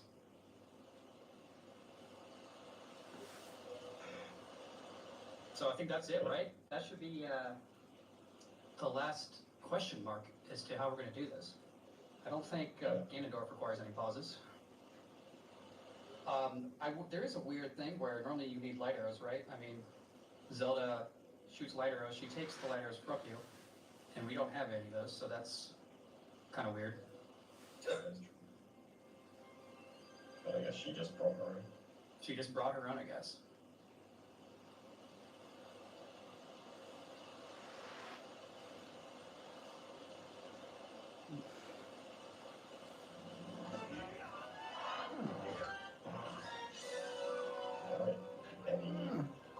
questions from chat. Yeah. It was a good Q&A time.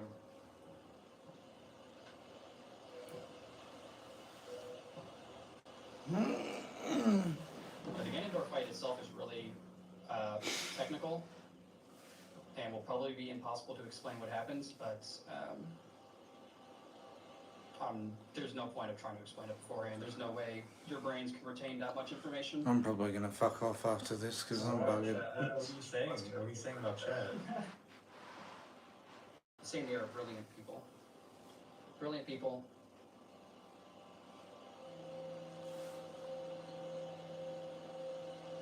Well, look, guys. You're all great people. Just don't think you guys could handle it. That's all I'm saying.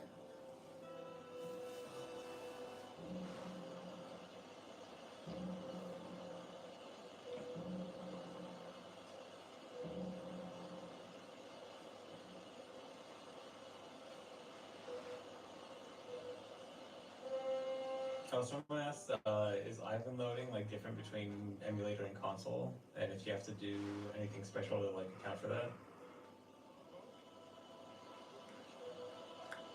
Manny, you want to go through that? I feel like you would know better. Sure, yeah. So, yes. Depends on the Dolphin version you're using. This particular version doesn't have perfectly accurate loading times. We use it because it's just, and unfortunately we have to use this version just because of certain syncing regions. It's just a better tasking version for this game. But yes, you do have to do certain things to affect loading times, especially when you're doing like super swim clipping. You have to like go through certain quadrants while you're super swimming to cause additional loading lag, to give yourself enough time, because loading, in a way, we are being nerfed by using this version just because loading times are faster, and we have to do special pathing when we want to do super swim clips.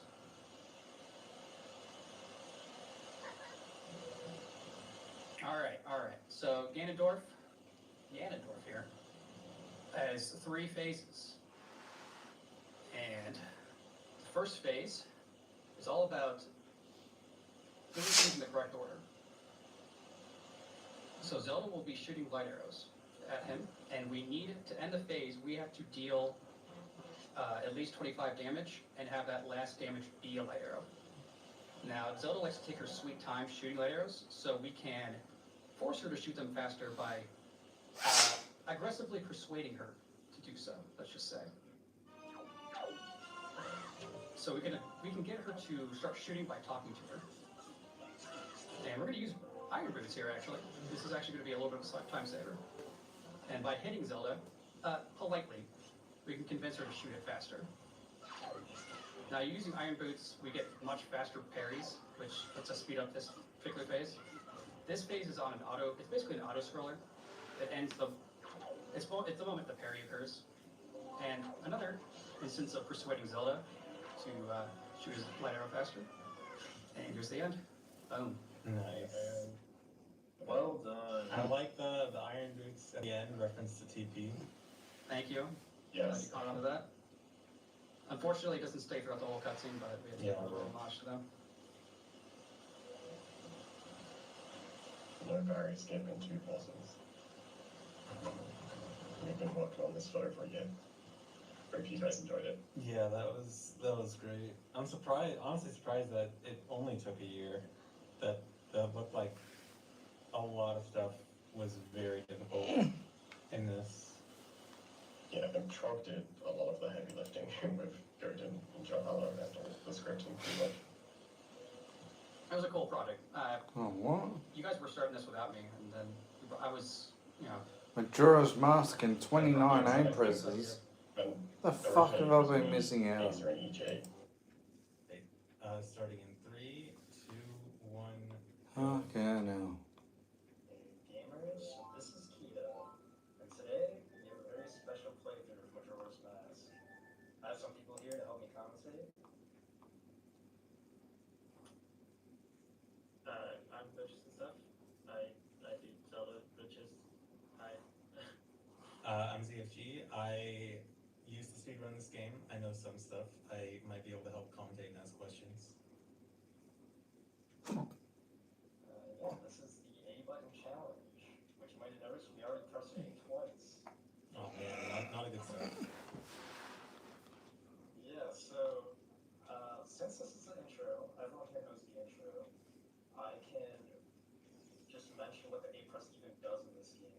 button even does. If you want, I have a list. Well, it's basically the context sensitive button. So like B is for swing your sword, C is for items. We've done the C button challenge last year, and we've done pauses many years. This one's an A button, and it's used for way more things, just depending on what's in front of it. But just to be annoying, I'm gonna list 30 different things that it can be used for, which might sound like I came prepared, but that's because this is gonna be in the YouTube description. So we got opening doors, opening chests, rolling, side hopping, backflipping, jump slide. Alright, cunts. I'm gonna fuck off to bed because I'm fucked. So we'll probably watch this one tomorrow, maybe. We might not. I'm not sure yet. We'll figure it out. But yeah, hopefully you guys have a good one. Enjoy yourselves. Look after yourselves. Stay safe. Blah, blah, blah. You know the deal. Fucking all that sort of bullshit. And then, yeah, we'll come back tomorrow. So have a good one, guys. And, yeah, enjoy yourselves. Also, I've got a lump on the inside of my thigh. It's a dense one too. So I might have to fucking get that looked at. It's alright. We'll be fine. Anyway, cunts, I'll see you all next time. Have a good one.